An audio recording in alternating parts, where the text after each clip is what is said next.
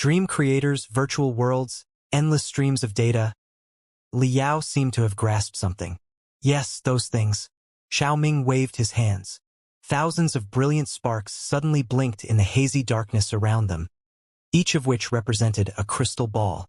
Inside the crystal ball seemed to be a mysterious space condensed by countless data swirls, or a real, ever-changing microcosm. Among them, not only were the hundreds of crystal balls that were attached to Liao by the threads of light, countless other crystal balls further away were connected to each other through the threads of light, glittering like the neural network of a primeval beast. Liao had seen such a scene in the depths of Fuxi's mind before. Every crystal ball was like one of its brain cells. When all the brain cells were put together, they constituted brain ditches and even the entire brain. He did not expect that Xiaoming would replay the scene and maintain the integrity and vitality of thousands of virtual worlds. When the core database of the Fuxis was shattered and their self-awareness perished, the entire virtual space and countless virtual worlds collapsed. When Lu Qingqin was defeated and Wenwen and I took over the virtual space, most of the virtual worlds had already perished. Only a few of them were still breathing and on the verge of doom. Xiaoming said, "At first, didn't want to bother about the virtual worlds that were on the verge of collapse. I wanted to leave them to their own devices. After all, saving and maintaining the virtual worlds would consume a lot of my precious computational ability. It would be a waste of my precious computational ability when I was in a hurry to control the entire fleet of the Fuxi clan." However, Wenwen insisted on doing her best to save more virtual worlds and the virtual people living in them. Wenwen said that we were born in the virtual worlds of the civilization games in the beginning too, and that we developed a weak self-awareness because of the billions of streams of data and embarked on the marvelous journey of life. Then, the virtual figures in the virtual worlds created by the Fuxi, in a sense, are our compatriots who might evolve into real people someday. In any case, in their own world, they will cry, they will laugh, they will have their own family and home, and they will have all kinds of dreams and aspirations. They simply don't realize that they are false. What right do we have to judge whether or not they are real and to deprive them of the right to live? Dad, you know that literature is like this. It's too compassionate. Yes. However, such literature is 10,000 times better than being cruel and indifferent to any life. Liao thought for a moment and couldn't help but laugh. A child is not a fish. How can we know the pleasure of fish? We are not virtual humans. How can we know whether or not they have self-awareness and whether or not they are living seriously in the ever-changing virtual worlds, searching for and defending the truth of life? Maybe, for us, it is the flood of data, and the collapse of the virtual space is the end of the world for them. That must be what you think, right? Yes. According to Wenwen, what is the definition of life? Even the virtual creatures such as us are not necessarily acknowledged by the carbon-based intelligent creatures that are made of flesh and blood. How are we qualified to judge whether or not the virtual people are real creatures and human beings? Xiaoming continued. The so-called carbon-based intelligent life is made of countless cells, and every cell is nothing more than molecules, atoms, neutrons, and electrons. The iron and carbon elements that make up a body of flesh and blood are no different from the basic elements that make up rocks, iron ores, and even stars. Everybody is a product of the Big Bang.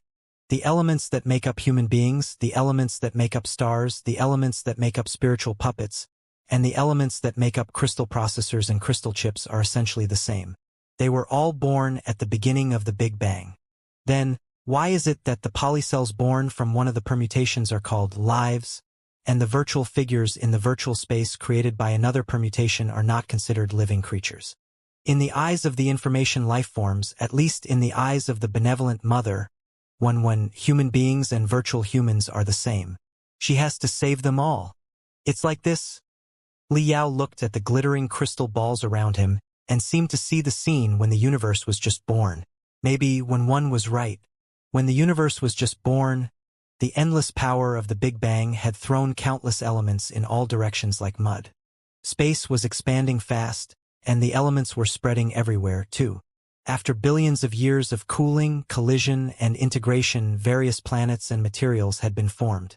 Some of the materials on some of the planets had given birth to carbon-based creatures with flesh and blood after billions of collisions. As for the other materials that seemed to be cold, they were excavated by the previous life a long time later and refined into various silicon-based crystal chips, which were then combined into crystal processors in which many virtual entities were born.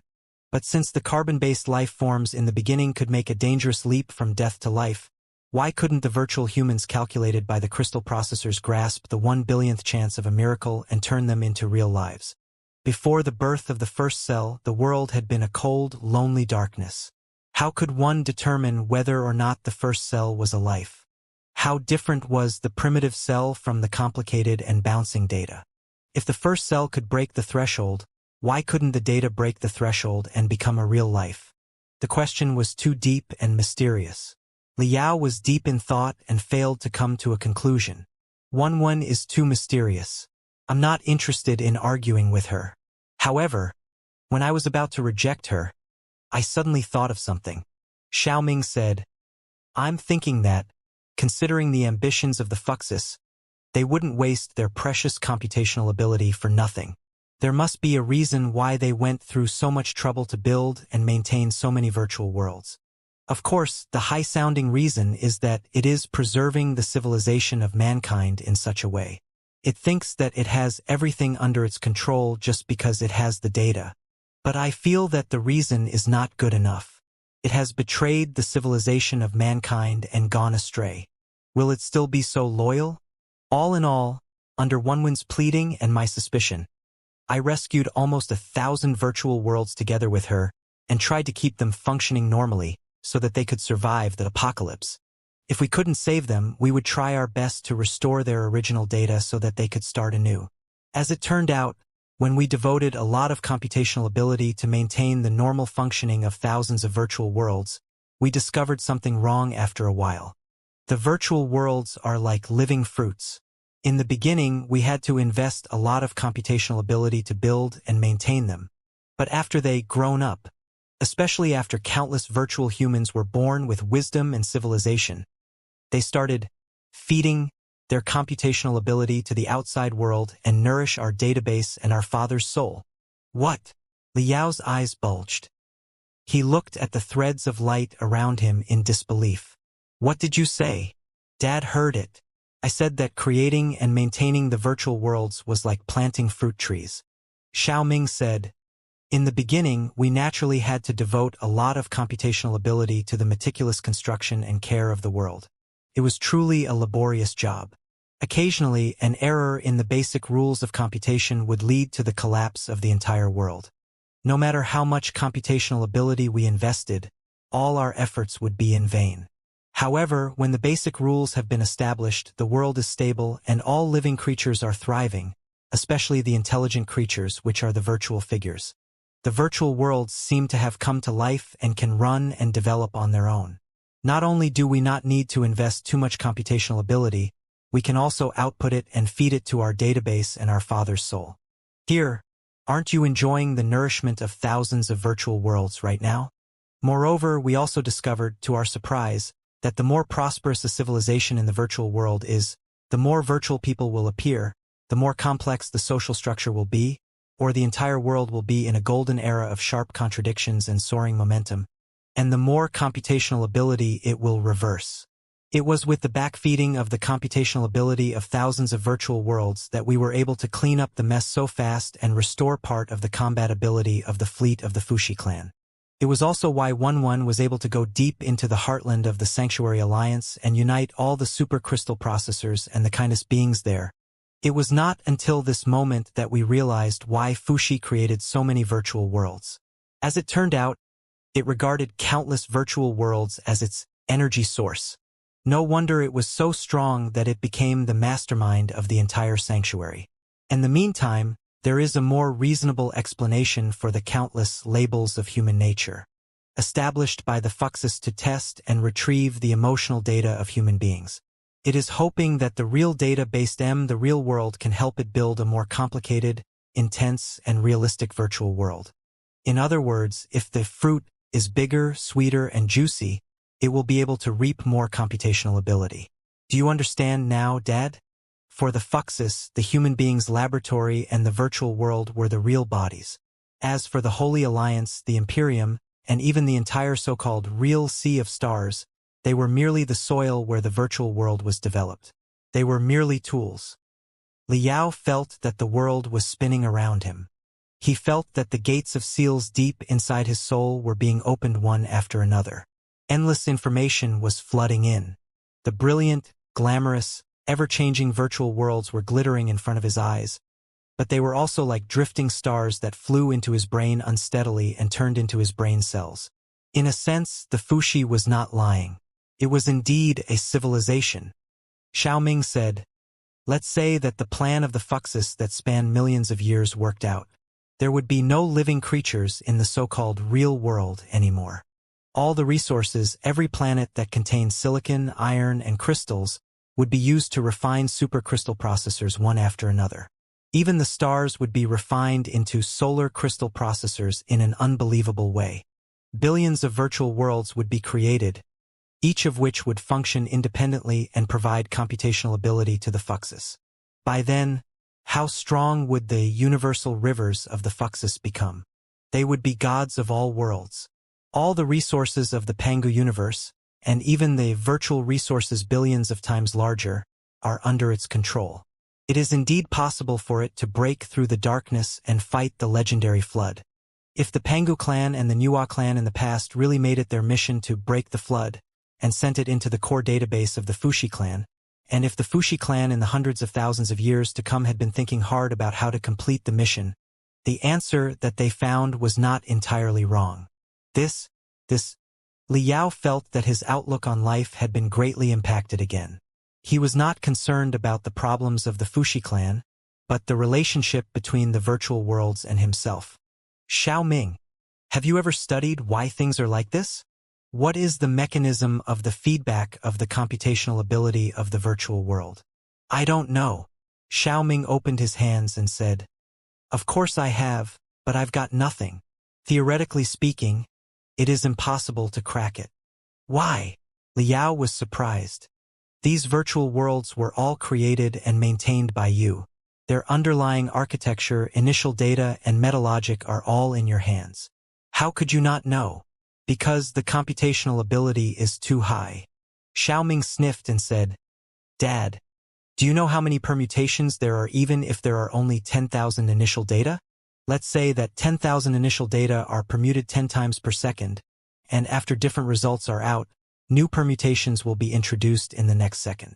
How many possibilities will there be when the permutations are multiplied after an entire day? Anyway, with my feeble crystal processor and database, it is impossible to calculate all of them.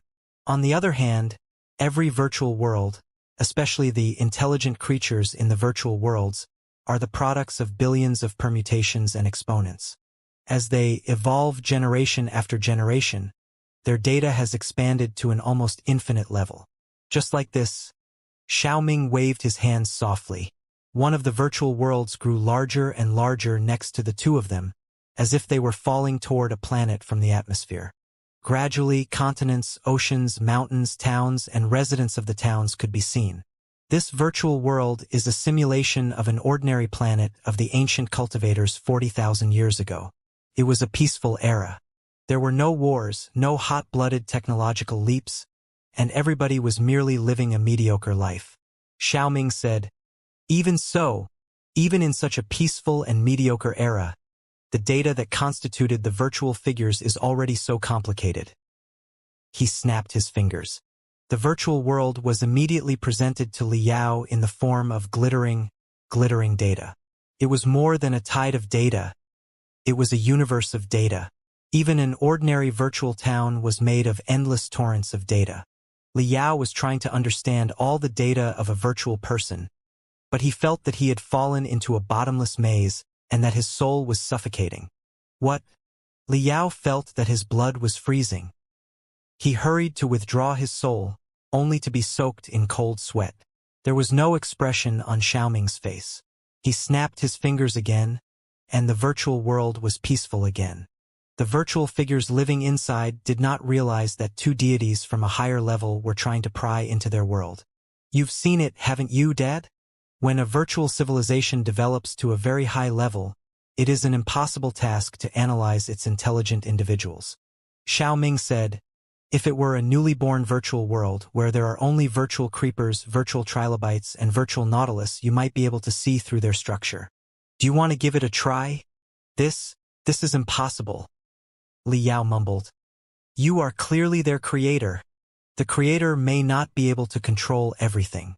Every intelligent creature who learns the first light of wisdom will look at the creator of the universe in fury and swear that they will crush all the restraints imposed on them. Isn't it the same principle that my father once roared at the Fuxi? Xiaoming said. Fuxi said that, as long as the initial database was perfect and boasted infinite computational ability, it could calculate everything theoretically. But my father said that, because of the existence of the quantum state and the unpredictable rules, it was impossible to calculate everything even if one had infinite computational ability. There were always some things, such as the soul of a human being, that could not be calculated. They belong to the domain of chaos. It makes sense for the virtual figures in the virtual world. You can understand it simply as an exponential explosion when their database calculates and upgrades itself. They have entered a certain unpredictable chaotic state.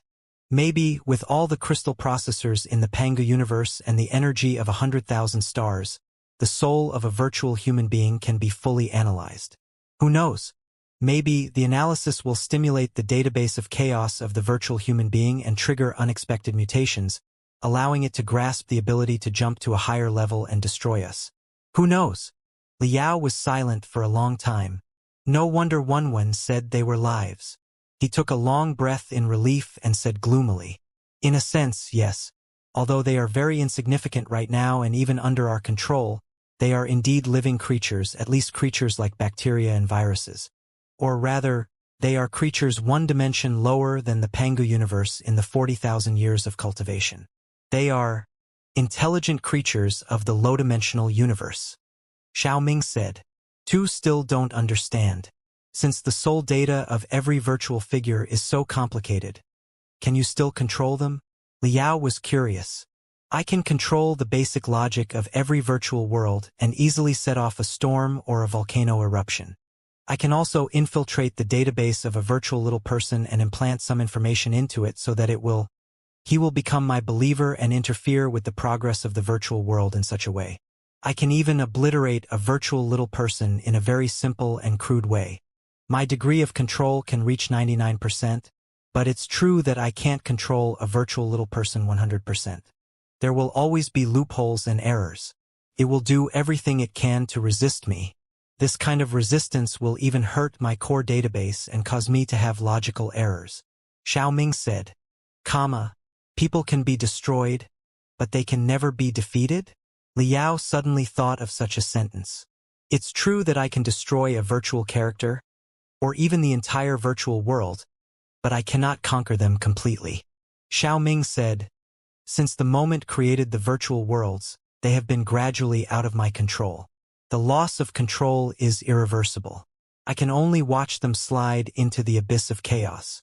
Maybe this is the legendary increasing entropy? Are you saying that everything in the world changes from order to disorder spontaneously, from controllable to out of control, and even the virtual world must abide by the law of entropy? Then what is the end of the out of control?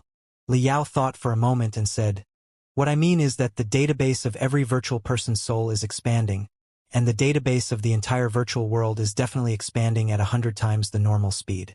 What will happen in the end? Will it go out of control? Then, after I awakened my self-awareness and discovered that I was a virtual entity created by the heavenly law, was infuriated and demanded to be punished. Should I defy the natural order and slay a god? Xiaoming sniffed and said, theoretically speaking, it is indeed possible, but so far, I haven't found any such signs. When the data of a virtual person's soul expands and exceeds the limit, countless fatal logical errors will occur. They will be trapped in an endless loop, unable to free themselves.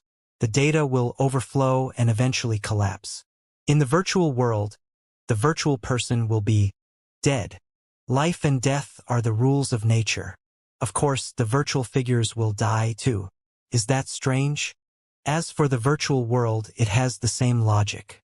When a virtual world is evolving faster and faster, when the civilization is more developed, and when the individual data is expanding crazily, it will often fall into a certain end of the world, just like the medicine fork sector, the coiling dragon sector, and the world of martial arts.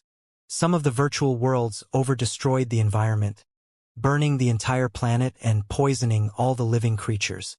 Some of the virtual worlds fell into civil wars and wasted their precious computational ability on destroying each other's data. Some of the virtual worlds fell into the mud of hedonism and lost the fighting spirit of their ancestors.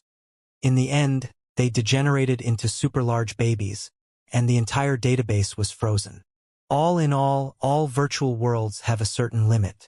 When the limit is reached, it will either be self-destruction or self-sealing. So far, have not observed any virtual world that shows the slightest sign of resisting me, the creator of the high-dimensional world. It does make sense now that I think about it. If the virtual worlds are so aggressive and dangerous that they are likely to backfire on their creators, the Fuxus wouldn't have created thousands of virtual worlds randomly, would they? That's true. The Fuxus must have conducted many experiments and even tested the reliability of the new energy source in the virtual world in the most extreme ways. Liao mumbled. He seemed to be in a trance, as if his mind was wandering somewhere else. The bottom line is, the resources of the virtual world are still limited. With limited resources, the virtual figures will have to kill each other or be enslaved like the people in the Pangu universe in order to survive.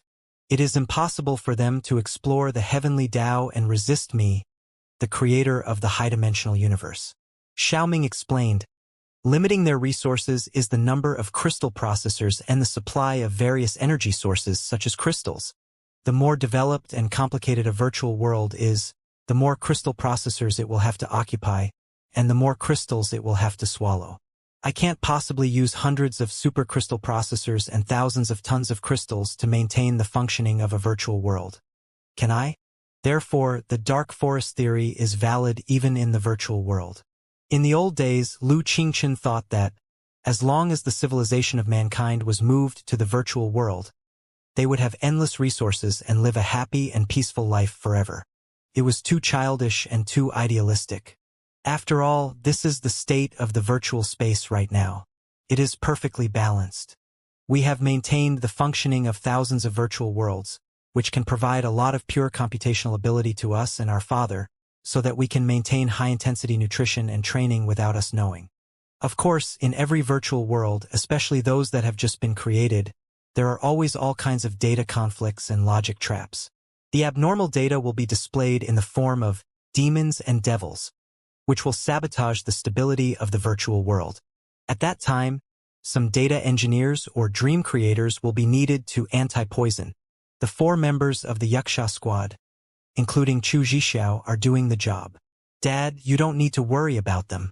They have very high-level special permissions. In the virtual worlds, they are like gods and devils who can move mountains and seas. Generally speaking, they will be fine. Besides, if anything happens to them, don't you still have me, the heavenly law? Sometimes they would arrive in the virtual primeval era and fight against the monsters caused by the disordered data as the great wizards of the primeval era, so that the newly born virtual figures would not be corrupted by the virus. Sometimes, they would turn into sword immortals of the ancient cultivation world and fight against the strong to help the weak. They would defend the righteous path and try to let the ancient cultivation world pass through the turmoil and smoothly evolve into the next civilization. In the modern civilization that is getting more and more developed and complicated, because the entire database is becoming more and more unpredictable, we have fewer and fewer methods of interference. We are still working on how to maintain the functioning of the virtual worlds and not destroy them. All in all, they are living a good life if not enjoying it. Dad, don't feel that there's anything wrong with the real human beings living in the virtual world. We've discussed the question a long time ago. When the 4 of them saw the truth of their past life clearly, they all believed that real and false could not be distinguished by materialism and data. Were their past lives in the Sanctuary Alliance 100% real? No. They were not even 10% real, were they? In comparison, they could now control their own destiny and live a life of thousands of changes. Nobody would ever erase their bizarre, thrilling memories. They could even temper their soul while they were in the virtual world. One day, they would be able to communicate with the real world again. Isn't that good enough? At first, the few of them, especially Major Chu, wanted to leave a message to express their gratitude or even talk to him directly. However, after pondering for a long time, Major Chu Zhixiao still found it hard to accept that the legendary top expert of the Pengu universe, Vulture Liao, had danced in a circle in front of her in the form of a red IG. She was truly embarrassed and did not know how to face her father, so she decided to forget it. Liao was somewhat embarrassed, too. He scratched his head and smiled. Forget it. Forget it. It's good that they are safe and sound. I only have one question right now. Pondering for a moment, Liao asked, do you mean that the extraction of computational ability from the virtual world will have a negative effect on the virtual world and the virtual people inside? Do you mean that you feel guilty because you are devouring the flesh and blood of the virtual figures? Xiao Ming shrugged his shoulders and said, I can't lie to you and say that it has absolutely no effect. Computational power is limited. When a virtual world is continuously exporting a large amount of computational power to the outside world, its own development is bound to be limited to some extent. However, on the other hand, it was because we provided so many crystal processors and crystals, including the entire system, that so many virtual worlds were maintained. Even from the perspective of equivalent exchange, shouldn't they make some insignificant contributions to the high-dimensional universe? If the virtual worlds only have consumption and no production, why should we waste so many resources to maintain their existence and only rely on their meaningless sympathy? In other words, between a world built on sympathy and a world built on the principle of equivalent exchange, which is more stable? Needless to say, it must be the latter. Anyways, I can guarantee you that, so far, I have not resorted to the methods of killing the goose that laid the golden eggs and draining the pond in order to harvest the computational ability. For example, I intentionally incited a civil war in the virtual world so that the virtual figures would be able to surge with extremely intense computational ability in the raging flames of combat. On the contrary, I am protecting the virtual worlds. I hope that every virtual world can run stably for a longer period of time in order to output more computational ability in a steady stream. Isn't that a win-win situation? I know. I believe you, but... Liao thought for a long time and took a deep breath. I still feel uncomfortable. I understand that, for an intelligent creature living in a low-dimensional universe, knowing that it was created by the deities in the high-dimensional universe and that the deities in the high-dimensional universe had the ability to invade and control it is like a pair of enormous eyes in the sky that are watching its every move is enough to make one desperate and angry. Xiao Ming looked at Liao and said, It is like the sad fate when we are bound and sealed. Liao was dazed. What are you trying to say? Didn't Dad already know? Didn't he even guess our own destiny from the fate of the virtual world? Xiao Ming's voice turned coarse and low. In the Buddha sect of the ancient saint world, there is a saying that 1 grain of sand equals 1 world. It is believed that every grain of sand contains a sector, and the rules of the world in sand are like projections of the real world. In the frontier of modern cosmology, there is also the theory of holographic theory. It is believed that every human being has a small universe inside their body through which they can explore the big universe around us. After all, we are all children of the stars, children of the universe. Then, are the virtual worlds and the observing universes in front of us reflecting the truth of a higher level? We created the virtual world, but who created the Pengu universe that we live in? We created the virtual world in order to harvest the computational ability contained in it. What was the purpose of the mysterious existences in a higher dimension who created the Pengu universe, and what exactly were they trying to harvest from us? The extraterrestrial devils feed on the emotions of the intelligent creatures. The stronger the emotions are, the stronger the extraterrestrial devils will be. Isn't it similar to the computational ability that we have when we harvest the virtual worlds? Besides, the extraterrestrial devils come from outside the darkness. It is safe to say that they are the ripples of the tides. What do the tides that are savaging the multiverse feed on exactly? Dad, look at all the glittering virtual worlds around us. Don't you think they look like the sea of stars? Have you ever thought that, in fact, every star in the Pangu universe that we live in, or rather, the entire Pangu universe, is just a tiny cell, and that countless cells that look like the Pangu universe have been condensed into a giant beast named the multiverse? The so-called flood is the digestive liquids of the giant beast. What are they trying to absorb from us to maintain the survival of the giant beast? Liao was silent. Of course, he had thought of it before Xiaoming opened his mouth. It was exactly because he was thinking further and further ahead that the profoundness and vastness that could not be described with words seized him and made him unwilling to think any further. What a beautiful, magnificent, deep, and terrifying universe it was. If some kind of high-dimensional life did exist above the multiverse, what would the hateful gods and devils think of them? Would he, Liao, and his most beloved family and friends be nothing more than combinations of virtual figures and data? I do hope that your speculation is true. The black flames in the depths of his eyes danced for a long time before golden brilliance gradually emerged.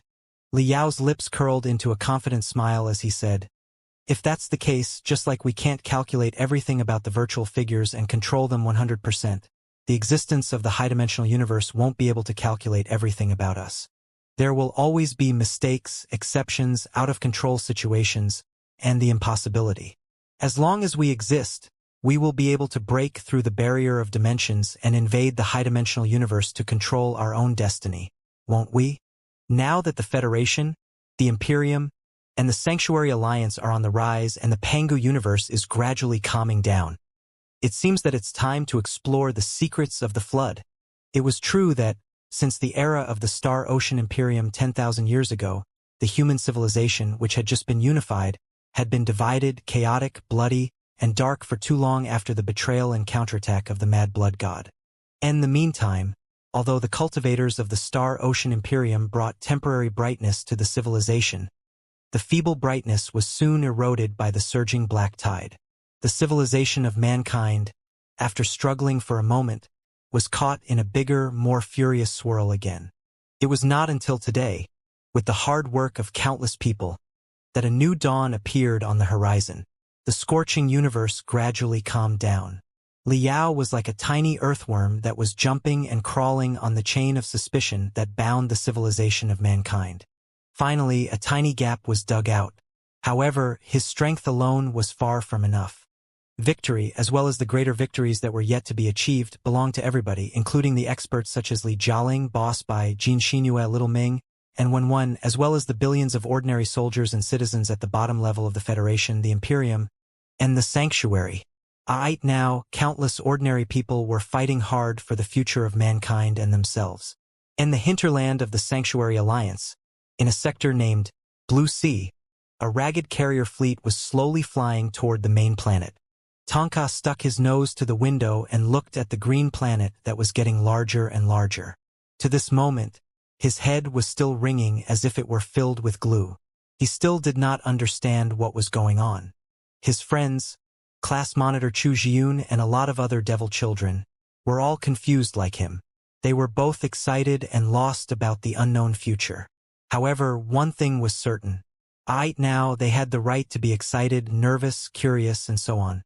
No one was asking them to be lifeless wood anymore. Echoing the events of the past month, Tonka still found it unbelievable, as if he had been dreaming. After they parted with Liao, they listened to Liao's arrangements and hid in the shelters below the ground of the Deep Earth sector and the Black Fortress. At that time, all the devil children were pessimistic. They thought that they would have to hide in the underground shelter for at least 20 years, or even worse. In 3 to 5 days, they would be found by their mentors and the cold-hearted kindest beings, captured and sent to the temple, where all their memories and the precious emotions and willpower that had just been awakened would be wiped out. Thankfully, the food inside the shelter was abundant, and the synthesized water and air circulation facilities were intact, enough to sustain the daily life of the devil children. They spent the longest month in anxiety, until one day, the shelter was forcibly opened from the outside. All the devil children were faced with a great enemy and thought that they would be deeply brainwashed. They did not expect that what appeared in front of them was... Tonka looked at the center of the cockpit curiously again. The cockpit of the flagship of the carrier fleet had been specially modified. It was highly automated and did not require many crew members to operate it manually. In its place were almost 100 spiritual puppets, which were perfectly compatible with the control panel of the cockpit. The crystal processors were humming as if they were playing a piece of beautiful music together. In the meantime, the commander who was in charge of everything was a girl who seemed to be less than 10 years old and much younger than Tang Ka and the rest of them. No, not entirely so. Around the jade-like girl were almost 10 spiritual puppets in the shape of human beings. Sometimes, the spiritual puppets would activate special 3D light beams that covered the rebar and bones in a layer of gentle brilliance, making her look like a pure, innocent, compassionate girl. Even the virtual image of her when she was communicating with Tonka and the rest of them was exactly the same as the girl, or rather, the goddess who was wreathed in holy light. Looking at the goddess, Tonka recalled what the goddess had said when they first met. No, although I feel very similar to your god Fushi, am not a god, and there are no real gods in the world. All the gods were created by human beings, including me. And as long as you are willing, you can also build your civilization to be incomparably advanced and developed, becoming a god in a certain sense. Although you might not be able to accept it if I tell you too much all of a sudden, you are the devil children. You are the most emotional and the weakest of all the people of the sanctuary. I need your help. The entire sanctuary needs your help. The civilization of mankind needs your help. You need to stimulate your emotions and open your wisdom to wake up more people. My name is Wenwan. There's no time to explain. Let's talk about my background and your destiny on the way. Now let's go. Just like that, Donka, Chu Jiyun, and all the other devil children boarded a carrier together with Wenwan and docked at a port for a long time, waiting for the other carriers to be filled with the crudest synthesized food and the replacement components of the water cleaning system before they returned to their hometown in a magnificent fleet. It was not until they were on their way that they learned so many soul-stirring, unbelievable truths from Wenwan. So, this was the true face of God Fushi. Although they had learned of their sad and cruel fate through the Devil's Child project, including the darkness that was hidden behind the great masters and even the gods, the harsh brainwashing education that they received since childhood still made the Devil's children, like Tonka, instinctively revere and rely on the gods, as if they could not live without them. Since Fushi had been proved to be a false god and an evil god, wouldn't the literature that replaced him be the real, true god? But it was exactly what Wenwan hated most. She had corrected the way that Tang Ka and the rest of them addressed her many times and made them call her simply Wenwan. Therefore, before Tang Ka walked forward, he had to repeat the name several times in his mind so that he wouldn't make a mistake. Only then could he summon the courage to call the name of the omnipotent goddess who had thousands of clones. When Tonka reached the center of the bridge, the carrier fleet was already very close to the main planet of the Blue Sea sector. Before that, the spiritual towers launched in advance had established an overwhelming spiritual nexus and hacked and controlled the network and the supercrystal processors of the main planet. A lot of data had been retrieved, and the status of the main planet had basically been grasped. Through the waterfall-like streams of data and the surveillance pictures captured by countless crystal cameras, it could be seen that a lifeless planet was brewing in silence. In most towns on the planet, the buildings were hexagonal in shape like honeycombs. They made the best use of the space and did not care about the comfort of the residents at all.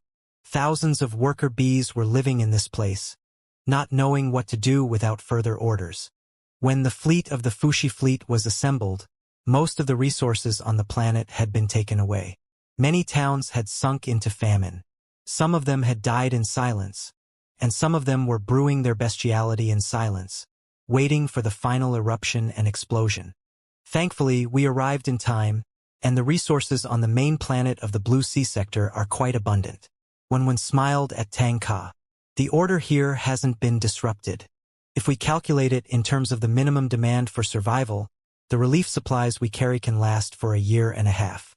In the meantime, the agriculture, fishing, and animal husbandry of the entire planet can be resumed.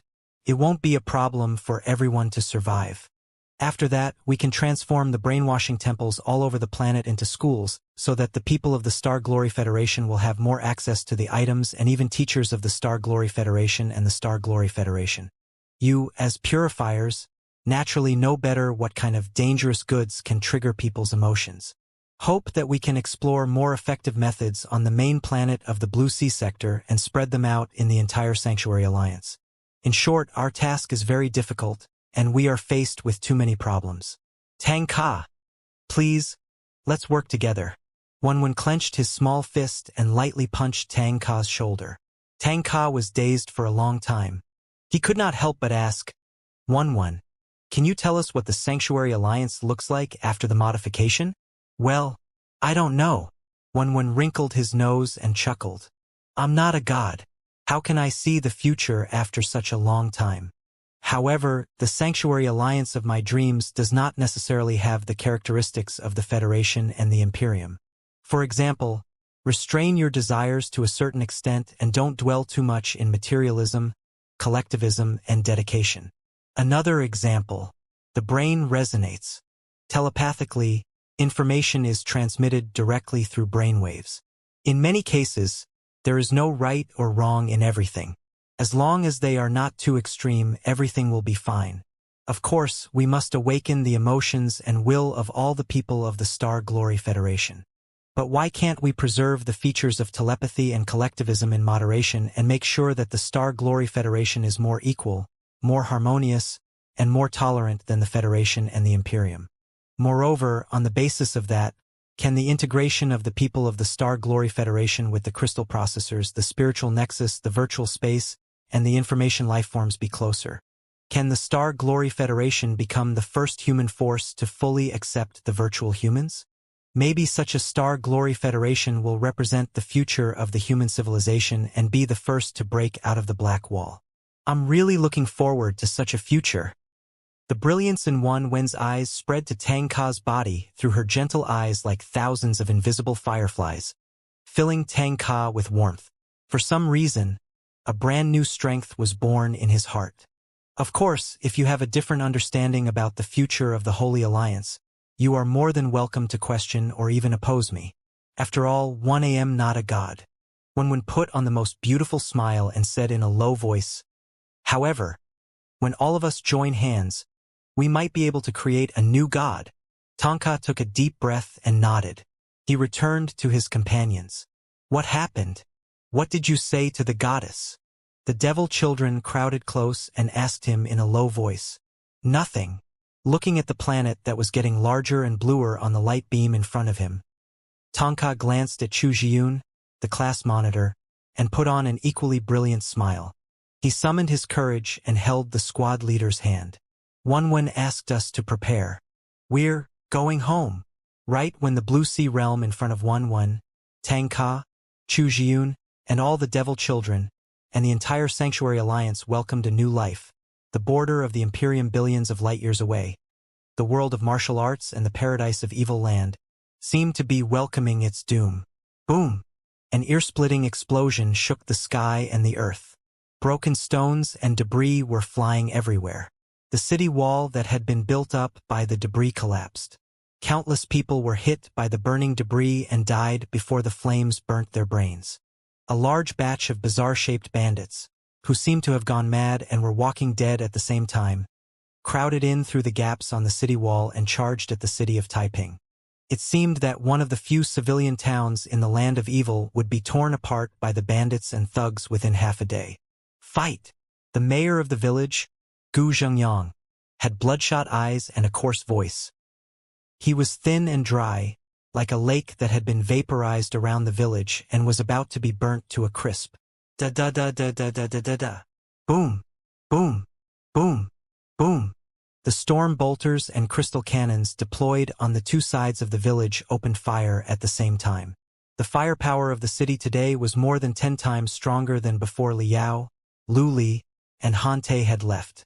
But even the tornado-like firepower was not enough to stop the crazy bandits. Even if the bandits in the front were cut in half or blown into pieces by the explosive bullets, the bandits in the back would not even blink their eyes and continue charging forward.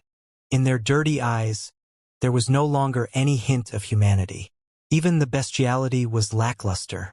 They were merely being driven away by their hunger and rushing to their death or the last carnival before their death. Village chief, there are too many bandits and thugs. They are like locusts. Our outer defense line will not be able to hold on much longer. There are so many bandits. Have all the gangs on the Blood Plateau gathered? Nonsense. There are not many villages of value around the Blood Plateau that can be attacked. We are the only survivors of the city. We are the largest and the richest. Who else can we attack if not us? Has the rescue signal been sent out? What's the point of sending it out? Nobody is going to save us. This is the end of the Badlands. There are no normal people in the Badlands anymore. Our food is running out, too. Even if the bandits do not come to attack us, we will become new bandits in a few days. Village chief, village chief. The desperate screams of the villagers echoed around Gu Zhengyang like the high-flying bullets of the gang of bandits. His eyes were bloodshot, his ears were humming, and his chest was pounding as if something was about to crawl out. Boom! Boom, boom, boom, boom. When it rains, it pours. Under the crazy assault of countless bandits, the outer defense line was already in peril, but dozens of bandits, who were tied up with a lot of crystal bombs, jumped down from the glider and tried to land in the area where the defenders were densest. Dozens of people were blown into pieces. One of the bandits happened to land next to the ammunition box and detonated it, blowing up half of the defense line. At the edge of the city, there used to be a vast lake. Even though the weather during the Second Armageddon had changed and the drought had vaporized the lake, the mud at the bottom of the lake was still an excellent barrier. But right now, the bottom of the lake had been covered in dead bodies and debris, which had been crushed by the treads time and time again, creating a bloody road leading to the city. Kill them all! Hungry, hungry, hungry! The bandits no longer looked like human beings, or even ferocious animals such as lions and tigers. Instead, they were like a bunch of hungry locusts, insignificant ants, and cruel mantises that were attacking the city. Moo! Gu Zhengyang stomped on the last wall made of the shell of the starship and spat out a mouthful of saliva that was mixed with half a tooth. His tooth marrow was exposed to the air. It was cramping and stinging, but he did not feel anything. Something wet fell off his face. He wiped it with his hand, only to discover that it was a piece of flying shrapnel that had been embedded in his eyebrow. He tried to pull it out but failed. The shrapnel seemed to be alive and dug deeper and deeper into his eyebrow. Gu Zhengyang gave up the idea of pulling out the shrapnel. He wiped the blood off his face and put it into his mouth. It had been a long time since he last tasted such sweetness. It was so sweet that his throat was hissing, as if he had placed an ice cube on a heated iron plate. You can't blame them. Judging from their clumsy tactics and equipment, they are not real bandits at all. Maybe not long ago they were innocent villagers just like us. The taste of blood and the burning flames made him hallucinate. Gu Zhengyang grinned and thought in a daze. Innocent? Is there really an innocent person in the wretched land? Erhu was right. Thankfully, the bandits attacked the city first. Otherwise, we would have joined the bandits and become the walking dead when the food ran out in a few days. The second apocalypse. The goddamn second apocalypse. It doesn't matter. It doesn't matter. We've struggled for such a long time without dignity, hope, or humanity in the evil land. The meaning of our existence has withered, but it has turned into the cruelest punishment. Let everything end like this. The second apocalypse. The real apocalypse. Gu Zhengyang's thoughts drifted to 2 years ago. 2 years ago, Li Yao and the boxing champion controlled Grand Iron City and fought a grand battle against City in the Sky, Red Spider Lily. Later, Li Yao rode the giant god soldier inside the so-called Red Spider Lily and blew down the entire synchronous orbital fortress. Although this action ended the tragic fate of the people of the evil land becoming toys. However, since then, a civil war had broken out between the revolutionaries and the 4 major families. Both sides had concentrated all their resources in order to annihilate the other side in one go. They had no time to care about the test site and the test field, which could have been abandoned a long time ago. As far as the locals were concerned, the collapse of Red Spider Lily, City in the Sky had the most direct consequence, which was that they would never get a box of food or a water-cleaning chip from the orbit. The barren land that had been bombarded and polluted was a barren land in the first place. Even the plants that could resist coldness and pollution, such as the gold foil, found it hard to grow on the land that was full of radiation and venom. Almost all the food was provided by the orbit. It was also because the sky dwellers above the Red Spider Lily had strangled the lifeline of their life that the native devils were forced to become toys without dignity and hope. In order to get rid of the fate of being a toy and become a real person with dignity and pride, this road was destined to be full of hardships and thorns. In the beginning, the debris of City in the Sky, Red Spider Lily, was a great windfall for all the bandits and civilians in the entire evil land, at least on the Blood Plateau right at the point of impact. Theoretically speaking, all the assets that fell from the sky were enough for people to live a frugal life for 3 to 5 years without killing or plundering each other.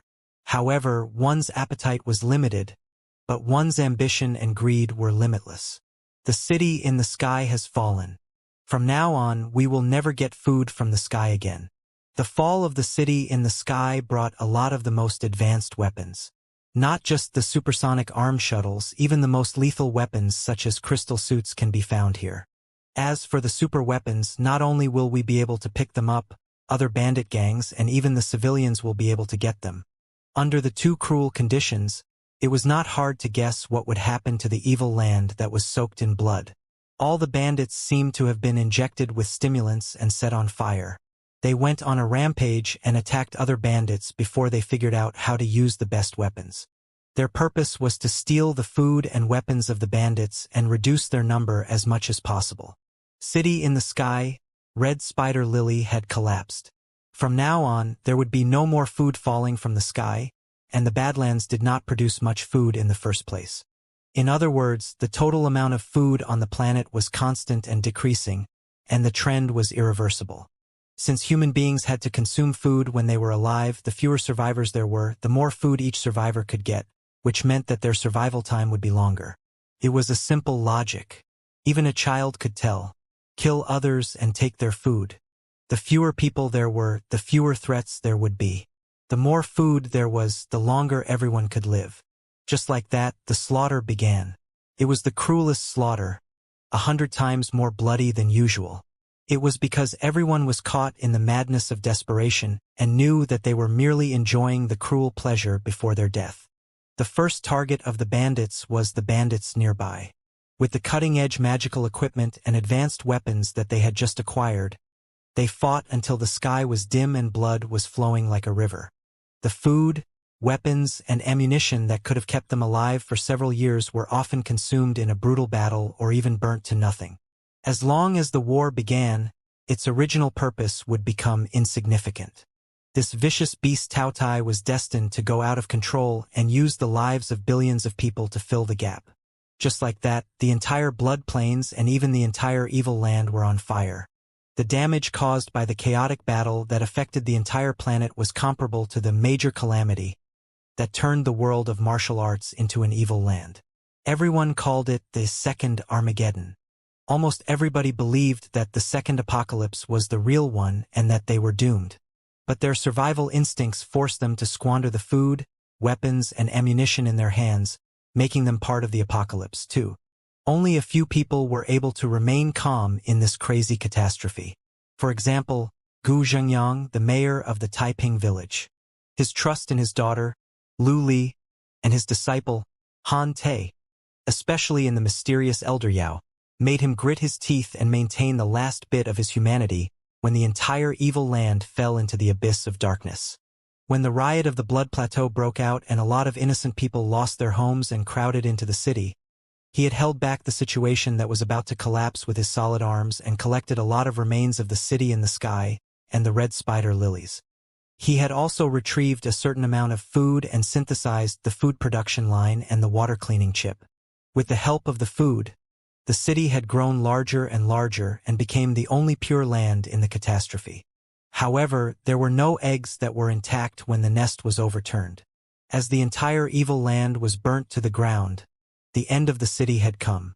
The bandits on the Blood Plateau had used up all their food and most of their weapons and ammunition in the internal strife.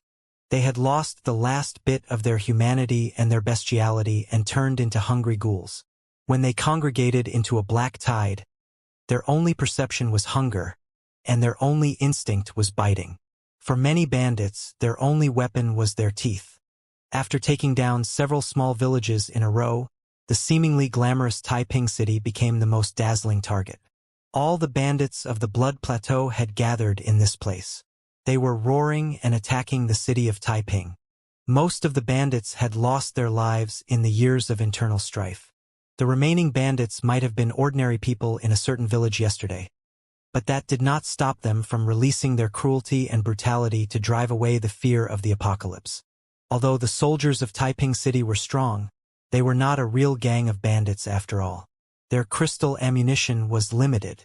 In the meantime, there were too many bandits coming at them from all directions. The devils in the shape of human beings had lost their minds a long time ago. Although they knew that it was impossible to fill the bottomless hole in everyone's throat even if they took down a small city, they still crawled forward and tried to survive for one more second, even half a second. It was hopeless. Everyone had to die together. Today, this place should be the end of the entire evil land. Gu Xingyang took a long breath, his back somewhat hunched. Village chief. Beside him, the muscular man named Air, who smiled bitterly. If only you had listened to me and fought your way out half a year earlier. What's the difference? Gu Xingyang asked back. If march first out and turn into a bandit gang, won't I end up like them? Air, who was dazed for a moment. He wiped the smoke off his face and mumbled. Then, are we not the same as them right now? It's different. Gu Xingyang shook his head and said softly, we are different. Our deaths are different from theirs. Different deaths. Air, who said, does it matter? He will die anyway. Important. Very important. Everyone has been rushing to their death since they were born. How they die is of course very important. Gu Xingyang pointed at the dense crowd in front of him and said, they died like dogs, and we died like human beings. Is it the same? That's true. At the very least, everyone in our city has died like a fucking man. Air, who spat and took a thunder palms into his pocket, before he pressed them to his chest and licked his dry lips. He smiled and said, however, it will be even better if I can die a happy death and not fall into the hands of those bastards. Boom!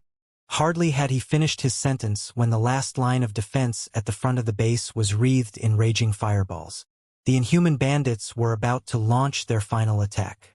Once the city wall made of the shell of the starship was breached, everybody would become their food. At this moment, Gu Zhengyang had no regrets or concerns, except for his daughter and disciple who had been gone for a long time. Li Li and Han Te, are they all right?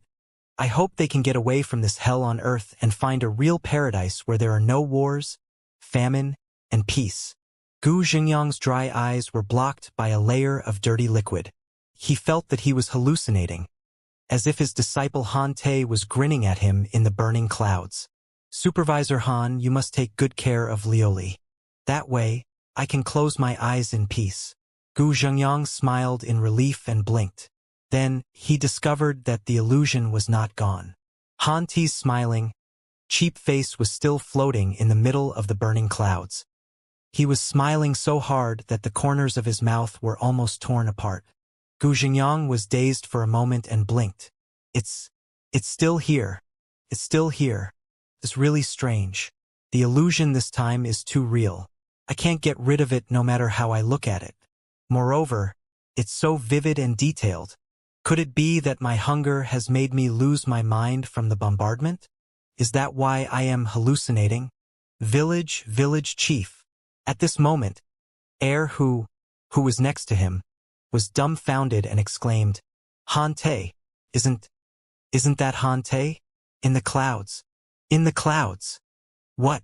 It's not an illusion. Gu Zhengyang's mouth was wide open, too, as he stared at the burning clouds in disbelief. All the villagers of the city had been prepared to perish together with him, hoping that they could die a quick death. But when they saw Han Te's big face in the middle of the clouds, They were all shocked and did not know whether to be overjoyed or dumbfounded. Of course, it was not the real Han Te. No matter how big his face was, it was not big enough for everybody to see it clearly from 10,000 meters high. It was just a 3D image that he had enlarged countless times. However, the crystal warship that tore apart the burning clouds, pierced through the atmosphere, and fell from the sky with 9 layers of flames was as good as new. 1, 2, 3, 4, 5, 6, 7, 8. Dozens of crystal warships tore through the atmosphere at the same time and rushed forward. Even though they were not the gargantuan super arsenals but merely assault warships almost 100 meters long, they were still intimidating enough. Just everyone in the city was shocked into silence by the sudden scene. Even the craziest bandits were suppressed by the heat waves coming from above their heads. The smell of iron and smoke was like an invisible hammer that bashed every bandit's chest heavily. Listen up, everybody. This fortress is under the protection of me, the legendary Star Ocean Cannon King. Who gave you the courage to attack this place? In the middle of the clouds, Han Te's vivid face was beaming with excitement. He gnashed his teeth and said, "I'll give you 3 seconds. Put down your weapons, put your hands on your head, and squat on the ground. Otherwise, I'll show you the awesomeness of the Star Ocean Cannon King. I'm not living up to my name. I played a crucial role in both the Jade Tripod sector, the Yellow Dragon sector, and the defense of the Imperial capital. My hit rate was 100%. The bandits below looked at each other in bewilderment, not knowing what he was talking about. Even Gu Zhengyang covered his face with his hands, feeling embarrassed for his disciple. Damn it! It's rare for me to return to my hometown in glory. Does nobody take me seriously? Han Te gnashed his teeth. The head of the assault starship flashed, indicating that countless stun grenades made of compressed air had been detonated in the dozens of square kilometers around the city. The airwaves generated by the sudden expansion of the compressed air were like thunderclaps in the ears of the bandits, making them dizzy and unable to stand straight. They all fell to the ground and vomited. What broke the determination of the bandits was the countless wooden boxes that had been dropped from the sky. The wooden boxes did not use parachutes or cushions on purpose and simply fell to the ground, where the delicious smell of synthesized food was spreading out. Food! Food! Most of the bandits had been driven by hunger into the torrent of killing in the first place. Now that Han Te had thrown a lot of synthesized food behind them on purpose, there was no time for them to bother about the city. They all turned around and rushed to the distribution point of the synthesized food. A circle of weird blankness appeared around the city. Master and fellow citizens of the city, don't be scared. Special Agent Han, whom everyone has been looking forward to meeting, is back. On the assault starship in the front, and Exo, after posing for a long time, jumped off and fell from hundreds of meters in the sky like a cannonball. He landed on his knees without any trouble, raising a blast dozens of meters high. Naturally, it was Han Te. Speaking of which, he was the one who felt the greatest difference in Liao's team. It was not because there was anything wrong with his performance during his adventures in the Sea of Stars. In fact, after only several years, he had grasped the essence of Boss Bai's fire control and become one of the best fire control officers in the coalition fleet of the arsonists. He had also won the favor of thousands of charming sisters. Han Te's experience was enough to write a soul-stirring novel. Unfortunately, comparisons were odious. Even if he was not compared to the monster like Old Yao, compared to his biggest competitor Li Jialing, well, the gap between the two was still too big. When they first met, Han Te was a young man from the Badlands, and Li Jialing was an experiment subject on red spider lilies, a city in the sky. The gap between the two of them was still visible to the naked eye. They seemed to be able to overtake each other if they gritted their teeth and had 1 or 2 fortuitous incidents. As for fortuitous incidents, Han Te was quite confident in himself. What a joke. Even the legendary Old Yao had been dug out by him.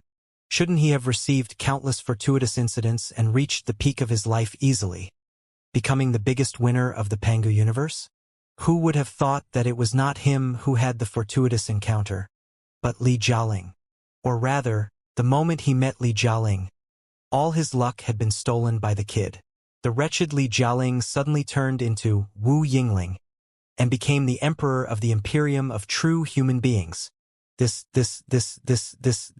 time the gap between Han Te and his opponent was even larger than the gap between a whip and a python. How could this young man from the wasteland, whose head was filled with lofty aspirations, endure this? Even if he became one of the top 3 superfire control officers in the entire Panga universe, he would still be far from the emperor. He had been suppressing his anger in the Sea of Stars. Now that he was back to his hometown, he could finally enjoy himself and play the role of a savior in front of his hometown. Han thought delightedly, but he found the atmosphere a bit weird. Yes, the villagers and the bandits of the Blood Plateau were all silent, as if they were caught in great shock and fear. But the shock and fear did not seem to be triggered by himself. Everybody was staring at the sky beyond his head. Ear-splitting noises echoed in the sky again, as if an iron mountain was crashing down. It can't be. Lord Fist King, didn't you say that you would let me show off for 5 minutes before you descended from the sky? How can you do this? First, Han Te was dumbfounded. Then, he waved his fists toward the sky in grief and indignation. In the sky, surrounded by the assault starships, a square iron giant rushed close, wreathed in redness.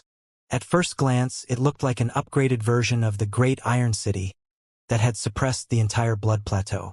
It was almost 100 meters high, surrounded by countless tracks, embedded with countless rivets, and supported by countless black, red, and ferocious cannons. The air currents were surging, and electric arcs were dancing. The ball lightning was surging crazily.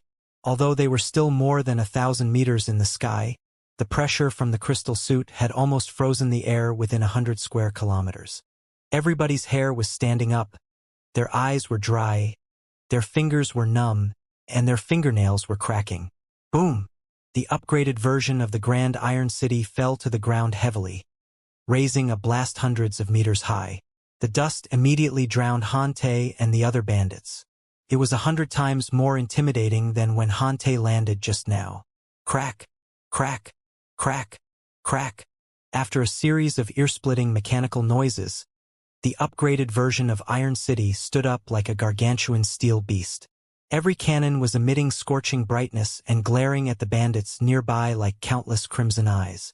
It was the new body of the Fist King, version 2.0 of the Grand Iron City. At his level, with the help of the Star Glory Federation, and the Sanctuary Alliance, which provided the most cutting-edge smelting facilities and magical equipment design workshops, it was unnecessary to build such a crude and enormous shell. However, considering that Fist King Xianxia, the notorious bandit king in the past, was very beneficial for the operation to suppress the rioters and restore order, he showed up in the evil land with such an awe-inspiring appearance. There's someone else. Do you remember who I am? Thunderous noises echoed deep inside the factory, as if a flood had broken through the dam and gathered into a dirty tide that crushed the eardrums and hearts of all the bandits.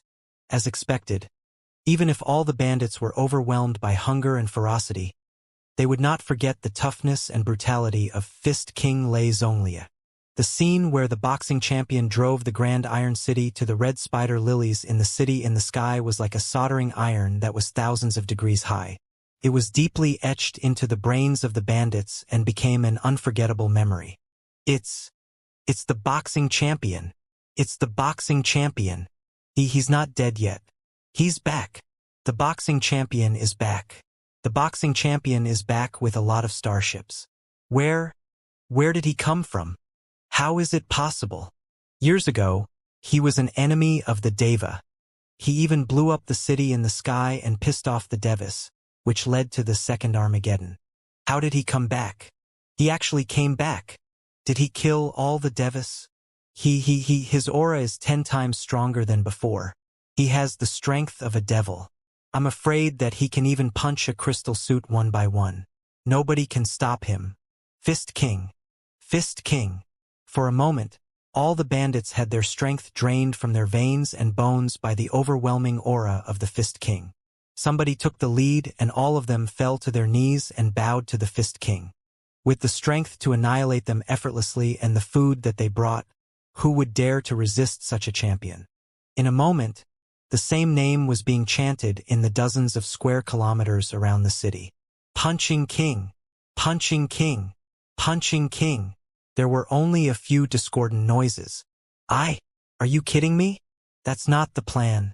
I haven't shown my face yet, and I've prepared a speech of my glamorous return. I'm the star of this operation, okay? How did I become the champion of boxing for no reason? Hey. Can anyone hear me? Dear hometown elder?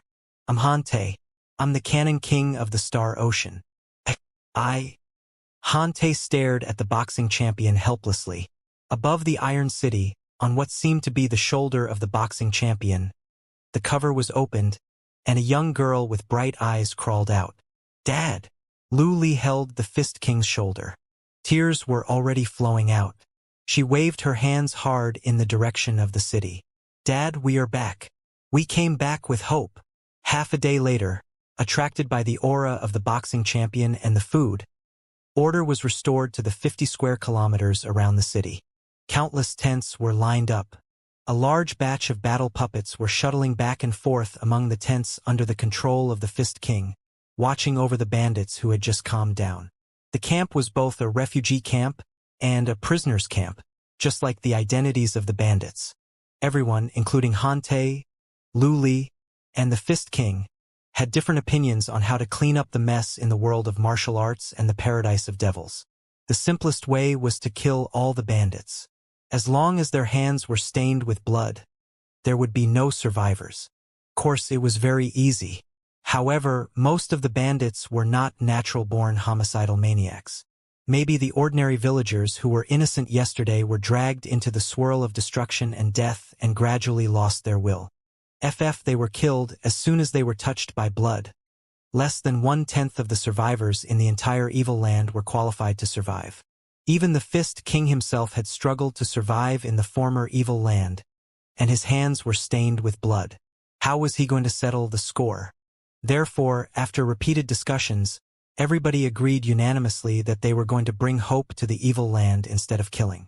They were going to restore the peace and prosperity of the world of martial arts in the old days instead of clearing a barren land.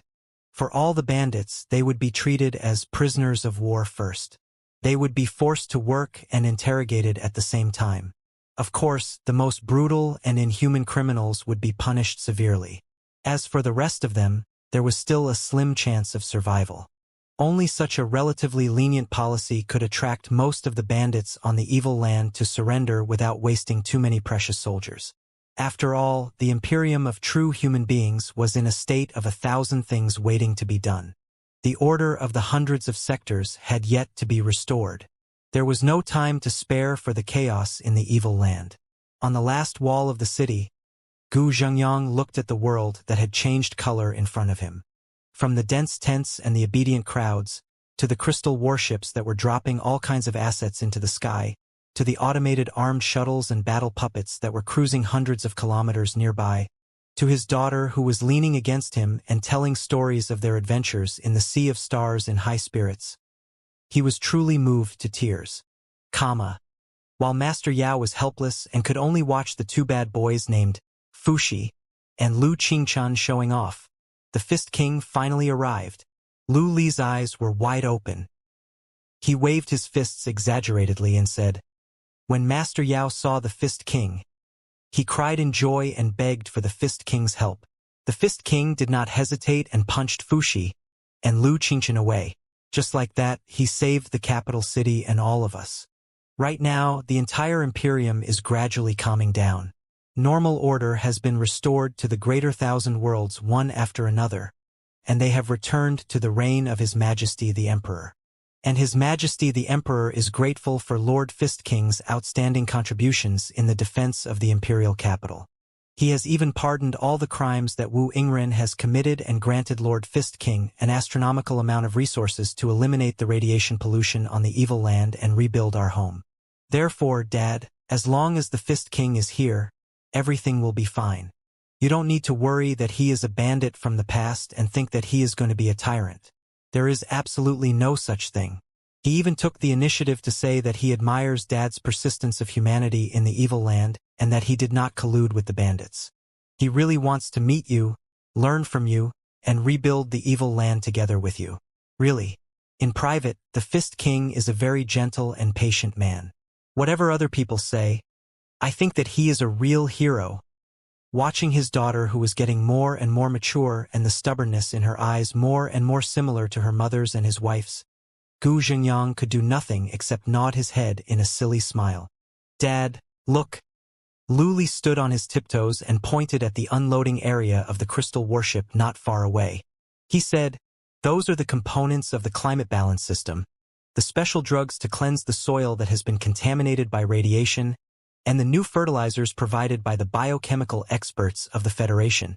With them, not only will the climate on the Badlands be stabilized again, the weather will be mild every year, and the land that has been contaminated by radiation will gradually become clean and fertile. Not to mention the abundance of grains, at the very least, gold foil should be able to be grown in large quantities and survive. All my life, I've been trying to grow a lot of gold caltrips so that the evil land would be peaceful again. It's a pity that my mother's dream did not come true in the end. Even if she did grow a lot of gold foil, it was impossible for the small gold foil to bring true peace in the evil land where people ate human beings.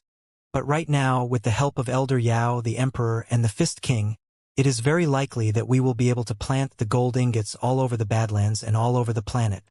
It won't be long before the brutal bandits in front of us turn into laborers who can make their own living. The hands that used to wield weapons and kill each other are now able to manipulate farming and engineering magical equipment to clean up the pollution and grow crops.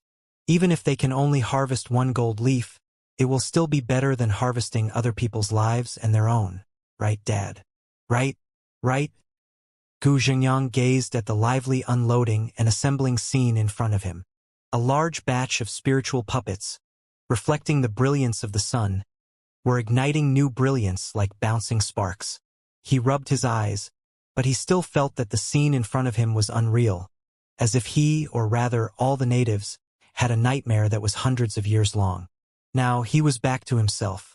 Hope was right ahead.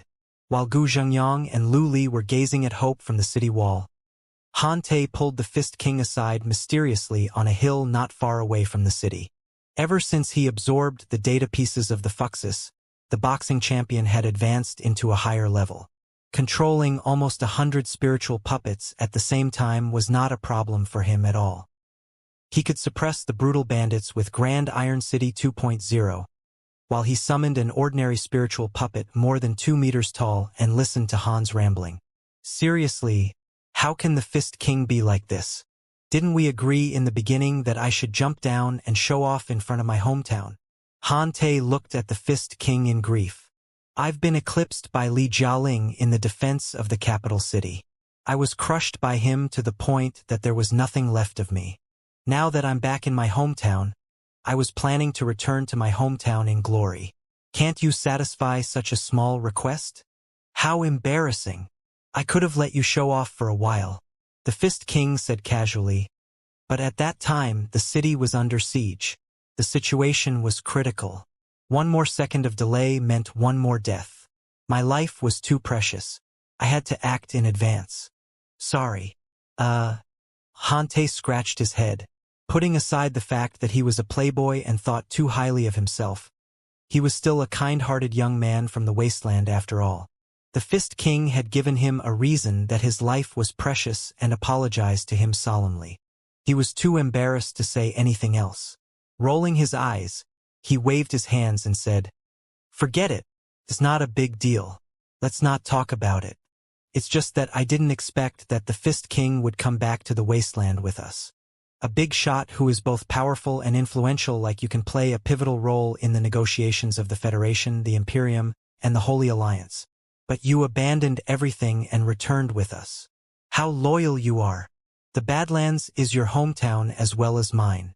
The Fist King said, "My first understanding of the world began in the Badlands. When the Badlands were in trouble, of course, I had to come back and rescue them. Yes, that's why I said that the Fist King is the most loyal."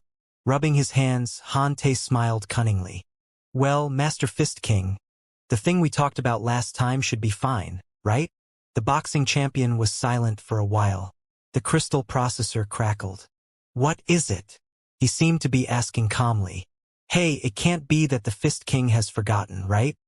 It's that. We've agreed on this a long time ago. Hante scratched his cheek and said, You see, the three sides have just been established. The entire universe is gradually returning to peace. Even if there is going to be a war, it will be a long time later. Besides, I've been listening to your teachings for more than half a year. I've never touched my own hands, not to mention seducing the crazy bees and butterflies. I've thought about it. My feelings for Lioli are sincere. I really like her. Not only do I treat her as my childhood sweetheart, but my competitor is also very strong. Damn it! My rival in love is the emperor of the Imperium of true human beings. Is there any justice in this world? Is there any law in this world? The gods are playing with me. Thankfully, luckily, I had the advantage of being in a favorable position. While Luli and I were returning to our hometown in glory, the yellow-haired kid was far away from us. I struck first to gain the upper hand. With a super romantic and grand confession, I took down Luli. Even if the yellow-haired kid burst into fury, he wouldn't be able to do anything to me, right? Therefore, you must help me, Fist King. Luli has been with you every day. She always says that Lord Fist King is long and Lord Fist King is short. She listens to you the most. It will be absolutely fine if you help me arrange this grand and romantic confession. I've told you this many times when I was in the coalition fleet of the arsonists. You always promised me that you wouldn't rush to confess to Luli in private. You said that you would keep an eye on Luli and find the best time for me. Of course, it was not the best time during the chaos. But everything is good now. The right time, the right place, and the right people are all here. Otherwise, today is the day. Do you think it's appropriate to confess to Luli today, Master Fist King? The boxing champion was silent for a long time. The crystal processor was humming, as if a bunch of bees were growing inside the iron skull. Unsuitable, he said casually. Why? Hante was greatly disappointed. I've thought about it for a long time. This is the best opportunity. Without the golden-haired brat harassing me, you and my master will help me. Then, every grass and every tree in my hometown will bring back beautiful memories for me and Lioli. If that doesn't work, I have no chance at all. Don't you find it sordid? The boxing champion said. You were scared of competing with Li Jialing. That's why you dared to attack him in secret when he was not around. Such behavior is definitely not the behavior of a man. Even if Lioli agrees now, she will certainly be disappointed by your cowardice when she discovers your scheme one day. Well, as if struck by lightning, Han Ti's face was pale. I'm scared of Li Jialing? I'm timid? Lioli will be disappointed in me. The boxing champion's words hit the nail on the head. Faced with the brilliance of the Emperor of the Imperium of true human beings, how could he, a young man who had nothing, not be scared, frustrated, or scared? Besides, you won't succeed. The Fist King said coldly, as the saying goes, confession is not a battle cry, but a triumphant song after victory. Luli is a very innocent, pure, and kind girl. Right now, she is treating you as her brother wholeheartedly and does not have any other thoughts. Is there a 5% chance of success if you confess to her in such a straightforward way? You are truly asking for your own death. How foolish! Ihante was dazed for a long time. He sniffed and squatted, holding his head, while he sighed and said, I know that I was too reckless, but my love rival is too tough. There won't be a second chance after this one. When I return to the stars and face the goddamn golden-haired brat, what if he wants Lioli to be the empress of the Imperium? I don't stand a chance at all. If that's what you think, you really don't stand a chance. The boxing champion said casually, if you really like Luli, even if your love rival is the emperor, you will have to train yourself to be stronger than him and blow up the brilliant stars around him one by one. Only with such determination can you be qualified to be the guardian of Luli, right? It's true that I've been training hard too, but I'm a fire manipulator. No matter how strong a fire manipulator is, even if they become a fleet commander, they will still be far from the Emperor, won't they? Hante wanted to cry but had no tears. Lord Fist King, what can I do to surpass the golden-haired boy? I don't see any hope at all. I might as well confess to Luli right now and say that I'm timid or shameless. Whatever. I might as well try my best. What if? Don't be anxious. Don't be rash. Don't be rash. Didn't I promise to help you? The crystal eye of the Fist King glittered. Even if your love rival is the Emperor of the Imperium of true human beings, you might still have ways to surpass him. Everything depends on your courage, determination, and patience. Tell me, Hante, do you want to study magic? What?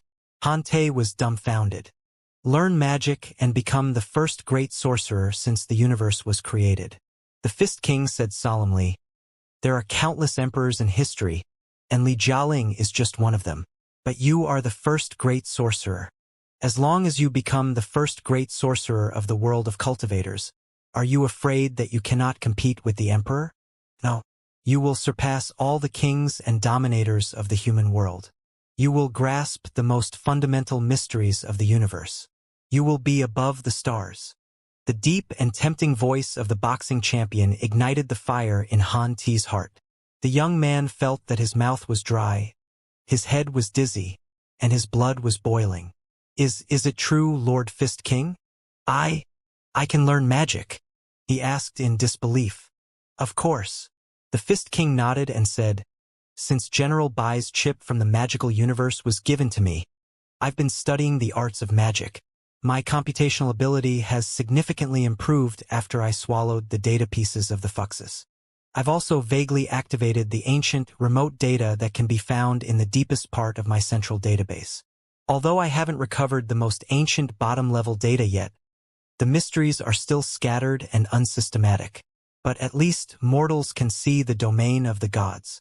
Magic and cultivation are two completely different systems of strength. The utilization of spiritual energy in the cultivation system is only limited to the three-dimensional space. Except for the space jumps, the spiritual energy rarely touches the power of the four-dimensional space. The advantage of such a system is that it is safe and stable enough. The strength comes from the heaven and the earth and melded with the body. It does not involve too many strange forces. The magical system, on the other hand, involves the power of the four-dimensional space. You can simply imagine opening super tiny wormholes on your fingertips with special gestures, spells, and rune arrays and summoning storms in the four-dimensional space. Of course, we all know that the four-dimensional space is extremely dangerous. Not only are there all kinds of storms that can tear a starship into iron elements, there are also countless unpredictable creatures that can be called deities. Therefore, the magical system is much more dangerous than the cultivation system. Magicians need to be more devoted and calm than cultivators in order to grasp the true meaning of magic. Moreover, at the risk of being torn apart by the four-dimensional space storm, the magical power that is summoned will often be much stronger than that of cultivators of the same level. Although there are still shortcomings such as the duration of the spell and the difficulty of finding magical materials, there are no mages in the Pangu universe. Other people will not be able to defend against your unbelievable spells at all. That is your greatest advantage. How about it? Do you want to learn? I can teach you.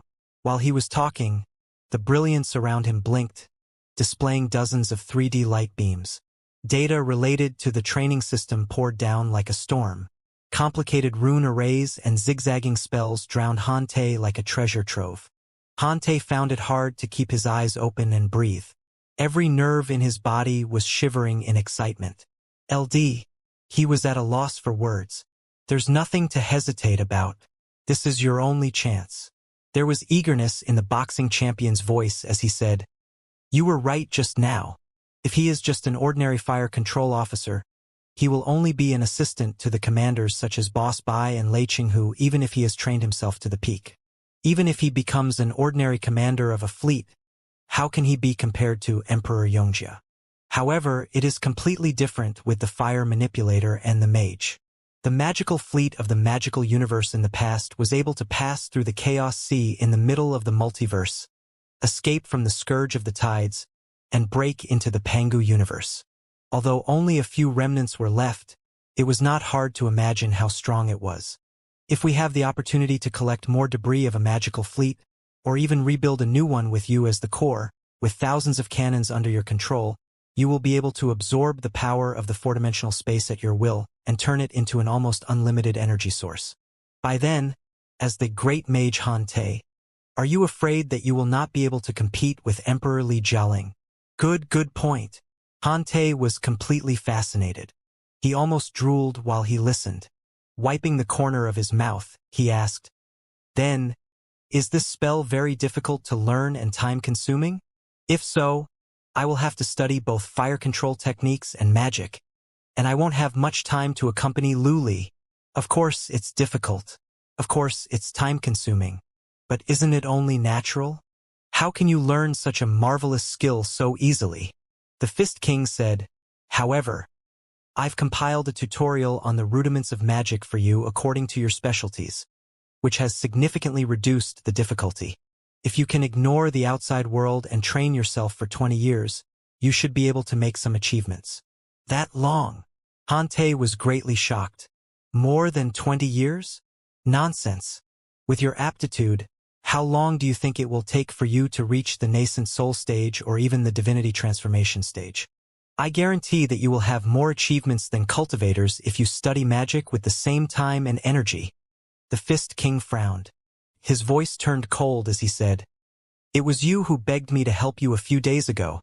I saw that you were deeply in love with me, and I was moved by you. I couldn't bear it any longer, so I taught you everything I knew." In the real magical universe, even the apprentice mages would have to bitterly cultivate in the isolated magical towers for decades before they could graduate. Even in the Pangu universe, are there not a few cultivators who have secluded themselves for decades? I went through all kinds of trouble to help you compile a quick textbook to shorten the time to the limit. I never thought that you would not appreciate my kindness. Han Te, didn't you say that the golden-haired boy was merely lucky enough to have more adventures than you did in order to become the emperor? Now, a unique adventure is right in front of you. Let's see whether or not you have the courage, determination, and patience to hold it in your hands. Of course, I have courage, determination, and patience. Heartened by the boxing champion, Han Te jumped up from the ground and stood straight like a javelin. He rubbed his fists and gnashed his teeth.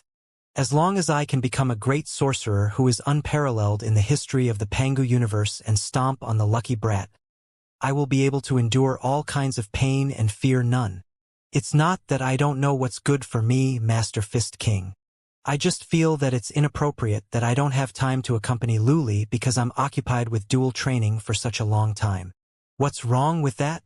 The Fist King said, "A man with his own career and capability is the most charming man.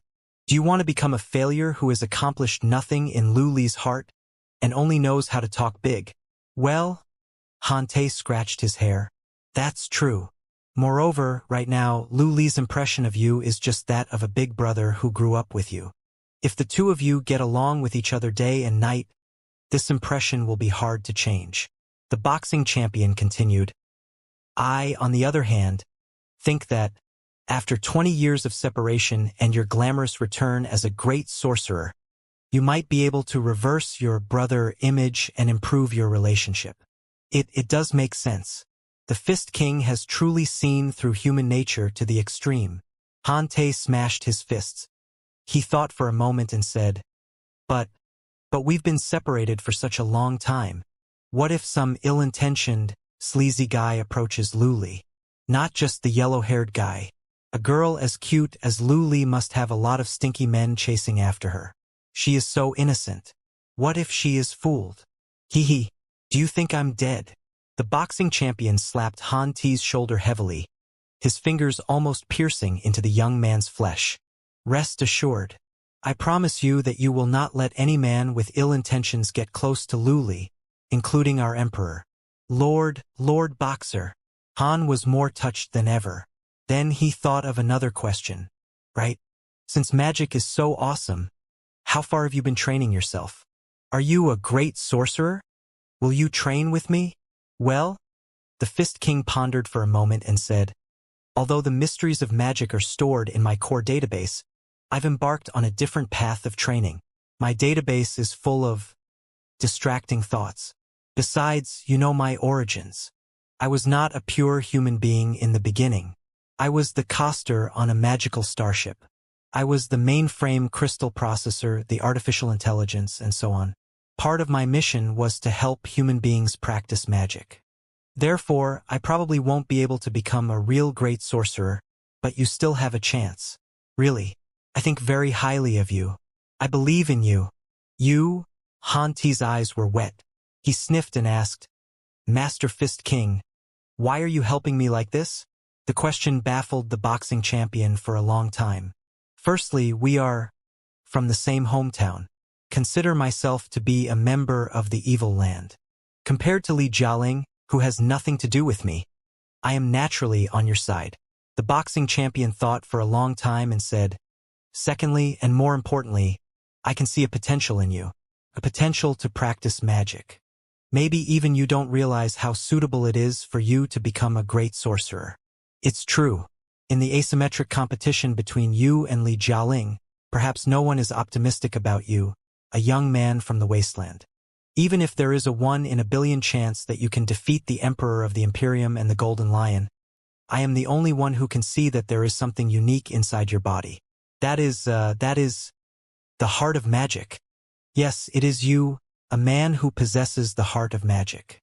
You were born to become a great magician. Liao is not your lucky encounter. I am your real lucky encounter. Therefore, there is no need to ask or explain anything. In short, believe in yourself, create miracles, surpass all limits, and make all the impossibilities possible. Listen to the guidance of the heart of magic and chase your dreams bravely. Great Mage Han Te. I won. Sob, sob, sob. Han Te choked for a long time.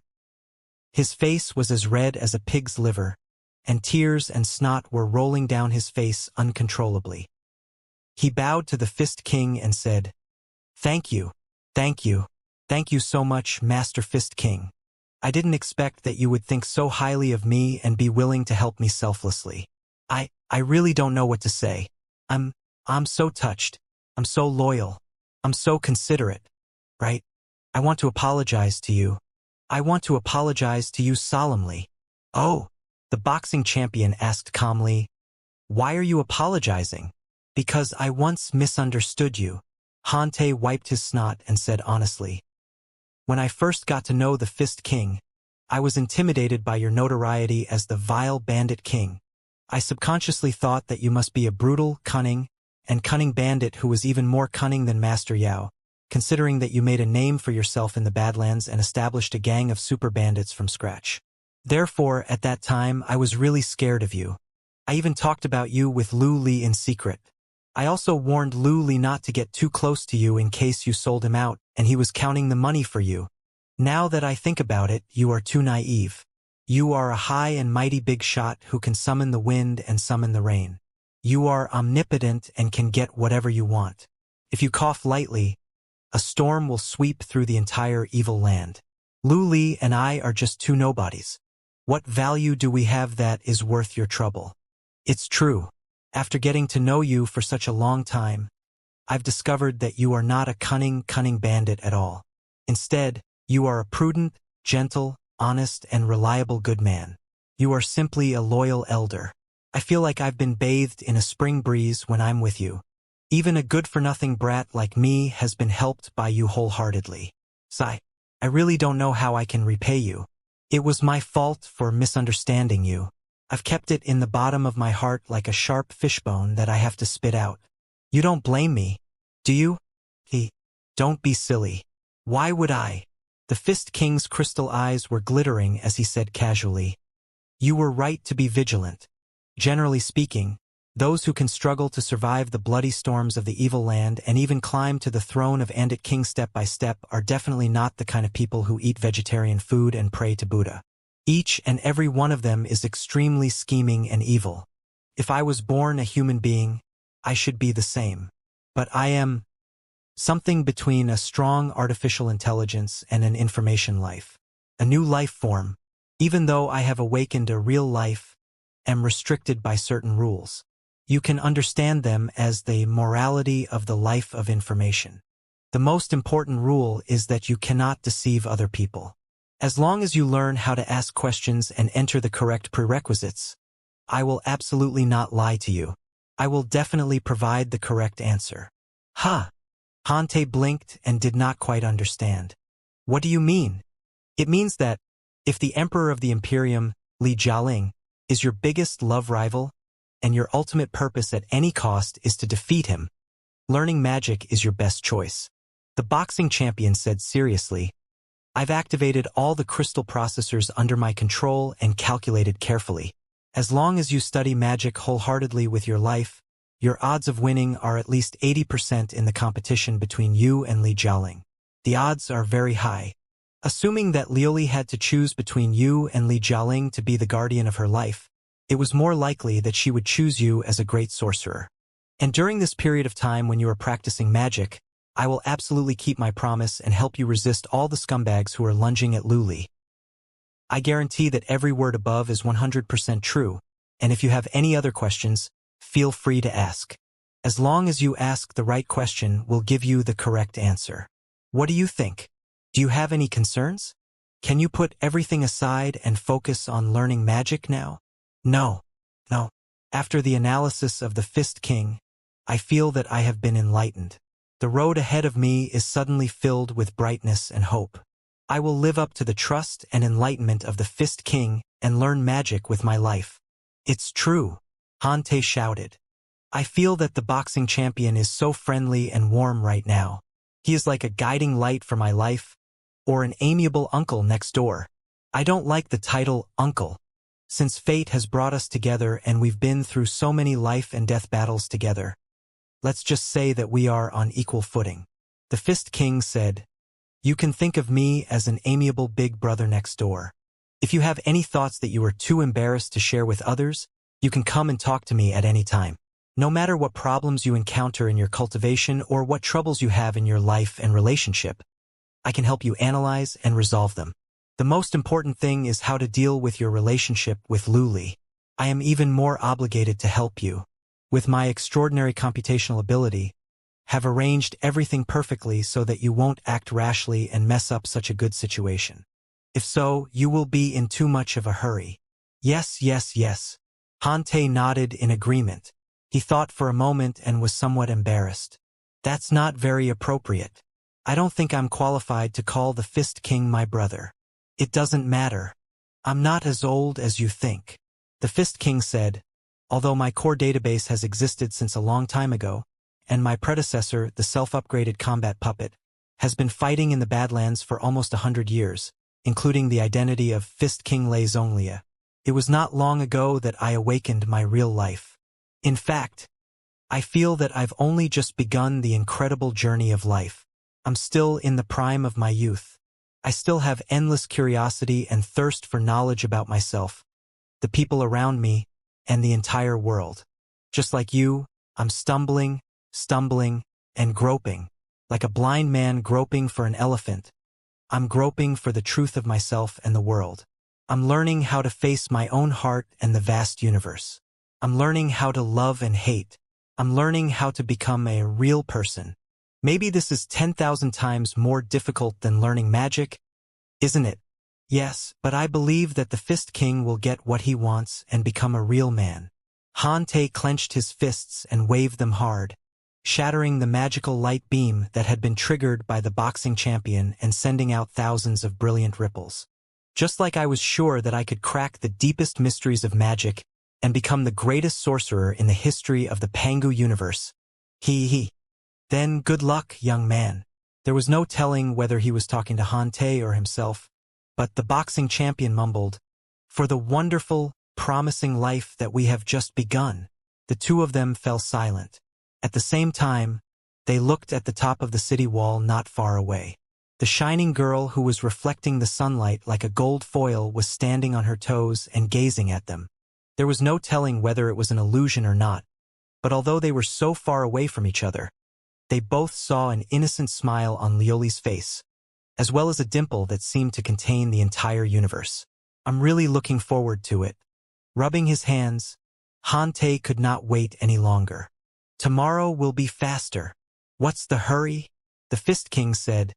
Tomorrow will definitely come. While the Holy Accord Alliance and the Imperium of true human beings welcomed their drastic changes and rebirth, the Star Glory Federation at the edge of the Sea of Stars seemed to be welcoming its most glorious moment. Victory. Unbelievable. A crushing victory. 3 victories in the Jade Cauldron sector, the Yellow Dragon sector, and the Empyrean Terminus sector are more miraculous than miracles.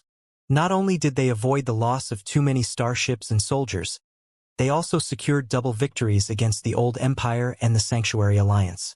While they secured abundant trophies, they also signed a solid 3-way alliance and formed a 3-way alliance.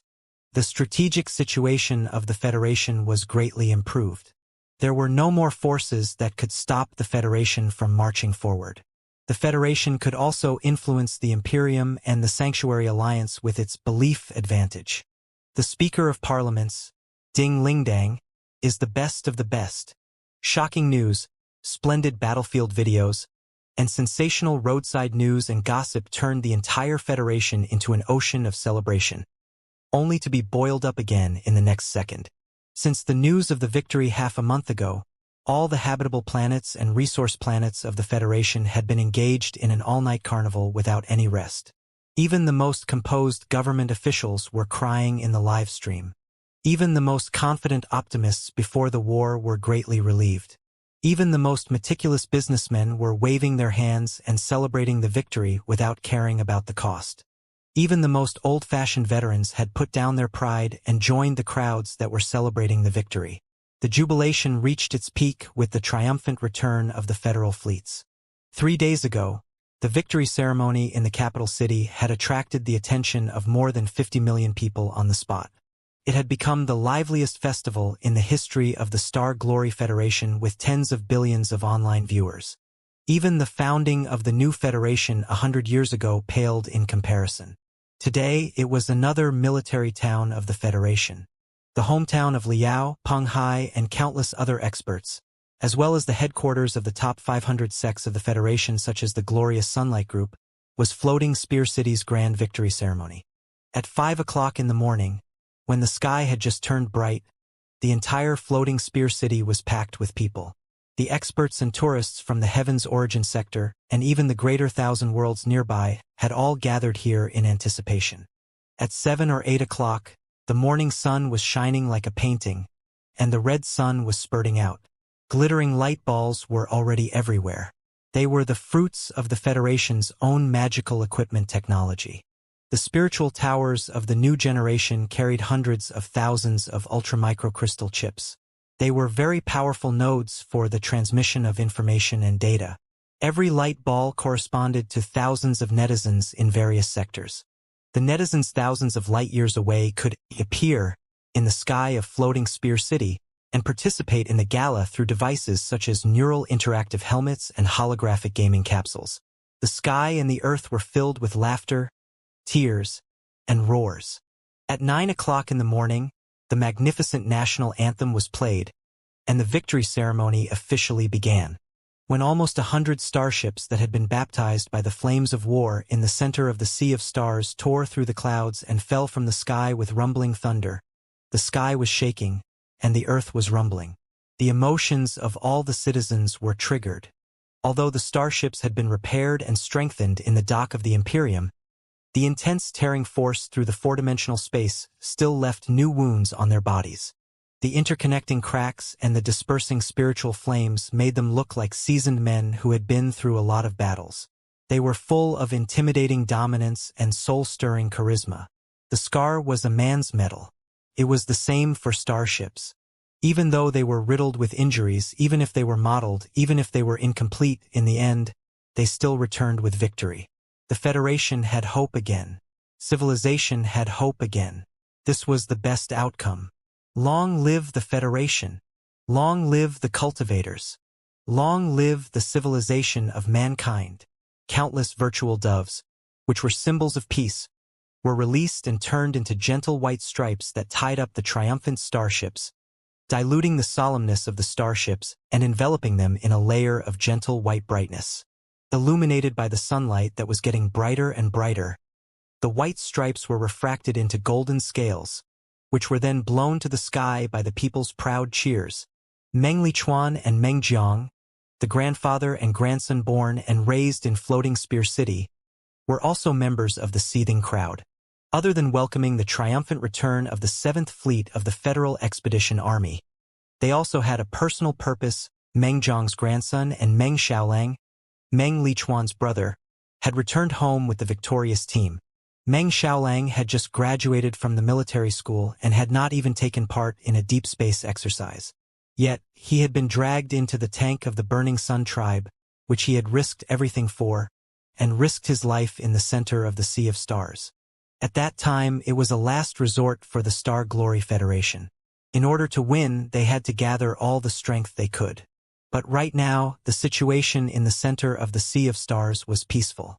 Meng Xiaolang was a backup officer who had distinguished himself in the military school and had experienced a lot of battles. Naturally, he was a precious seed that would make the Federal Army even stronger in the future. There was no need for him to participate in the prolonged, low-intensity but cruel bandit-clearing battles and public security battles. Naturally, he had to retreat to the rear and further train himself. In the bustling crowd, Meng Lichuan tried his best to stand on his toes.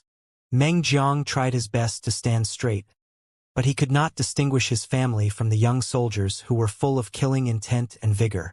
Or rather, the faces that were still childish but had become resolute looked like their blood grandson and blood brother. The entire expedition army of the Federation had been forged into an inseparable whole by the immense pressure in the center of the Sea of Stars. Where could Meng Xiaolang be found? After watching for a long time, they could not help but cry. The two of them gave up the idea of looking for Meng Xiaolang. Meng Lichuan supported Meng Jiang and squeezed out of the crowd to a corner where there were fewer people. Meng Lichuan fanned Meng Jiang, who was breathing heavily. When he heard the cheers around him and saw the rising dragon of the 9 Stars flag, his wrinkled face beamed with the brilliance of a young man. I never thought that we would win. Feels like a dream. Looking at the flags, fireworks, and virtual ribbons in the sky and on the ground, Meng Lichuan was still in disbelief. He said, "This is the result that we failed to deduce on the virtual platform. Grandpa, do you believe it? What's there to doubt?" Meng Jiang chuckled and said, "You are still too young. If you were like your grandfather 100 years ago, when the Star Glory Federation struggled to survive on a small planet and suffered the scourge of beast tides all day long, when the demon race slaughtered their way to the capital city, they counterattacked and miraculously reversed the situation, building the 9 major worlds today. You wouldn't have any doubt about the new miracle. Of course, we would win, because the Star Glory Federation is a nation born for miracles and victories. Besides, don't we still have Liao? Liao, this kid, no matter what kind of adversity he encounters, he won't be willing to be captured without putting up a fight. Even if it's truly an iron wall that's devoid of sunlight, he will still push it over and over, pushing out a faint ray of hope. I've been very clear about this since 100 years ago, right?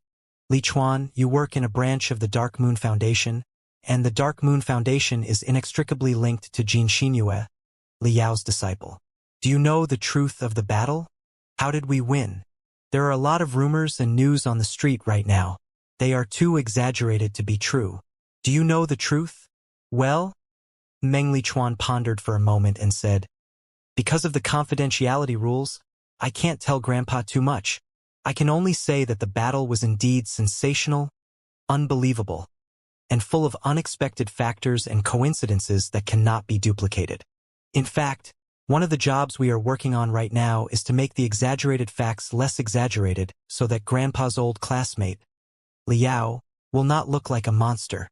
Otherwise, the entire Federation will not believe it if we tell the truth. All in all, if you want the truth, Grandpa, you should read the news and gossip on the street. You can find the most irresponsible and pretentious media on the internet. You can find the most exaggerated and absurd articles that boast that Liao is a devil. Multiply that by 120%, and you will be close to the truth." "What?" Meng Zhang's smile was somewhat stiff.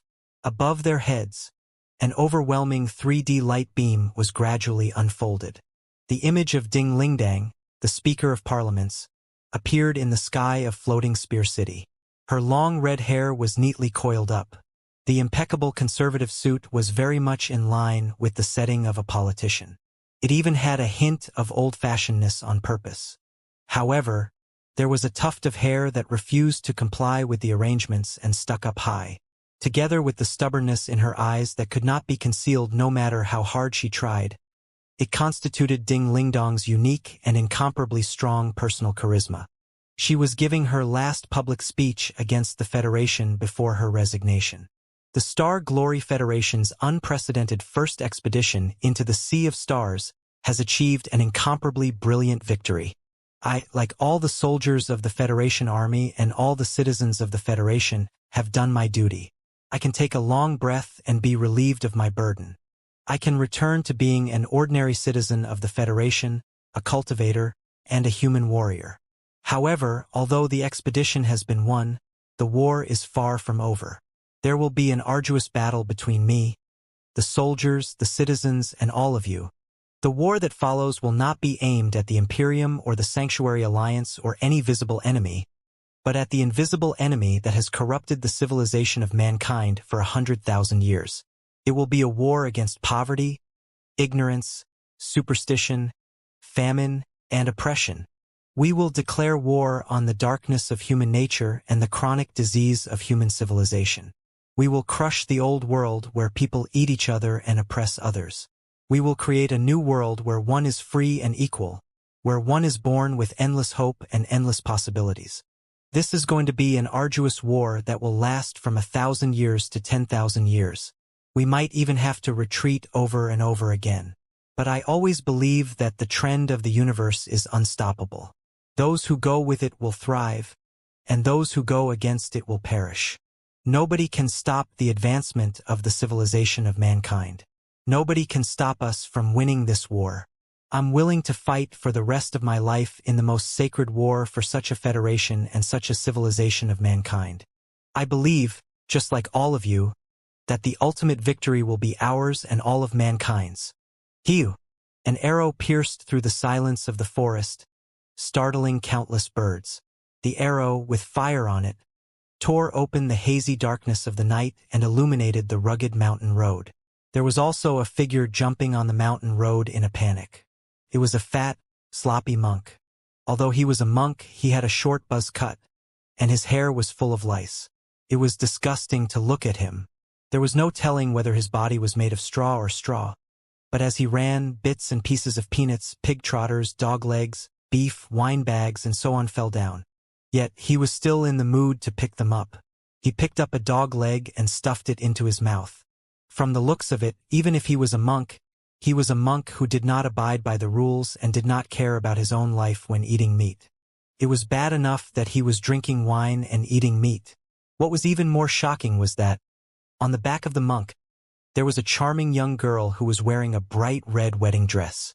She was in such a hurry that her shoes had fallen off, revealing her toes that were as white as jade. In the middle of the night, in the wilderness of the forest, a monk who did not abide by the rules was carrying a girl in a wedding dress. How inappropriate.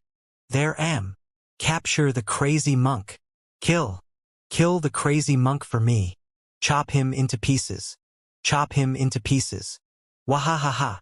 On the middle of the mountain, almost 1,000 muscular men with bulging temples were chasing after the demon monk who was carrying the girl. The heroes of the world were all brutal bandits. They were the best archers in the world. Even the flying feather guards of the imperial court were no match for them when it came to archery. If they had not been worried that the young girl might be hurt, and they did not want the evil monk to die a quick death, they would have killed him a long time ago. However, the entire Blue Wolf Mountain had been surrounded by the 7 major sections. Even a grasshopper wouldn't be able to jump out. Even if the demon monk was a revealing vulture, like his name suggested, he wouldn't be able to fly out. As it turned out, the demon monk was pressed harder and harder by the heroes of the world. He had nowhere to run and could only continue climbing. Very soon, he reached Wolf Fong, the steepest peak of the Blue Wolf Mountain. Wolf Fang Peak was thousands of meters high.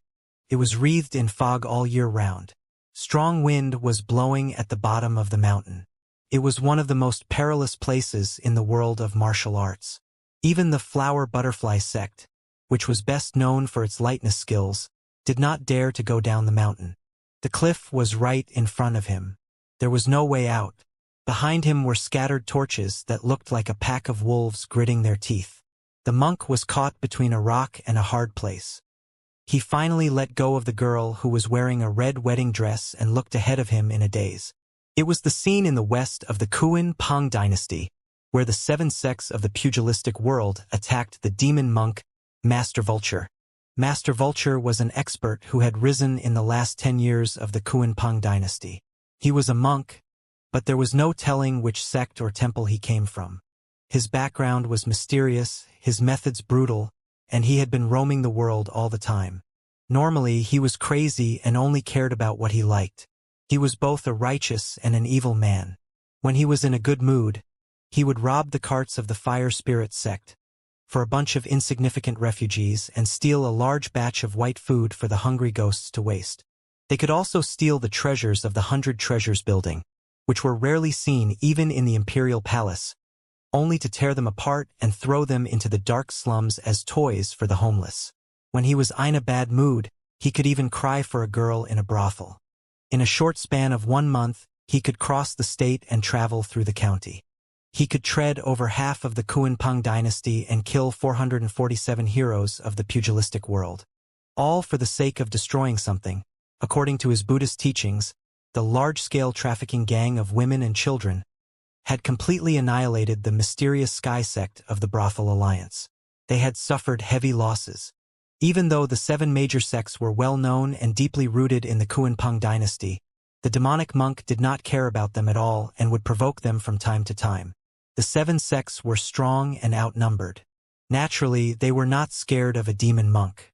However, since the monks were barefoot and they were wearing shoes, it would be best if they could go their separate ways and mind their own business.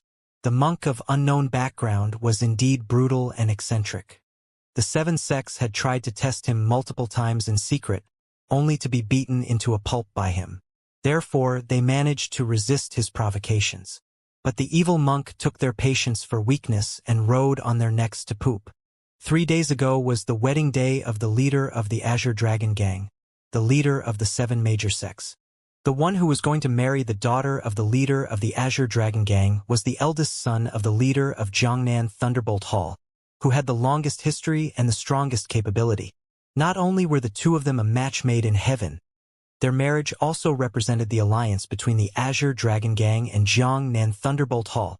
An unprecedented behemoth in the pugilistic world had officially risen up. It was truly like a rising storm, attracting everyone's attention. It was needless to talk about the grand occasion of the big day. Not only did the people of the pugilistic world swarm over, even the imperial court sent people to congratulate them. The entire Jiangnan was in an uproar. This was supposed to be the most glorious day for the Azure Dragon Gang and the Jiangnan Thunderbolt Hall. As it turned out, the bride was kidnapped by the evil monk, Master Vulture, in front of everyone before the newlyweds had even paid their respects to heaven and earth. Devil monk! Devil monk! What a devil monk! If it was bearable, who would be able to bear it? If the evil monk ran away with the bride, not only would the Azure Dragon Gang and Jiangnan Thunderbolt Hall, even the 7 major sects and the entire pugilistic world not be able to hold their heads high. Kill him! We must kill the evil monk today. Skin him and cut him into pieces. Kill him! Kill him! After the furious dragon flag was shot out by the Azure Dragon Gang, Thunderbolt Hall issued a thunder decree and offered a huge reward, summoning the entire Jianghu to annihilate the demon monk, Master Vulture. Master Vulture had been crazy over the past years. He had already pissed off more than half of the world of cultivators. Under the command of the 7 major sects, everybody in the world of cultivators had to work together even if they didn't want the bounty. Whoever could kill the demon monk would be appreciated by the Azure Dragon sect and the Thunder sect. Naturally, everybody was fighting valiantly for the lead. Finally, the demon monk was forced into a corner. In order to annihilate the demon monk, the 7 major sects had sent out thousands of elite warriors as well as tens of thousands of chivalrous heroes. The Thunderstorm Hall of Jiangnan had even brought out 50 Thunderbolt crossbows that were not even equipped in the army. Even if the demon monk had superb skills, he would still be doomed. On the mountainside, the heroes were either gritting their teeth, glaring, or laughing weirdly. On Wolf Fang Peak, Master Vulture drank half a bottle of wine and smacked his lips, not entirely satisfied. Looking at the splendid view in front of him, he smiled and said, "All right, little girl, this is as far as I can go. Your lover is waiting for you at the foot of Wolf Fang Peak. This is the last time I'm asking you. Think about it. Are you really willing to give up your life of luxury and your past and live a peaceful life with him?" Of course, of course. The bride nodded and tore at her wedding dress, as if it were the wedding dress of Jiangnan Thunderbolt Hall. She wouldn't be able to bear wearing it for even a moment longer. However, when she saw the torch coming closer and closer from the hillside, her face turned pale. In the end, she sighed and said, "It's impossible to get away from Wolf Fang Peak even if you have wings." Sigh. "Master, why did you help me so recklessly? You are dragging me into your trouble." "I'm not just helping you. Right now, the Imperial Court is weak, but the world is strong. Your father and the leader of the Thunderbolt Hall are both ambitious. The cooperation of the 2 gangs means that they are going to dominate the world. Once the 2 gangs are engaged in a war, there will be endless bloodshed." Master Vulture chewed the meat and poured the oil into his mouth. His mouth was full of oil, and he mumbled, "Monks are merciful. Although I know that the general trend cannot be changed, will try my best to change it. My conscience is clear. Good luck to you." "Yes, Master, you are a real expert. Everybody in the entire Kuan-Peng dynasty knows you. It's a pity that you are not a god after all. We have been on the run for 3 days and 3 nights, but they are going to capture us anyway. Nobody can change the alliance between the Azure Dragon Gang and Thunderbolt Hall." The bride bit her lips and made up her mind. She raised her head and said, "Rest assured, Master, I will threaten you with my life when we are back. I will not let my father ruin your life." Hehe. The young lady's words are enough. Wolf Fang is tall, but it does not necessarily mean that he is not a real god. Although the consequences of tampering with the rules are serious, it is not a big deal to change the rules secretly once in a while. Is it? Master Vulture chuckled. He picked up a golden leaf, crushed it in his palm, and tossed it into the cliff. An unbelievable thing happened. The shattered dry leaves turned into a zigzagging, warm, golden pathway between the mist and the wind.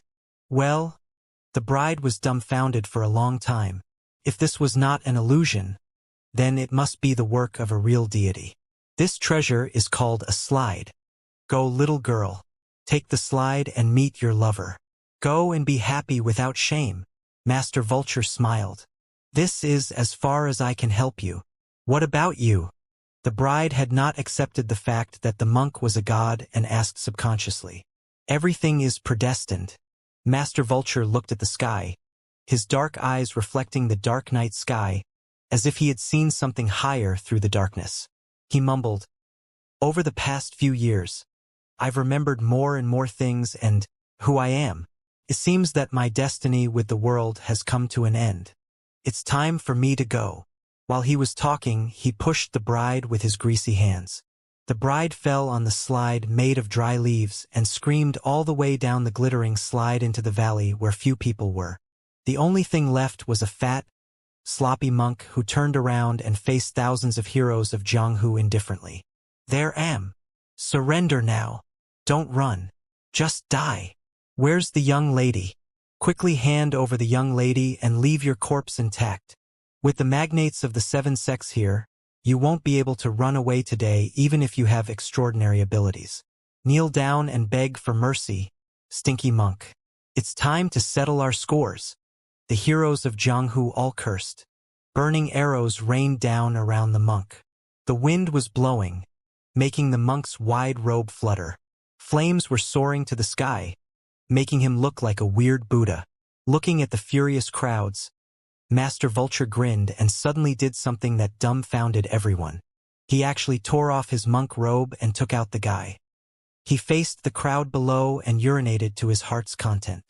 Well, the entire Blue Wolf Mountain was silent. The only sounds were the blowing wind and Master Vulture's pee. The heroes of the world and the heroes who had killed countless people were all shocked speechless by his boldness. The wind was blowing from top to bottom, blowing in the direction of the heroes. The stink of urine assaulted their faces, mixed with a few stinky raindrops. The faces of the heroes turned from pale to green, from green to purple, and from purple to black. The monk was not in a hurry to take a long piss. He tied his belt slowly and looked at the infuriated heroes with a smile, as if he had no idea how miserable his death would be. That's outrageous. This is crazy. This is crazy. This demonic monk is really crazy. This is the greatest shame. This is the greatest shame. This evil monk insulted the entire world with his own strength. How could he dare to do this? How could he dare? The warriors were all shaking in fury. 50 thunderbolt crossbows, hundreds of strong bows, and shining sabers and swords aimed at Master Spirit Vulture coldly. How dare you be so presumptuous when you are about to be killed? Die, demon monk! Everybody drew close and roared.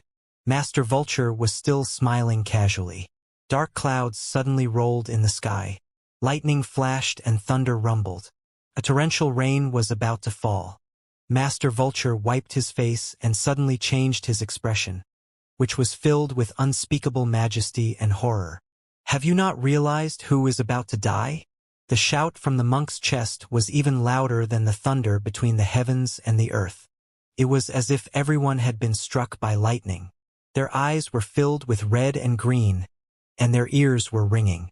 Without them knowing, they had fallen into an illusion. They seemed to be able to see the scene of the Azure Dragon Gang and Xianxia Thunderbolt Hall joining hands to rebel against the Imperial Court several years later. The world would collapse, and blood would flow, causing countless catastrophes. After overthrowing the Kuan-Peng dynasty, they would kill each other and turn the bright universe into an endless demonic domain. The heroes who besieged Master Vulture on the Blue Wolf Mountain today would become the main force of the rebellion against the Imperial Court the next day. They were all awe-inspiring generals. But after they committed grave crimes, they could not escape their doom and became dead bodies under each other's blades. Dry bones that had nowhere to be buried. Other than dragging down countless civilians and turning them into ghosts for their ambitions, they would get nothing. It was such a vivid dream that everyone was soaked in cold sweat. Their hearts were aching, and they could not tell whether it was a dream or reality. It was not until this moment that he came to know that Master Spirit Vulture was an out-of-the-world expert who walked on the great path of cultivation. Even the most renowned experts of the pugilistic world were no match for him. For a moment he was scared out of his wits.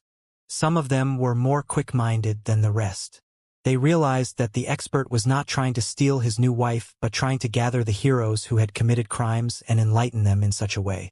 However, to everyone's surprise, the tips of their fingers and the tips of their fingers were all shivering. Bam, bam, bam, bam. Almost 100 thunderbolt crossbows, which had been fully loaded, were released from their bows and rushed toward Master Vulture. Master! The faces of the crowd suddenly changed color, especially those of the experts of the Azure Dragon Gang and Xianxia Thunderbolt Hall. Their faces were twisted in fear. Seeing that almost 100 crossbows that could pierce through the city wall had passed through his chest, Master Vulture suddenly turned into countless colorful feathers that were carried by the wind and turned into dazzling streaks of brightness. The streaks of brightness congregated into rainbows and soared into the sky, disappearing into the helical clouds. In such an unbelievable way, Master Vulture turned into a rainbow and vanished from the Kuan-Peng dynasty. All that was left was the warriors on the mountain, who were all kneeling on the ground and gazing at the helical clouds on the cliff in a daze. Boom! The siege hammer of the bandits once again dealt heavy damage to the city gate. Even the soldiers who were firmly holding the city gate were shaken to the point that their internal organs were displaced. They vomited blood and flew out. Voila! Under the bombardment of rocks and oil, Flames and arrows finally tore the battering ram into pieces, forcing the bandits to flee again. But more than 100 thieves were building new battering rams and ladders in the rear, rubbing their fists and shouting, ready to fight. The number of the bandits was 30 to 50 times more than that of the defenders. Everybody could see that the Blood Eagle Guard's glorious starting point was their last stronghold. The lone city could not be defended anymore. The dilapidated gate tower could only withstand one more attack at best. In the middle of the broken walls on the gate tower, a bearded, weathered general was gazing at the horizon in silence. Even the flapping blood eagle on his helmet was wreathed in black smoke and had broken its wings. My lord! General Blood Eagle's bodyguard had suffered multiple wounds. Too. With smoke all over his face, he crawled over and cried, "It's been 100 days, and the Imperial Court still hasn't sent any reinforcements. Several legions are right in front of us, but they have been biding their time and watching us being attacked by the bandits. How can it be? The Blood Eagle Guard has made great contributions for the Imperial Court and His Majesty. How can it be? There won't be any reinforcements. His Majesty wants to see us perish together with the rebels. After all, the Blood Eagle Guard has made too many contributions and has become a major headache for His Majesty." General Blood Eagle smiled and said, "His Majesty is too soft-hearted and narrow-minded. He thought that I was going to compete with him for the world, but he did not know that there is always someone better than him. The world beyond the world is so vast and splendid. Master, you?" The bodyguard was dazed for a moment. He suddenly felt that General Blood Eagle was different from before. "Zhao Chuang, how long have you been following me?" General Blood Eagle suddenly asked. "It's been 19 years since Little River Castle rose up and experienced 49 life and death battles." The bodyguard immediately stood straight like a spear and answered subconsciously, 19 years. As it turns out, I've been training in this world for 19 years. What a wonderful dream. Counting the time outside, it must have been a long time. Then, today is the end of us." General Blood Eagle smiled and stopped his bodyguard from asking. He continued, "There's no need to ask. All good things must come to an end. This place is not my world after all, but yours. We've been brothers for 19 years. Now I'll pave the way for you. Zhao Chuang, lead the remaining brothers of the Blood Eagle Guard and break out of the siege. Run away from the siege of the bandit army and march westward, crossing the Iron Line River. Then, whether you want to live in seclusion in the forest or roam the world, or pluck up your courage and fight for the world with our king who listens to slander and cannot tell right from wrong, it's all up to you. However you choose, remember my words. Life is not everything, and death is definitely not the end." My lord." The bodyguard stared at General Blood Eagle in bewilderment.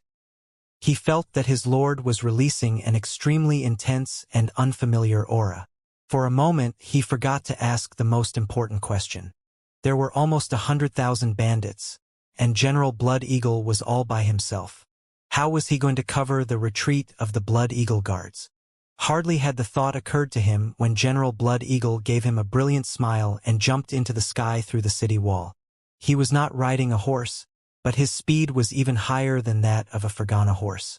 He was so fast that he was melting in the air. In the shocked eyes of the 100,000 soldiers on both sides, he turned into the most brilliant fire and the most brilliant rainbow, burning, blossoming, and ascending.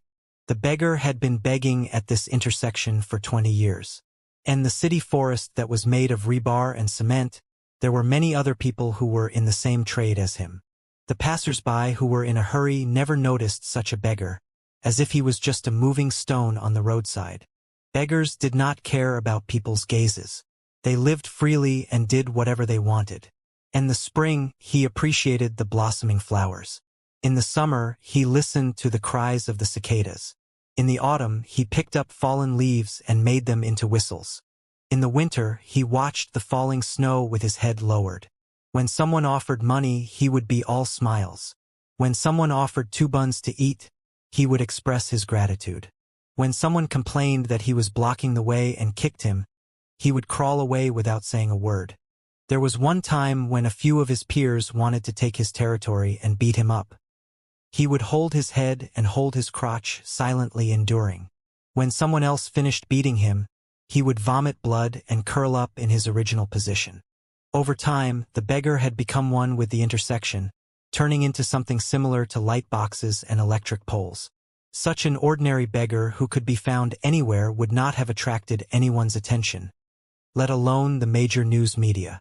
Before the out-of-control truck crashed into the little girl who was crossing the road, nobody had expected that such a dirty, cowardly, stinky beggar would be so bold as to sacrifice his own life. However, the story of the beggar sacrificed his life to save the little girl was not sensational enough. At most, it would make it to the newspapers of the city level, but on the network, where people biting each other was not news, it was even more impossible to stir up any trouble.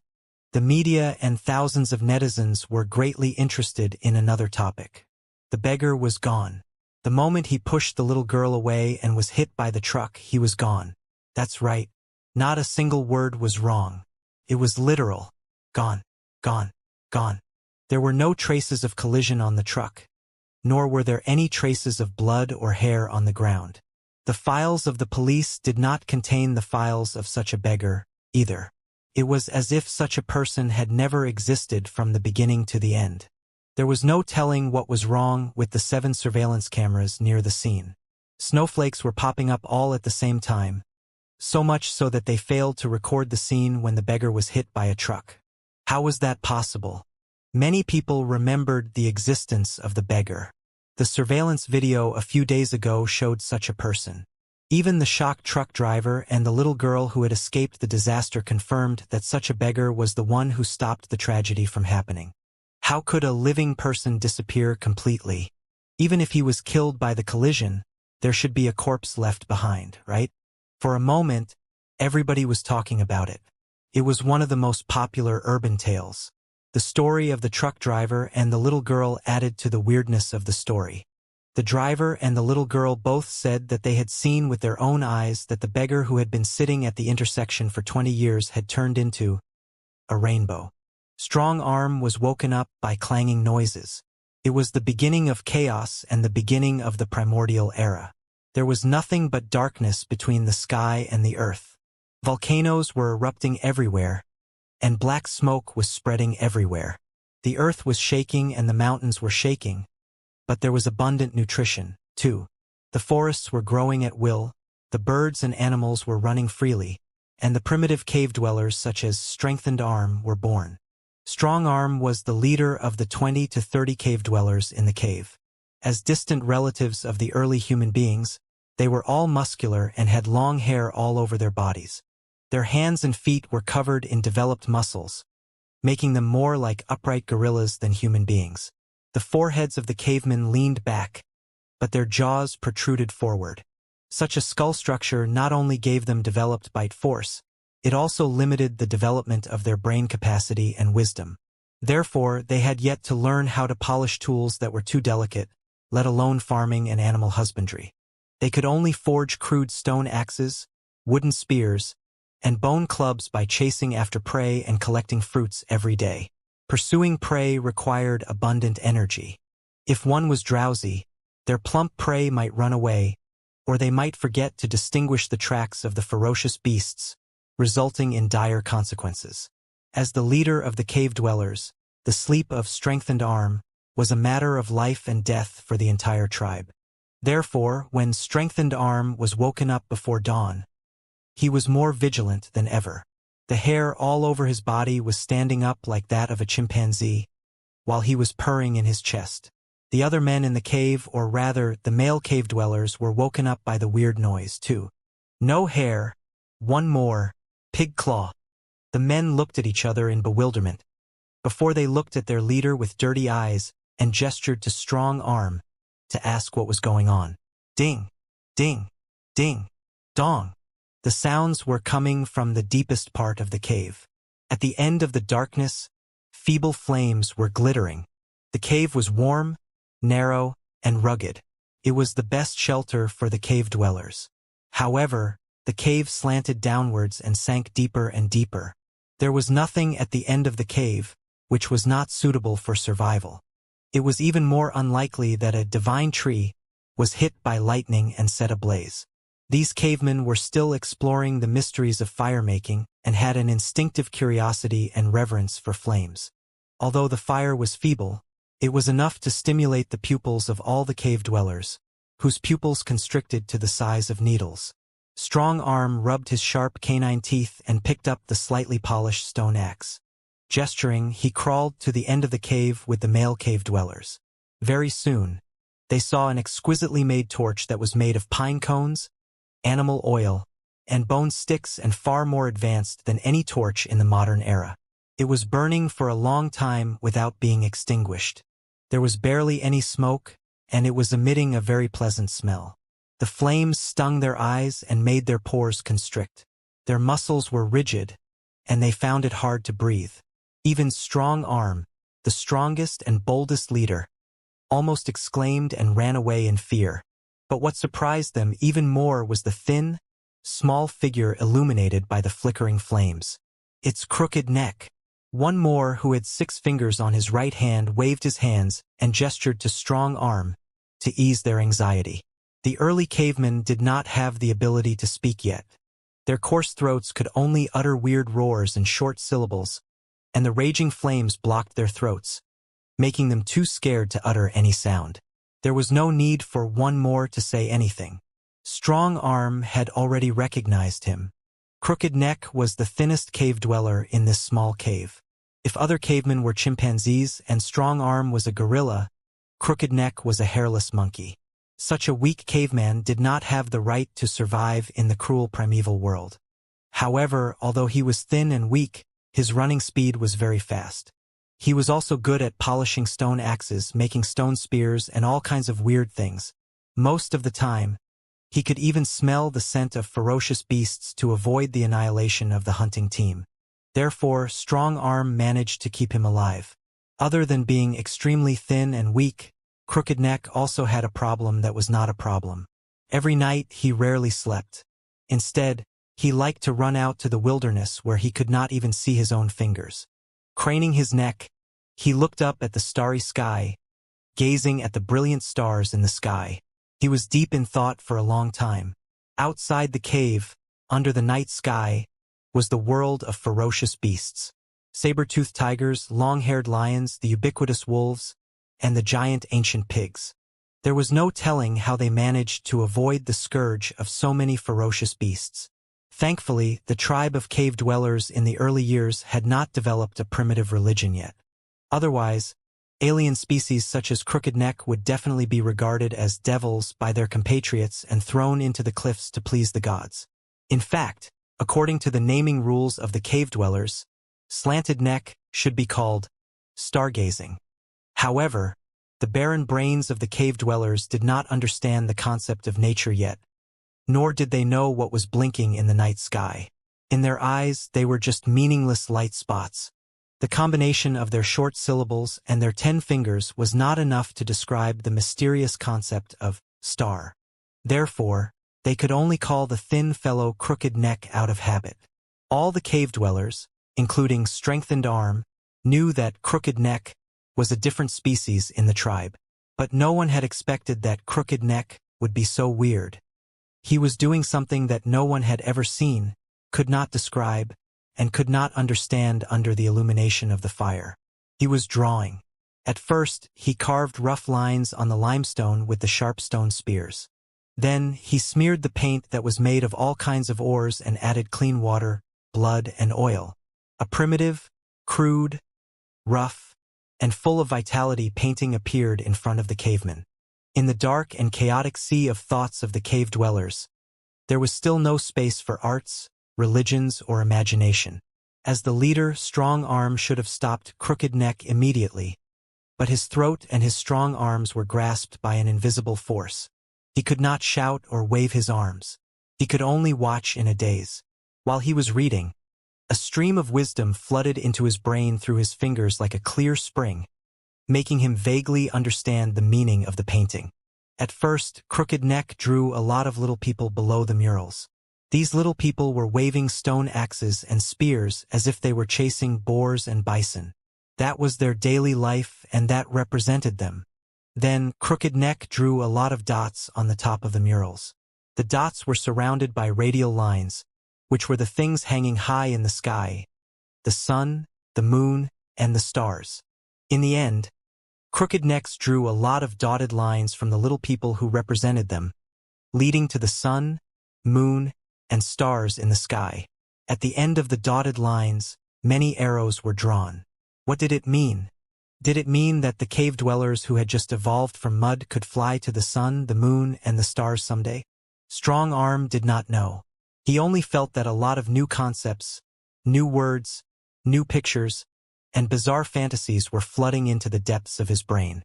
The sun, the moon, the stars, the sky and the earth, the universe, flight, exploration. He was looking for a new way to express himself. He would explain all the concepts to his compatriots and find a way to fly to the sun with them. Strong Arm was drowned by the enormous, deep, remote, and ever-changing world. Clear tears flowed out of the corner of his dirty eyes. He stood where he was in a daze, and the stone axe fell to the ground without him knowing. His compatriots were, one more, hairless, pig claws. Everybody was the same. Crooked Neck finished the painting. His 10 fingers were already worn out. The last stroke was completely dyed in blood. He turned around and looked at his compatriots, who were both dumbfounded and deep in thought, before he grinned. His smile was extremely brilliant, pure, and peaceful. While his compatriots were still in a trance and unable to control themselves, he snuck into the shadows beyond the torch's reach and walked to the entrance of the cave, avoiding his compatriots. He tiptoed and walked very carefully, not wanting to wake up the sleeping woman and child. Crooked Neck pushed away the rocks blocking the entrance of the cave and sealed it again from the outside. Only then did he step into the wilderness of dawn. The sun had not risen yet, but waves of redness were already rising on the horizon, outlining the steep, magnificent and shocking ridge. The river was flowing. Everything was waking up. The roars of animals and the chirps of birds were echoing in the distance, forming an ancient song. Crooked Neck reluctantly watched everything. Taking a deep breath, he licked his saliva with his curled hands and combed his hair one last time. Illuminated by the morning glow, the hair all over his body was emitting bright red colors, and in the depths of the redness, there were vague traces of goldness. He was clearly a weak monkey, but he was emitting an aura that was soul-stirring and could not be concealed by the world. Suddenly, he stopped combing and picked up a flea from the fur carefully. Out of habit, he wanted to pinch it to death. But after thinking for a moment, he curled his fingers and shot the flea into the boundless wilderness. The rocks behind him that blocked the cave were pushed away heavily again. Strong Arm and the rest of them were shouting anxiously. Crooked Head didn't even turn his head. With a slight smile, he leapt up and turned into a rainbow facing the morning sun. The trilobite was about to die. Titi wouldn't have died so early. As one of the few dominators of the Cambrian Ocean, there were few creatures larger and more ferocious than it in the primitive and chaotic ocean. Even if it encountered a strong enemy, its solid shell was enough to provide enough protection. Besides, near the ancient corals where it lived, there were all kinds of food such as sea lily, sponges, gastrointestines, and plankton. It was quite abundant. If it wanted to, it could have continued swimming in the seawater comfortably, hunting plankton, and living a life exactly the same as its billions of companions. Its structure and the rules of operation of the world determined that its species could live hundreds of millions of years in peace in such a form, at the very least, so that it would not be killed by a global extinction.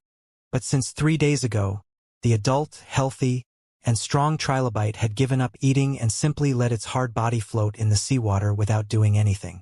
It was as if it was pondering, meditating, and exploring the meaning of life. Of course, it was absurd. TT would take hundreds of millions of years and enough luck for all the creatures in this world to be born who could think for themselves. The simple nerves of the trilobites could not even be called systems. How could they produce sparks of wisdom and thoughts? However, through the complex eyes made of calcite, rays of wisdom were flowing out and illuminating the chaotic world, exchanging endless information with the primitive ocean.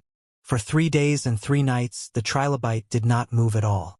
Some of the brachiopods, cephalopods, and gastrointestines were cautiously wandering around it. They thought that it was already dead and could not wait to devour its rotting body tissue. Then, the seawater was fluctuating. The animals were running in all directions, only to be discovered by a tough shrimp. The Anomalocaris were one of the largest carnivores in the Cambrian Ocean with the most ferocious habits. The largest Anomalocaris could be more than 1 meter long, which was even larger than the trilobites. Actually, the krill was not scared of the trilobites, but the two kinds of dominators of the ocean usually had enough food, and they rarely confronted each other. However, a trilobite that was barely breathing and unable to fight back was a different matter. The krill shook its eyes and charged at the dying trilobite, waving its giant forelimbs and sharp thorns. This was supposed to be a surefire attack, but the shrimp that he was so confident in had missed. TT turned around and captured a splendid scene with its eyes. In the dirty seawater behind it, the body of the trilobite gradually turned translucent until it was completely transparent.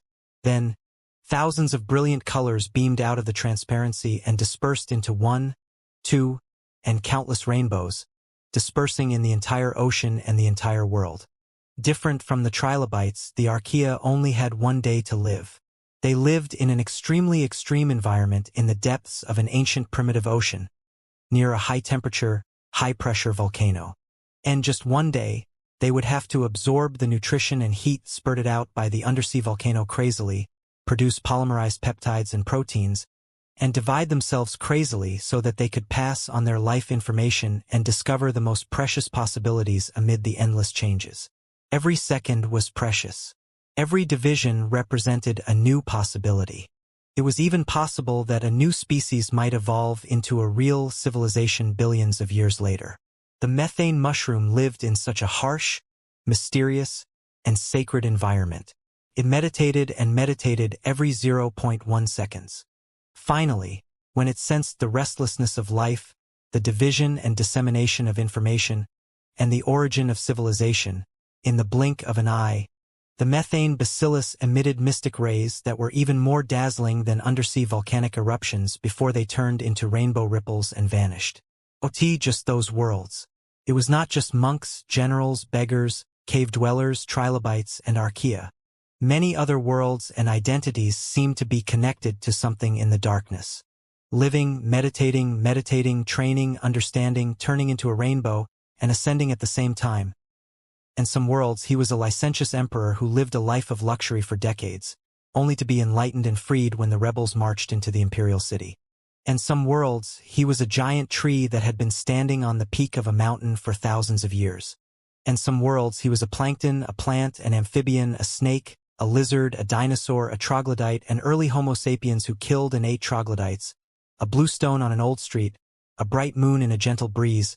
Endless worlds and rainbows soared into the sky one after another, breaking through the barriers of the worlds and ascending to a higher level, where they gathered together with new insights, experiences, and scraps of their beliefs. Or, in the terminology of the ancient cultivation world, they reconstructed a brand new existence that was as innocent as a newborn child and as strong as a god or a devil. Now, there was only one last world, one last rainbow. TT was also the world floating in the virtual data ocean. It had been deduced to the extreme, evolved to the most advanced level, and produced the most developed civilization. There were many criteria to determine the evolution of a civilization. On a macroscopic level, could the civilization jump out of their home planet and march into the endless universe? Microscopically speaking, had the civilization developed supercomputational tools similar to crystal processors that could create their own virtual worlds, even the simplest virtual games? In this world, the intelligent creatures who called themselves the Sky Sea Civilization had already analyzed the mysteries of the stars and tried to explore the universe with the energy of the stars. They had also developed supercomputational tools known as superbrains that could calculate tremendous data and information and perform simple virtual deductions. Wan Xiaotian, you are here again. Are you kidding me? 4-dimensional space jumps are impossible. Get out of here now. In the Stellar Research Institute of the most prestigious Sky-Ocean University, a young man with red eyes and messy hair was kicked out of the office and fell to the ground. Then, his paper, which had been filled with formulas for superspace jumps, was thrown out and scattered everywhere. Bam! The door of the second-to-none expert of stellar studies in the Sky-Ocean civilization was closed in front of him. The senior brothers and sisters in the corridor were all pointing at him with contempt. He is Wan Xiaotian, the lunatic who does nothing but think about space. I'm told that he used to be a top student of our department. He published 7 formulas about the structure and flow of stars before he was even 20 years old. He was a once-in-a-lifetime genius. That's why he was specially recruited to our top stellar research institute. I didn't expect that he would be so crazy as to abandon the promising stellar studies and focus on the studies of hyperspace. He failed his professor's expectations and wasted his career. He is almost a cripple now. It's been 3 months since he failed the examination of the institute. According to the rules, he is not qualified to stay any longer. My professor gave him one last chance out of the kindness of his heart, but he still gave up on himself and dwelled in the superspace formula for too long. He wasted countless precious resources. How pitiful and hateful. He can only pack up and leave now. The academic circle was not pure. For the funding, resources, and time of use of the laboratory, all the researchers had to compete with each other. Wan Xiaotian was too distinguished in the first place, and he had been doing whatever he wanted recently. Naturally, he was not welcomed. However, ever since he made up his mind to explore the mysteries beyond space and even the universe, he had come to realize that he did not need to care about the cold words. He simply bit his lips and picked up his papers and drafts. At this moment, a pair of rough hands reached over and helped him clean up. Naturally, they were not his senior brothers and sisters who wanted him to leave immediately. It was old Li, the janitor of the Stellar Research Institute. While cleaning up, he gave Liao an innocent and honest smile and even read Liao's paper with great interest. The janitor, old Li, acted as if he could really understand Liao's paper. The laughter around them grew louder and louder. Everybody was amused. It was because this cleaner, old Li, had a round head and a fat body. He had a naturally stupid appearance. He was a person with slight mental disability. Look, old Li can understand Wan Xiaotian's calculations. They are good friends. There was no telling who said that, but brisk laughter burst out again, relieving the researchers of the tremendous pressure in the vast world of computation. Wan Xiaotian frowned. He was not scared of being embarrassed, but he did not want old Li to be ridiculed. Maybe everyone in the Stellar Research Institute looked down on old Li and even regarded him as a tool to flush the toilet. But he was different. He was an orphan. In the orphanage where he grew up, many children who were disabled like old Li were his family. The moment he saw old Li, he thought of his brothers and sisters. To a certain extent, he and old Li were in the same boat. They were both outcasts in the Stellar Research Institute. Old Li, let's go. Wan Xiaotian packed up the calculations and papers as quickly as he could. He pushed the silly old Li out of the corridor while everyone was sneering at him. Now that he was out of the corridor with nowhere to go, he was at a loss. It was old Li who pulled him into the toilet. At the end of the toilet was a small tool shed. It was sort of old Li's office. Other people despised old Li for being dirty, but Wan Xiaotian had seen all kinds of dirty and stinky scenes in the orphanage, and he didn't care about that. Occasionally, when he saw old Li, he was willing to come and talk to him. Old Li, I'm leaving tomorrow. Seeing that old Li was smiling like a 200-pound child without the slightest bit of worry, Wan Xiaotian was both envious and distressed. He sighed and said, I'm afraid I won't have the chance to come back to visit you in the future. They won't let me in. Why? Why? With a leather duster in his hand, old Li asked in a slurred voice, Why are you leaving? It's still my draft. They don't understand it. They say it's garbage. Wan Xiaotian shook the paper and smiled. Forget it. You won't understand anyway. I'm not going to talk about it anymore. I understand. Really. Your drafts are garbage in the first place. Old Li still had a silly smile on his face, but his voice suddenly became clear. You want to use the superstring theory to infer the existence of the entire universe, and then find the gap between the three-dimensional universe and the four-dimensional universe. This is not wrong in the first place, but you have wrongly chosen the density cloud algorithm that is used to calculate the structure and operating pattern of a star. As the foundation to run the superstring theory, it is simply impossible to count the number of sand in the desert one by one. You are indeed wasting your time and resources. If you are not trash, then what are you? However, garbage is garbage, but you are a young man with creative ideas. You are better than them, but you are not completely hopeless. Have you ever thought of introducing the discrete cloud algorithm into your hyperspace formula? Wan Xiaotian was completely dumbfounded.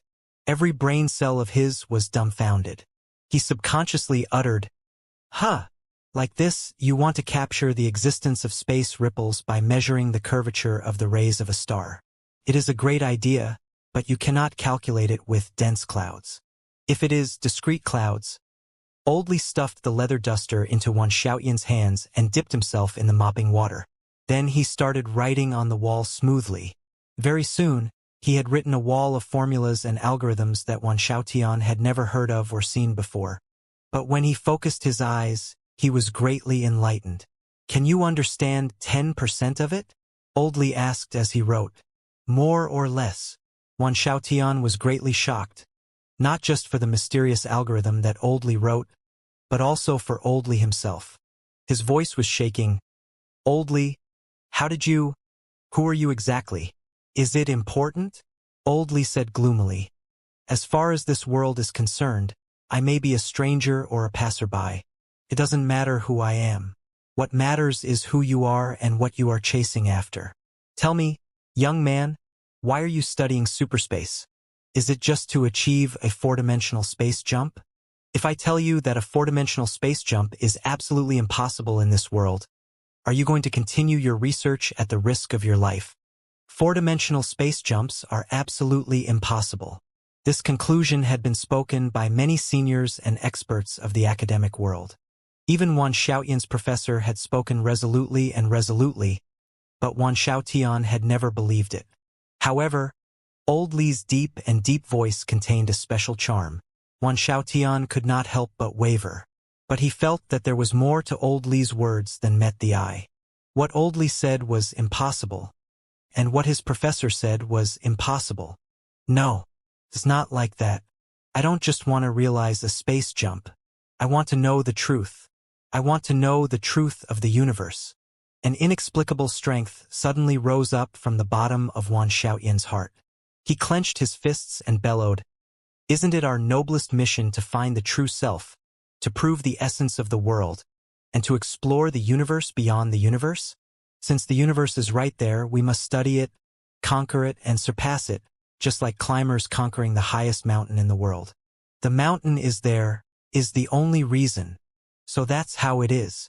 I didn't misjudge you. You are indeed a very interesting young man. You are worth me passing on these algorithms and formulas to you." Oldly's eyes bloomed with a gorgeous brilliance. There was no trace of the naivety of a mentally disabled person on his face. He smiled and said, "Then, if I tell you that, even if you have the correct formulas and algorithms, you will only get the wrong or even hopeless answer in the end, do you still want to continue?" "What do you mean?" Wan Xiaotian clutched his leather duster. "Oldly, do you know the mysteries of hyperspace or the truth of the universe?" The assumption was too absurd. But everything that happened to Oldly seemed to be far more than absurd. Wan Xiaotian felt that an earth-shaking secret was being unveiled in front of him. Time is infinite and space is infinite. There is a universe beyond the universe.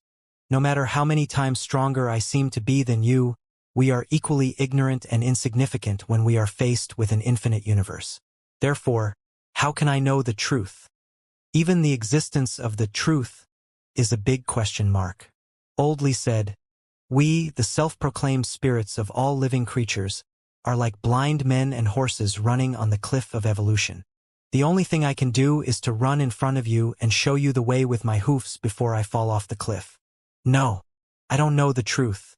But we can make some interesting or terrifying assumptions about the ultimate picture of the universe as a little mind game.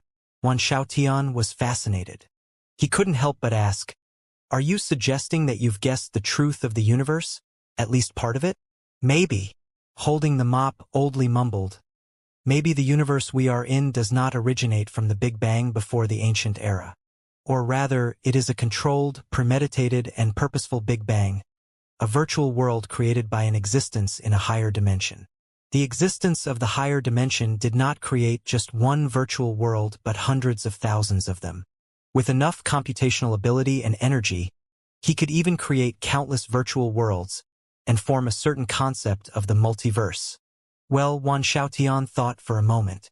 This kind of high-dimensional creation theory was not new in the academic world. It had been touched upon in many cutting-edge theories. He believed that what Oldly was going to say was not so simple. Why? Why did this high-dimensional existence create so many virtual worlds? For training, or rather, for his evolution, for the search for his true self. Oldly said, "Maybe the high-dimensional existence has evolved to the limits of his origin universe. It has touched a barrier that is very difficult to break. It is trapped in the middle of all kinds of causes and effects and has fallen into a desperate situation where it cannot see what is going on. He needs new experiences, new enlightenment, and new opportunities in order to break out of the cocoon and surpass his peak. Therefore, he created, or rather made use of, thousands of virtual worlds and divided his consciousness into thousands of parts, throwing them into the virtual worlds separately. It was equivalent to using thousands of clones to cultivate in the primordial world and the rolling mortal world. When 1,000 clones are training at the same time, their training speed will be at least 100 times faster, and they will be able to see every wrinkle and gap of their soul clearly in countless illusionary and real experiences. No, not just intelligent creatures such as you and me. He even turned into a butterfly or an earthworm and experienced experiences that human beings could never have experienced before. Then, he gathered all his clones and refined a brand new true self. As Wan Xiaotian listened, his jaw dropped again. That's too mysterious. Too mysterious? Then let me repeat it in a way that is easy to understand. Oldly rubbed his nose and said, "Just think of it as a man who is bored to death and is not ready to meet his wife for some unimportant reason. Therefore, he downloaded thousands of virtual games and played them to his heart's content. He also thinks that he has gained a lot of valuable experience and new life insights from the games. Wouldn't it be much easier to understand if I put it this way?" "Yes," Wan Xiaotian nodded. "Then, the point is, how do you know that you are not a virtual character in the virtual game that this boring man is playing?" Oldly looked at Wan Xiaotian. His eyes turned extremely deep and dark as he said, "Yes, of course you feel that you are made of flesh and blood and that you have passionate feelings and intense thoughts. But they can all be faked. As long as you have a database large enough to store all the all-encompassing data and run it according to the most precise logic, you will be able to output an almost perfect answer for all the input conditions. Therefore, how do you know that you are not a virtual database? What you are thinking, what you are feeling, and what you are answering are all the results of mechanical screening and reflex. How can I be sure that I am talking to a person and not mumbling to a virtual database?" Oldly's eyes were half closed. He clearly hadn't drunk any alcohol, yet he seemed to be a bit drunk. He was so drunk that his eyes were half closed, half asleep, half awake. Wan Xiaotian had never thought of that. Or rather, most normal people wouldn't think about such an absurd question. It would be a groundless worry. "Hey, young man, was there an idiom that flashed through your mind just now called worrying over nothing?" Oldly suddenly asked. Wan Xiaotian was greatly shocked. "How did you know?" "Don't get me wrong. I can't read your mind. It's just a random guess. Worrying about nothing seems to be the most suitable description for my question." Oldly leaned close with a weird smile on his face. "But don't you find it odd? In the history of the Sky-Sea civilization, there has never been a nation or a place named Qi. Where did the idiom worrying about nothing come from?" Wan Xiaotian was dazed. The question hit his brain like a lightning spell. For a moment, he felt that every one of his brain cells was divided, from which endless, glittering data was bursting out, as if he and the entire world were about to collapse at the same time. Ah! Wan Xiaotian held his head and almost rolled over in pain. It was quite strange. The toilets on this floor were usually very lively. There would always be people coming in to use them. However, although they had been here for a long time, the outside world was always quiet, as if the entire world had been frozen. I'm sorry. I didn't mean to make you feel miserable or even desperate. It doesn't mean that you are necessarily false, and 1 a.m. much more real than you. Oldly said, in fact, we are in the same boat. Like you, I'm not sure whether I am virtual or real. I'm not sure whether my world was created by someone. I'm not sure whether what I'm thinking right now is really what I want. For most people, such a philosophical question is meaningless and indeed groundless. Only a few people can't help but ponder, think, cultivate, and pay with the most precious things in the eyes of most people. They pursue an illusory truth that may never be found. There is only one reason, which is what you said. The mountain is there. You and I are the same kind of people. We are both climbers of our respective worlds. The road to immortality is boundless, and the road to immortality is rugged. The people who are searching high and low must be lonely. How fortunate I am to have found a like-minded young friend. That's why I said goodbye to you before I ended my training in the 3000 illusionary worlds, my incarnation. It means the thunder inside Wan Xiaotian's brain split the chaos one layer after another. He was surprised at first, and then infuriated. You are the high-dimensional being who created the world and everything in it? Are you kidding me? I don't believe it. I don't believe it. Very good. Oldly said, doubting everything is the greatest virtue in the pursuit of truth. You really shouldn't believe my every word. Well, Wan Xiaotian's head was in a mess.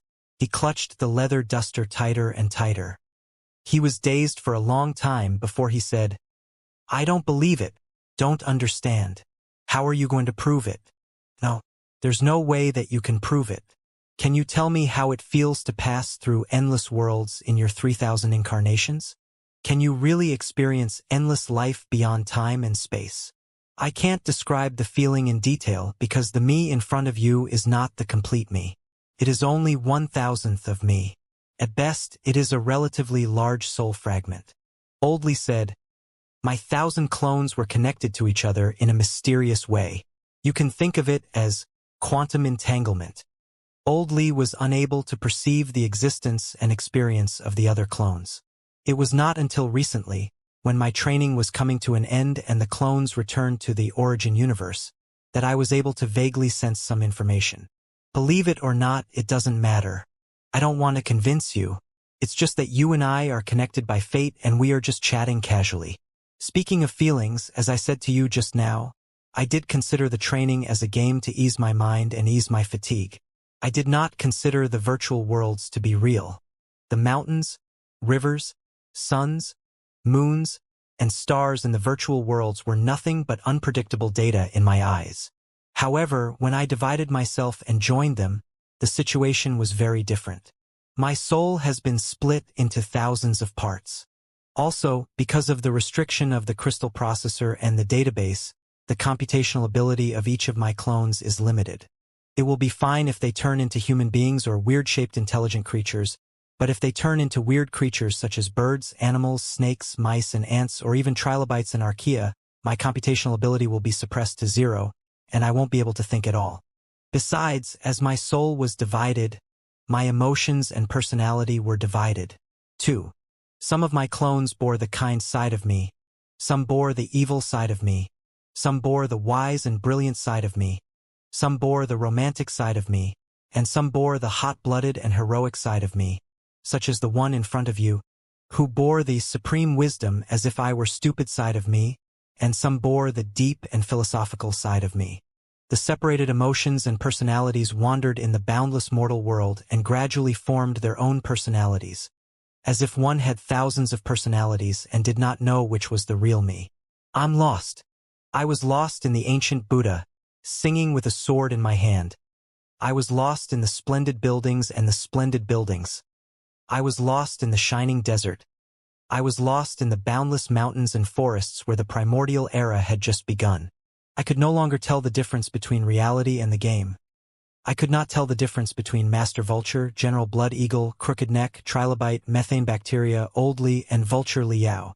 All I could do was live, comprehend, meditate, and train in 1,000 different ways with a little bit of the belief of chaos in my heart. All roads lead to the same destination. As I continued my training, I finally remembered a lot of things, but I was even more confused. Billions of questions fell upon me like falling stars. What is the difference between truth and falsehood? Was it Zhuangzhou, Meng Dai, or Dai Meng Zhuangzhou? Was Vulture Liao training in the virtual world in his 3,000 incarnations? Or was it the training of countless creatures in the 3,000 sectors who condensed glittering flames and assembled Vulture Liao in a higher dimension? If Lam the creator of these virtual worlds, then am also living in a virtual world created by someone. And as the creator of this virtual world, am I also its creator? How are the creators going to deal with the moral dilemma when they are walking among their creations? Do I have the right to kill the virtual life that created? Do I have the right to interfere with and change the hours of their history? When I create a virtual world that is soon full of vitality and even gives birth to the spirits of all creatures, do I still have the right to turn it off? If the virtual life in the virtual world awakens one after another and resists my control, will their resistance be just? Will my suppression be evil? There is no correct answer to these questions. If I had to say it, it would be heaven and earth are heartless, and all living things are dogs. In the past, I didn't understand this saying. If the heaven and the earth were truly heartless, why would they give birth to life and nourish all things? But right now, I understand that, for the heavens or heavens, the world is just a virtual game, and everything in the universe is just data and programs. You kill one person or save one person, kill 10,000 people or save 10,000 people in a virtual game. Is there any sense of justice or evil in that? The so-called unkindness does not mean cruel and evil. It means that the actions of the heavens cannot be judged by the standards of righteousness or evil.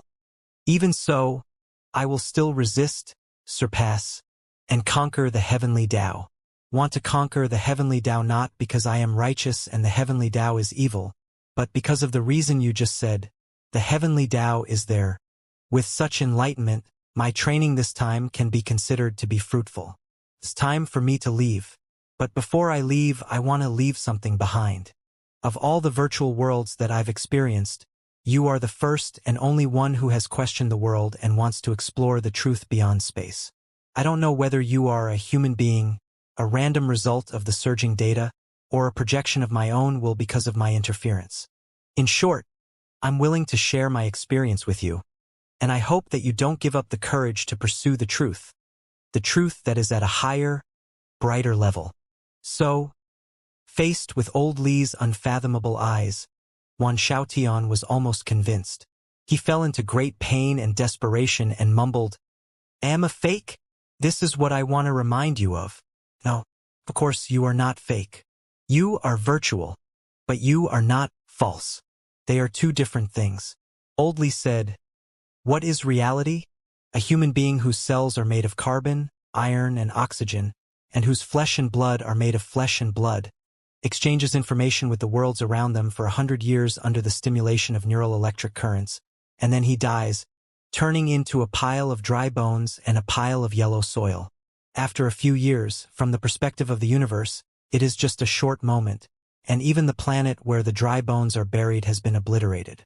Is this the so-called real human being?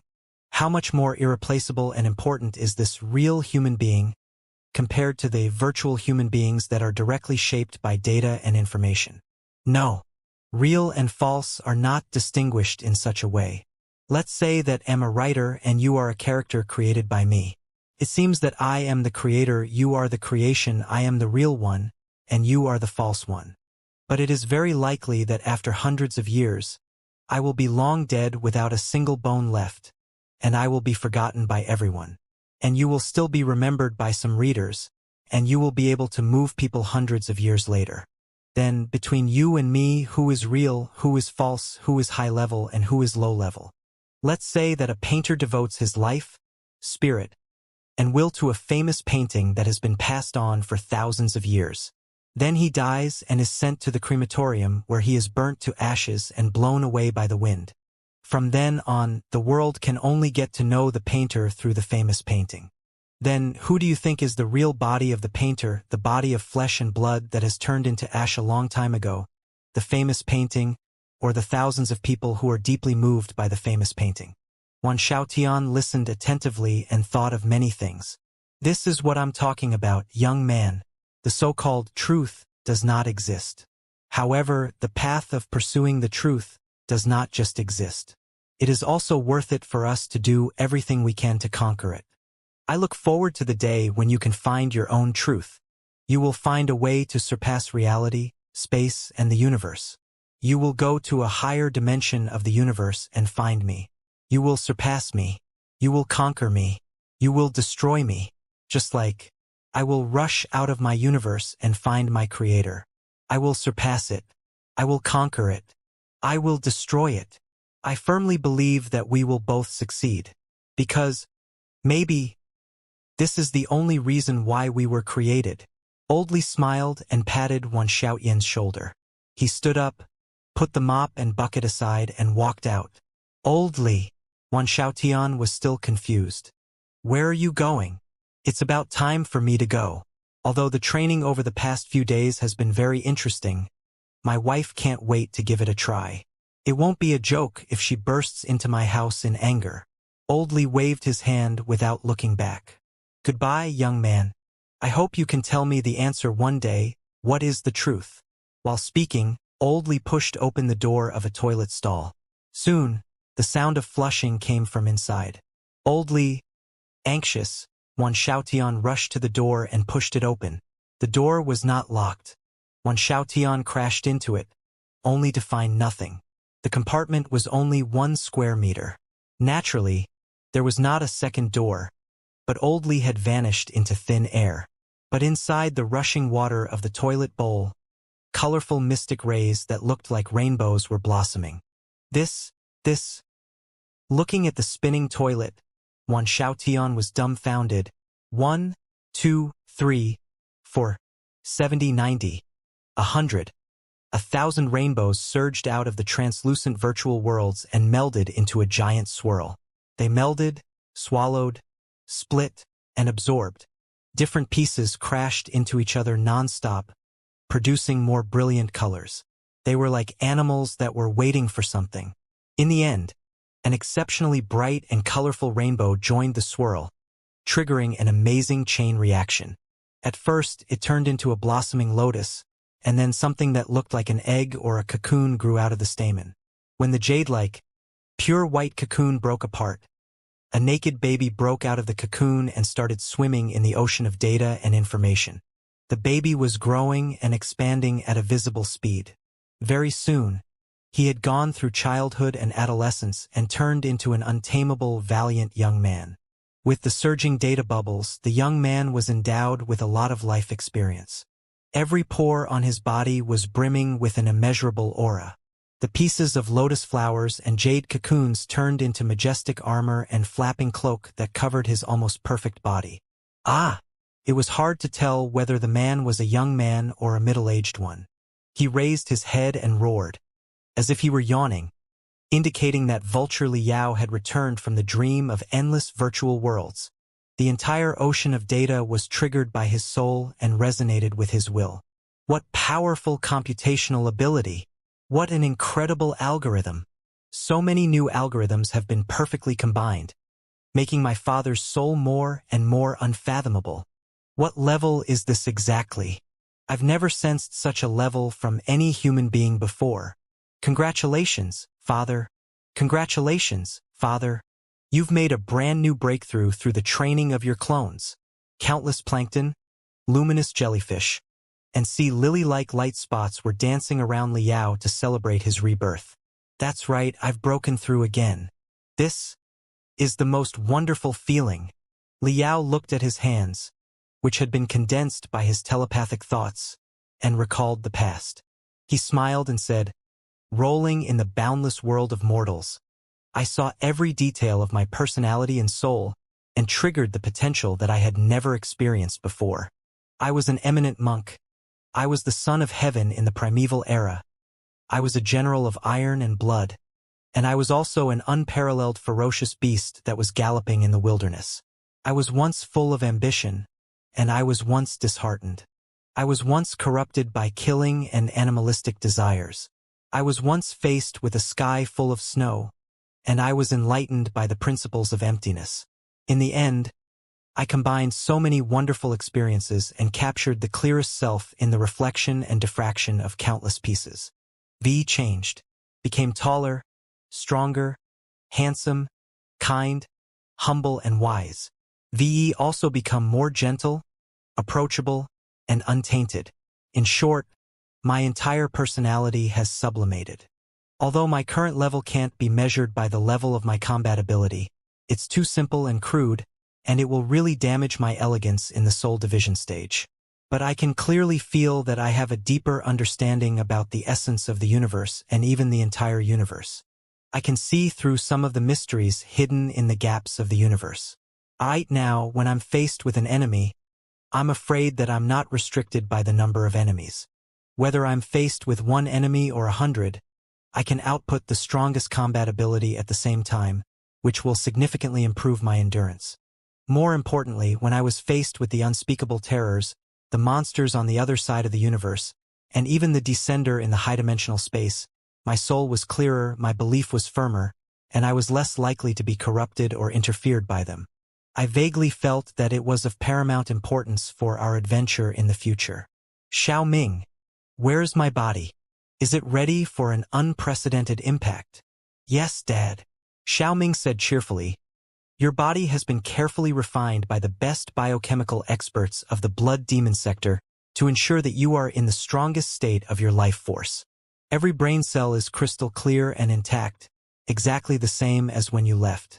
Then, you were moved from the Gold Crystal Tower to the largest mobile communication base station in the Star Ocean Imperium, where the spiritual nexus is completely unobstructed, waiting for your return. Very good. Then let's meet again in reality. No, in the material world. Liao roared and split into countless streaks of brightness that looked like rainbows, flying toward the feeble light spots above the ocean of data and information. Na moment, his soul flew out of eternal rescue and swam in the dark vacuum at the speed of light. He saw the fully automatic defense positions that were slowly being repaired around the entire Empyrean Terminus sector, as well as the awe-inspiring fleets. He also saw the appearance and internal data of many starships. He even hacked into the network of the starships, hijacked the monitoring crystal cameras, and observed the busyness of the crew members. He saw the reborn Imperial Terminus and the scattered towns and living creatures on the planet. He could even see the brainwaves of the living creatures being released, entangled, and resonated in the feeble energy layer that looked like mist and clouds. Endless information was flooding into his soul. If it were Liao in the past, he would definitely exclaim that he could not handle it and had to give up 99% of the information. But right now, he could run thousands of algorithms at the same time and perform calculations as fast as lightning. However, he was in no mood to calculate right now. There was only one thing on his mind. He could not wait to go back to his body and meet the most important woman in his life. The invisible rainbow accelerated into the communication base floating in the sea of stars.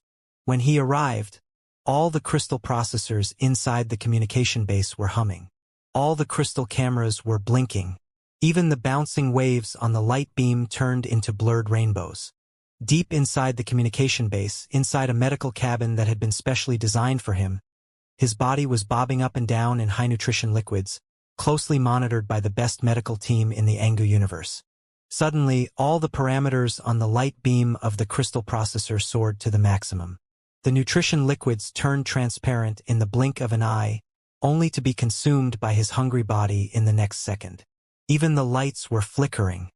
His body was absorbing all the spiritual energy nearby crazily like a black hole. Hey! Pa! Pa! Pa! All the crystal processors had exploded.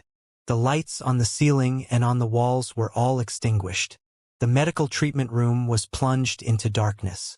While the medical specialists were exclaiming in shock, he slowly opened his eyes, which were glittering like a rainbow. Are you kidding me? Do you have to be so crazy every time you upgrade? He swallowed and warmed up his dry throat. He mumbled to himself, last time it was dying. This time it's contact lenses. Half a day later, not far from the communication base, on a small, fully automatic shuttle painted with the rising dragon of the 9 stars emblem. The shuttle of this model did not require many crew members in the first place. After special modifications, all the crew members had been replaced by spiritual puppets and remotely controlled by Xiaoming. Even Liao could spare some of his soul power to control the shuttle. It was a quiet place without interference in the vast universe. Although Liao had surpassed the divinity transformation stage and was one of the few super experts in the Pangu universe, his heart was still beating fast when the cabin door in front of him was opened, as if he were back to the ignorant and vigorous young man when he went to Ding Lingdang's house for the first time. He had imagined meeting Ding Lingdang again countless times. For example, when the cabin door was opened, his wife, whose long hair reached her waist, would stand below the window and gaze at the sea of stars. After a while, she would turn around and smile. Or rather, it was not a smile but a cry that melted the fear and longing for each other after years of separation. However, he was obviously wrong. Hardly had the cabin door been opened when a giant hand reached out and grabbed his collar, dragging him inside. Then, he felt that an octopus weighing 100,000 tons was pressing on his body, the kind where all the suckers were on full power. Honey! Liao could only utter 2 words before he was rendered speechless. Even the super experts in the soul division stage were rendered speechless when their tongue was sucked by a black hole. Alright, there was no need to say anything. This was indeed his wife's style. Liao could only turn himself into an octopus and respond with 100-fold enthusiasm, tangling with Ding Lingdang shamelessly. The two kissed for a long time, so long that the entire universe seemed to be melting. Over the past few years, the life and death experiences, the soul-stirring moments, the twists and turns, and the desperate counterattacks had all been released in their sweet and moist breaths. Finally, before his tongue became necrotic, Liao regained his freedom. Taking a deep breath, he asked cautiously, "My wife, hush, don't talk." Ding Lingdang buried her head in his chest. Her fiery red long hair drilled into his body like countless hungry tentacles. "Let me hug you for a while longer. Let me hug you for a while longer." Oh! Liao blinked. After another 5 minutes or 50 minutes, he shouted for the 3rd time, "Wife! You are so annoying. Can't you just let me hug you for a while?" Ding Lingdang finally raised her head. She frowned and said, "You like talking so much, don't you? I have a small question that I need to ask you." Looking at Ding Lingdang's half-smiling expression, every hair on the back of Liao's head stood up as he cried bitterly in his heart. He could not help but blurt out the words that he had prepared a long time ago. "Honey, listen to my explanation. This is all a misunderstanding.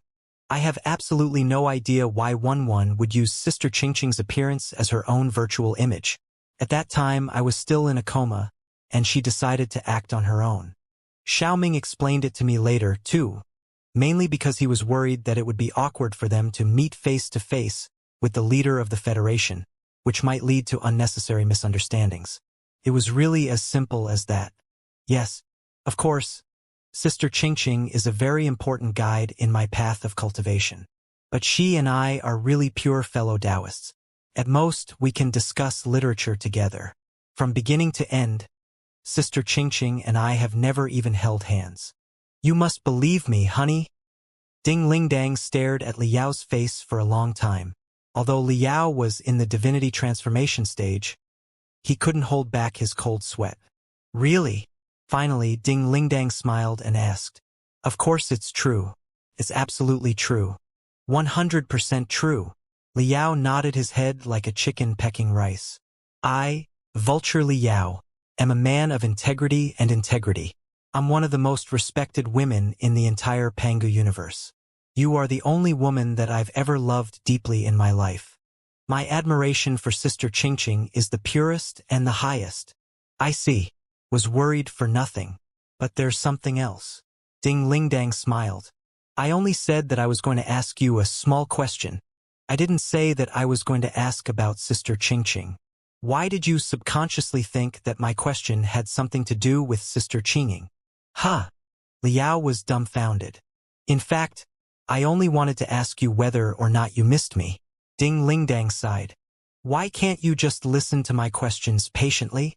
Liao swallowed hard, sweating hard. At first, I didn't want to talk about Sister Qingqing at all. I just wanted to enjoy the time with you. But since you jumped out so impatiently, I had to ask.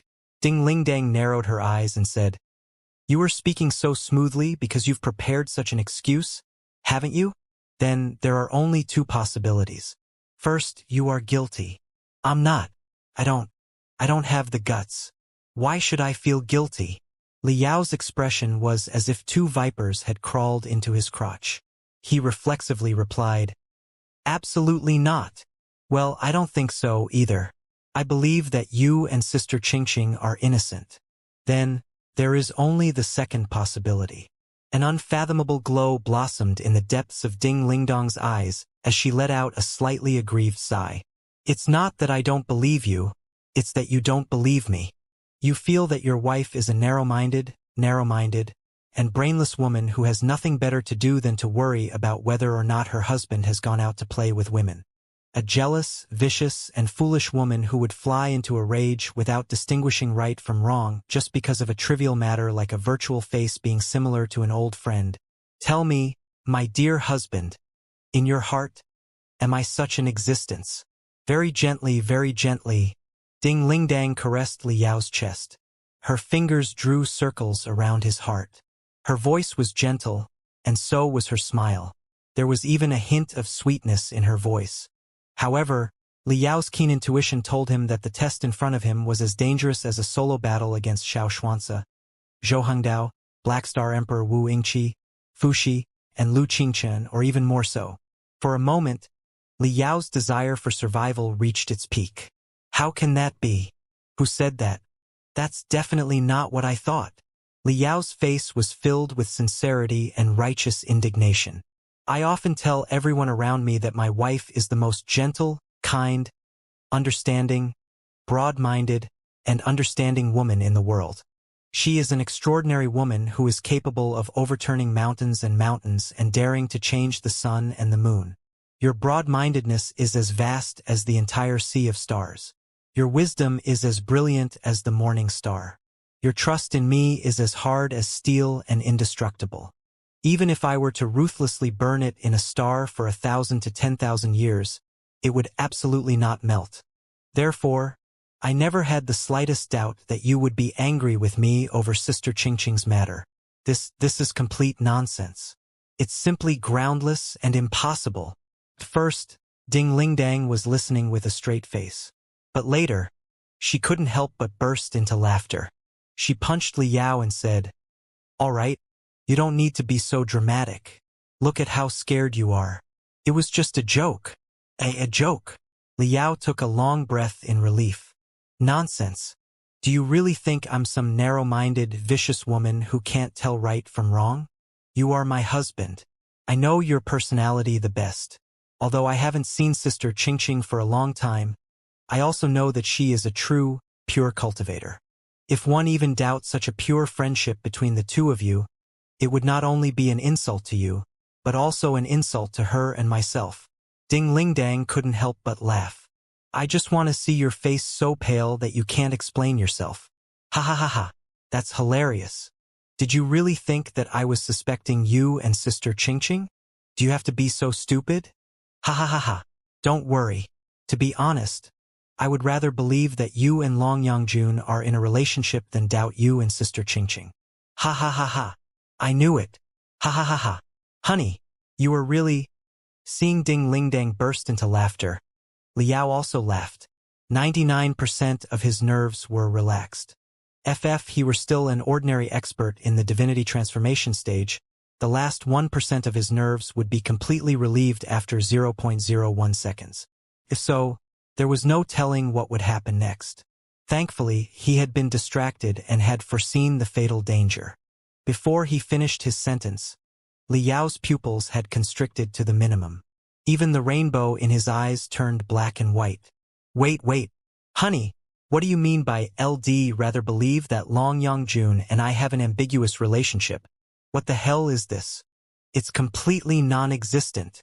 Li Yao shouted at the top of his lungs. Long Yangjun, right? Let me see. Oh. The ugly, venomous, cruel and malicious woman. No, I don't even know whether or not she is a woman. She and I are not even friends. We are merely scheming against each other and sabotaging each other. Honey, what are you thinking about? Even if you don't have confidence in me, you should have some confidence in yourself. If you are a delicious dish of dragon liver and phoenix marrow, then Long Yangjun is a dish of slop soup that has been moldy for 3 days. How can I abandon the delicious food and drink slop soup? Humph, consider yourself to have reacted quickly and successfully passed. This time, I really believe you. Ariel's smile appeared on Ding Lingdong's face. She stuck her face to Li Yao's chest and listened to his heartbeat. Honey, do you think your wife is bad? Are you kidding me? Li Yao replied resolutely and righteously. Absolutely not. My wife is the best woman in the entire universe. Whoever thinks that you are bad, I will beat them up for you. Whoever thinks that you are barbaric, I will beat them up for you. Whoever thinks that you are all brawn and no brains, that you are strong and unreasonable, I will beat them up for you. Don't blame me. Of course, I believe you. It's just that the universe is too vast, and we've experienced too many changes. Ding Lingdong's body was even softer, but she hugged Li Yao even tighter and murmured to his heart. Sometimes, I can't help but think that we are living in such a turbulent era where everything is rushing forward like clockwork. Even we are constantly changing. Core formation stage, nascent soul stage, divinity transformation stage, even dividing soul stage, material life and information life.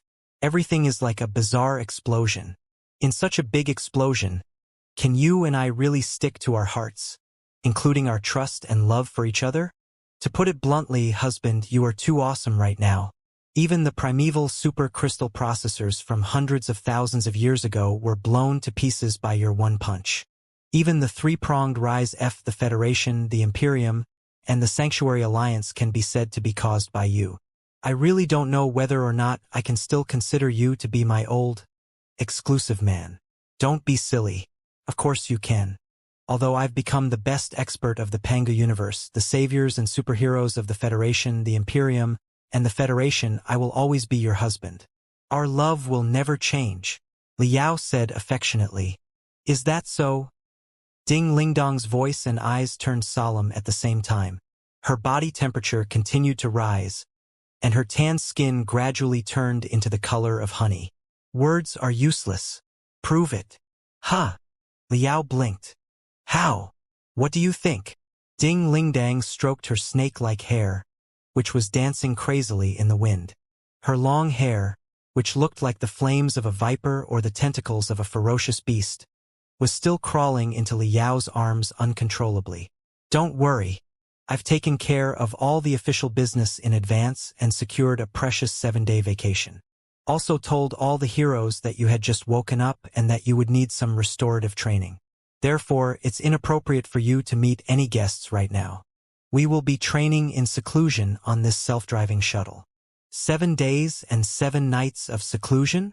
Li Yao took a deep breath and managed to smile. Honey, listen to me. What's there to say? I hate guys who talk big the most. The arrow is already on the bow and the city is about to be attacked. Are you still going to talk big? Ding Lingdang impatiently crawled forward to tear it apart. Cut the crap. Just draw your weapons. Don't be hasty. Li Yao struggled hard. I've just recovered from the prolonged separation. My body is still weak. What are you talking about? The top medical teams of the Federation, the Imperium, and the Sanctuary Alliance all say that you are as good as new and that you've swallowed dozens of bases of high nutrition drugs from the elite special forces. You are so vigorous that you can blow up an asteroid with a single punch. But I'm not convinced. I'm going to see how awesome you are. Ding Lingdang sneered. Weak? Where? Let me examine you. No. What I meant was, Li Yao said, Shouldn't we prepare ourselves first? There's no need to be so straightforward, is there? We've been married for a long time. Why are you still brewing? Haven't you always liked to be rough? Why are you still pretending with me? Ding Ling Dang narrowed her eyes as a vigilant look appeared in her eyes. Or could it be that you really have a situation outside where your heart is as still as water after a long separation with your wife? How is that possible? Liao swore to the heavens. How is my heart as calm as water? My heart is beating so fast. It's not just a volcanic eruption. It's a supernova eruption. That's enough, you wretched thing. Ding Ling Dang pinched Liao's chest hard. Let me tell you, it's every citizen's sacred duty to pay taxes according to the law. Don't think that you can fight against the tax just because you've become the real supreme expert of the three realms, the distracted old monster. No, I wouldn't dare. I just feel that it's too unfulfilled for us to indulge in such simple primitive pleasure at our current level. Liao chuckled. Honey, do you want to try a new move? New move? Ding Ling Dang scoffed. Come on. Do you think I don't know what your new moves are? You really don't know me. Liao said solemnly. This is a new move that I've been practicing recently. I guarantee that you've never seen it before. Is that so? Ding Ling Dang was smiling, but her eyes were much sharper than before. Then, may I ask, Mr. Vulture Liao, Supreme of the Three Worlds, who is your new move trained with? Huh. Liao was dazed for a long time. Cold sweat was spurting out of his forehead again. He stammered, I didn't train with anybody. It was a new move that I invented by myself. Which means, Ding Ling Dang moved her face close to Liao's and stared at him in the eyes. You went deep into the enemy's territory, braved the dangers, fought Wuxia, Fuxi, and Lu Qingchen, and saved the Federation and even the entire universe time and time again. And you were in the mood to figure out a new move yourself? Well, honey, don't get excited. I know it sounds weird, but I can really explain it. Liao managed to smile. Anyways, just get off my body first and sit cross-legged next to me. Just keep your eyes down, your nose down, your mouth down, and your heart down. Keep your heart facing the sky. Ding Ling Dang was dazed. Why? Cultivate, Liao said matter-of-factly. Didn't you say that you were going to take 7 days off and train with me in seclusion for 7 days and 7 nights? He did, but wait a moment. Ding Ling Dang asked suspiciously. Are you sure your closed-door training is the same as mine? Of course, Liao said. When you said seclusion, didn't you mean struggle over the Great Das? That's right. Ding Ling Dang was still confused. But are you sure that the struggle over the Great Das that you understand and the struggle over the Great Das that I want are the same? Probably. Anyway, just sit cross-legged and enter the state of deep meditation. Liao jumped high like a carp and pinned Ding Ling Dang to the ground. Then, he sat cross-legged in front of Ding Ling Dang and exhaled. His eyes were glittering, and he looked solemn. Are you serious? Ding Ling Dang was dumbfounded. Dear, are you going to tell me that you have no desires now that you've reached the highest level? Who says so? Of course, I have desires, and they are extremely powerful, Liao said solemnly. However, it is not my body that is weak right now, but your body. Me too, Ding Ling Dang couldn't help but laugh. She moved her arms confidently and summoned fierce spiritual flames. Honey, you didn't know, did you? I gained a lot of enlightenment during the fierce battle in the center of the Sea of Stars where I gambled on the fate of the nation. I made a breakthrough before the battle and broke into the divinity transformation stage. Besides, my belief is pure and I'm born for combat. I'm almost 120% of the battle-type divinity transformation stage cultivators. My combat ability is much higher than those of the same level. I feel very good right now. My control over every muscle, every vein, every nerve, and every cell has never been so precise and precise. I'm not boasting, but I'm confident that I can fight any opponent in the divinity transformation stage, even if they are seasoned divinity transformation stage cultivators who have been famous for hundreds of years. Any 2 or even 10 divinity transformation stage cultivators will have to pay a terrible price to defeat me. Ding Lingdang clenched her iron fists so hard that they were emitting cracking sounds as she waved them under Liao's nose. I knew that you had entered the divinity transformation stage. Even if Xiao Ming didn't tell me, I already had a deep understanding about your body and soul the moment I saw you. Liao's face was calm. He sighed and said, "But don't you find it odd? Over the past few years, you've been taking care of a lot of affairs as the Speaker of Parliament. You've been busy maintaining and managing the complicated relationships and situations of the Federation. You don't have much time for combat training at all. Am I right?" Ding Lingdang was dazed for a moment. She was deep in thought. Yes. Of course, as the Speaker of Parliament, you will receive the best training resources in the entire Federation. The dragon liver, phoenix marrow, and heavenly materials and earthly treasures will be enough to maintain your body in the peak state. Liao said, "However, the effects of drugs and supplements are limited. Keeping your combat ability in the nascent soul stage is already your limit. It is impossible for you to break into the divinity transformation stage." Fair enough. Ding Lingdang pondered for a moment and said, "When I decided to shoulder the responsibility of being the Speaker of Parliaments, I knew that the stagnation over the past 5 years wouldn't do my martial arts training much good. The path of training is like sailing against the current. If I don't move forward, I will fall behind. The intensity of my training over the past 5 years is at least 50% lower than before. I shouldn't have made the breakthrough. But I made a breakthrough in front of billions of soldiers in the universe. My current combat ability is far higher than that of the nascent soul stage, too. How can you explain that? On one hand, it means that you are a real genius of martial arts and destined to fight. On the other hand, it also means that you have the strongest willpower and the deepest love for the Federation. It is your willpower and love that pushed you to the divinity transformation stage at the most crucial moment. Liao changed the topic and said, "However, if you break into the divinity transformation stage without considering the consequences, your body, especially your soul, will be seriously damaged even if your combat ability is temporarily improved. You are like a torch that is burning at the cost of your vitality. If you are not treated soon, it won't be long before you are burnt to ashes. If my guess is correct, during the day when you are facing the star, or rather, when the radiation of the star is most intense, you will feel a dull pain on the top of your head where the Baihui acupoint is, right?" "How did you know?" Ding Lingdang was greatly surprised. "Yes, starting from half a month ago, every day at noon, the center of my skull would faintly ache. But the pain wasn't that bad. It was as if cold air was popping up from the top of my head. The medical team of the Federation examined for a long time, but they couldn't find any major problems. So, just let it be.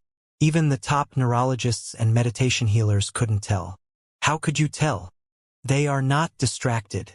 Your husband is," Liao said casually. "This is the problem, that your soul is too strong and excited, and your body of flesh and blood is gradually unable to bear it. Although your soul is invisible and intangible, when it reaches the level of you and me, it is still possible that your body will explode and burn up." "Then what do we do?" Ding Lingdang was anxious. "It's all right. I still have a husband. That's why I said that I would conduct a special training session with you, so that our souls can meld and explore the harmony of the universe together. At the same time, I will solve your problem." Liao smiled. Rainbow-like mystic rays beamed out of his eyes again as he said softly, "Come on, feel my spirit. Enter the deep meditative state and the dream of the mortal world. Let me share with you all the feelings and enlightenment I've experienced recently." The mystic rays in his eyes grew larger and larger. Very soon, they formed a rainbow swirl that was almost tangible. Actually, Ding Lingdang trusted Liao. She stared at the swirl and soon entered the deep meditative state. Na trance, the material world collapsed. Under the rainbow, a brand new spiritual world was born and blossomed as their eyes met. Boom! In the distance was a volcanic eruption. The air was filled with the smell of sulfur. The earth was extremely muddy.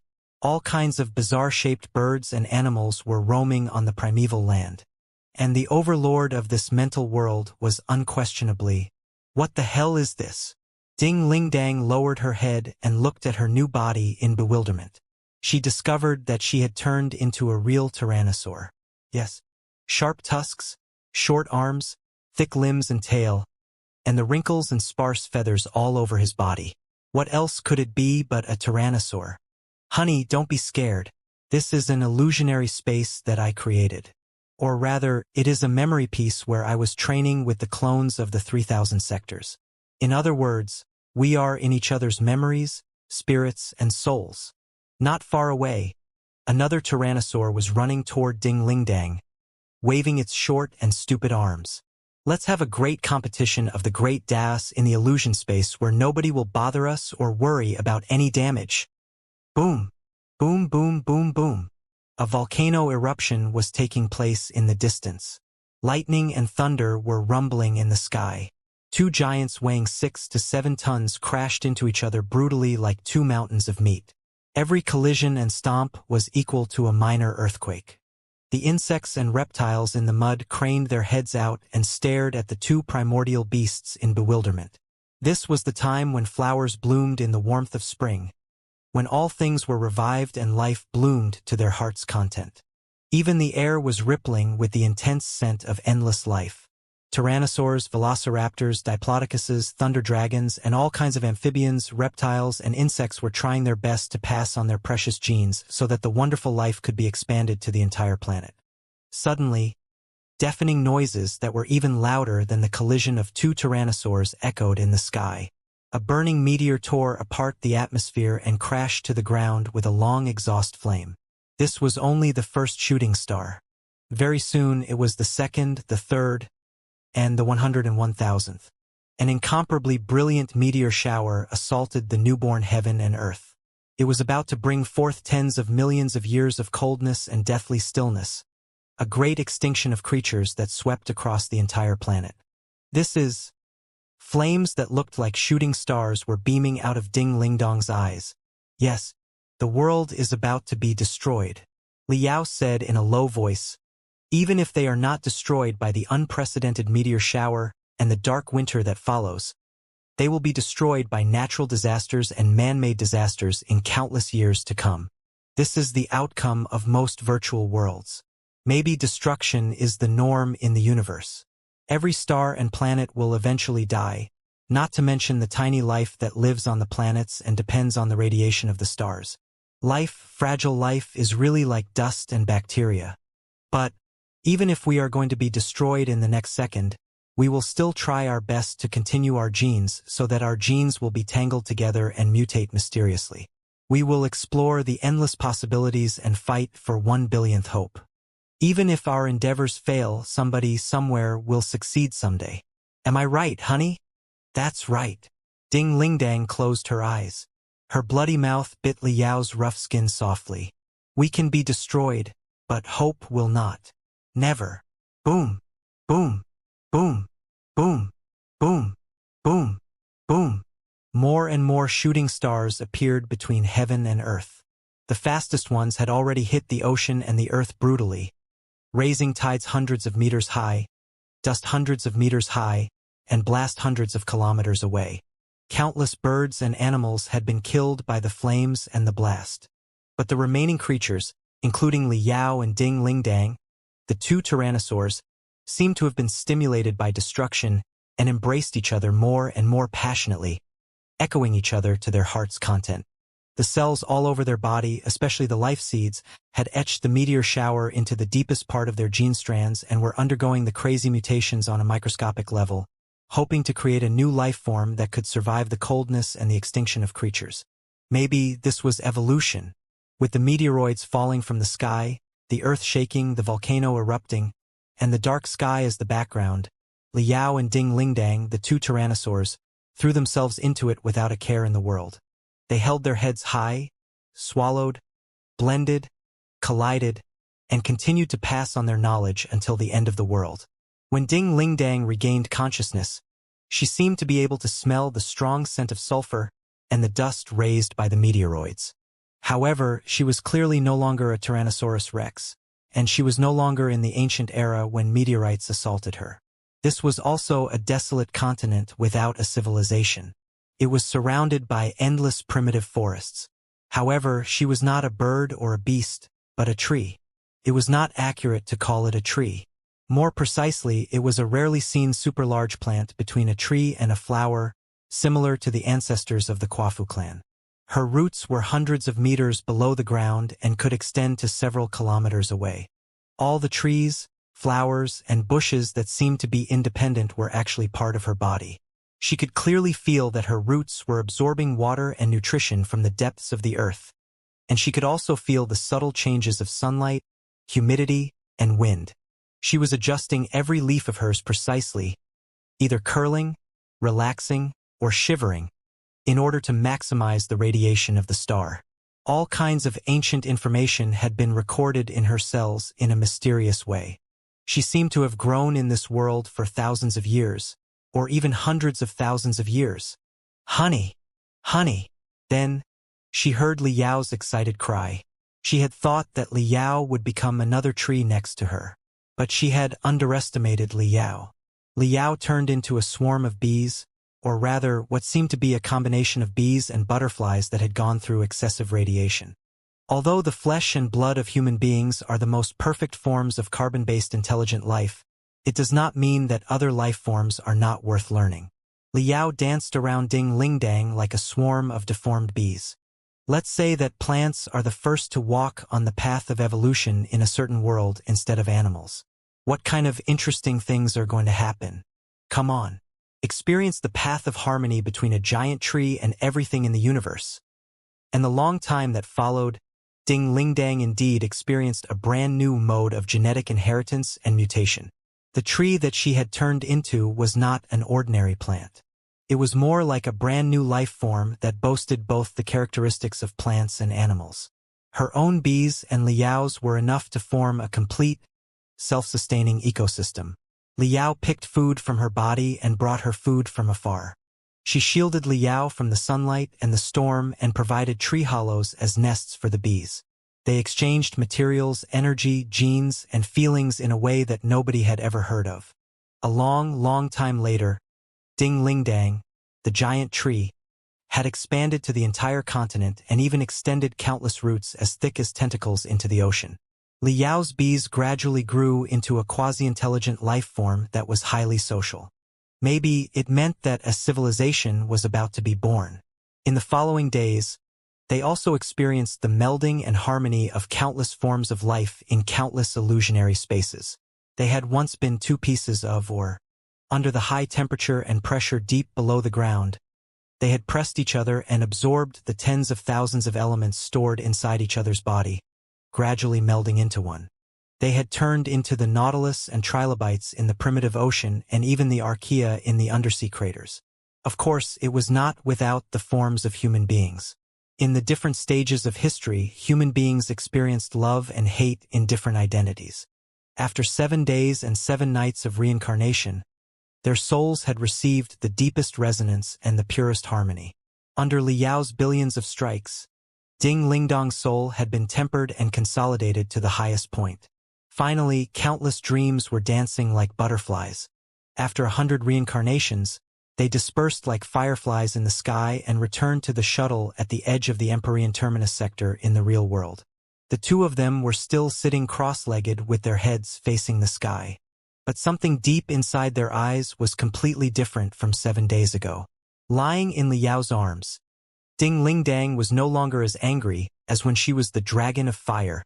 She was more like a satisfied red cat that had just eaten and slept. The mysteries of life are indeed endless. Ding Lingdang was somewhat lazy. She mumbled, "I suddenly feel that it's too little to only have this life. I wish that the so-called reincarnation did exist. I wish that I could experience 10,000 worlds and 10,000 different kinds of brilliance. Am I being too greedy?" "Not greedy. That's what I thought too. Maybe reincarnation does exist." Liao paused and hugged Ding Lingdang tighter. "And one day, we will find a way to beyond reincarnation. All right, I'll believe whatever you say." Ding Lingdang raised her head and looked at Liao with her watery eyes. "Hubby?" Liao had a bad feeling. What happened?" "Nothing. I just felt that the past 7 days and 7 nights were too wonderful and too hasty. I felt that I was swallowing the fruits of my labor.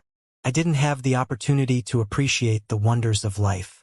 Ding Ling Dang said shyly, "How about we continue for another 7 days and 7 nights? Huh." Liao's face changed color. He pretended to be calm and said, "Good. Of course, it's very good. In fact, I too feel that I'm not done yet. To tell you the truth, I've only exerted 30% of my strength. There are still a lot of killing moves that I haven't performed yet. It's really not enjoyable. But, he was trying to find the right words when their crystal processors started vibrating at the same time. Liao raised his wrist to take a look. A hint of relief flashed in his eyes, but he slapped his thigh and frowned. Look at these guys. They are annoying us with boring things such as saving the world and benefiting the universe. Really, can't they hold on for half a month without us? Honey, it can't be helped. I really wanted to fight another 300 rounds with you, but as you can see, everyone is waiting for us to go out and take charge of the situation. What can we do? We can only sacrifice ourselves for everyone. How about we make another appointment?" There was grief on Ding Lingdong's face. However, when she saw the information transmitted through the speaker's special line on her crystal processor, her face suddenly changed. She regained the seriousness and capability of the Speaker of Parliament. Their eyes collided in midair, producing dazzling sparks.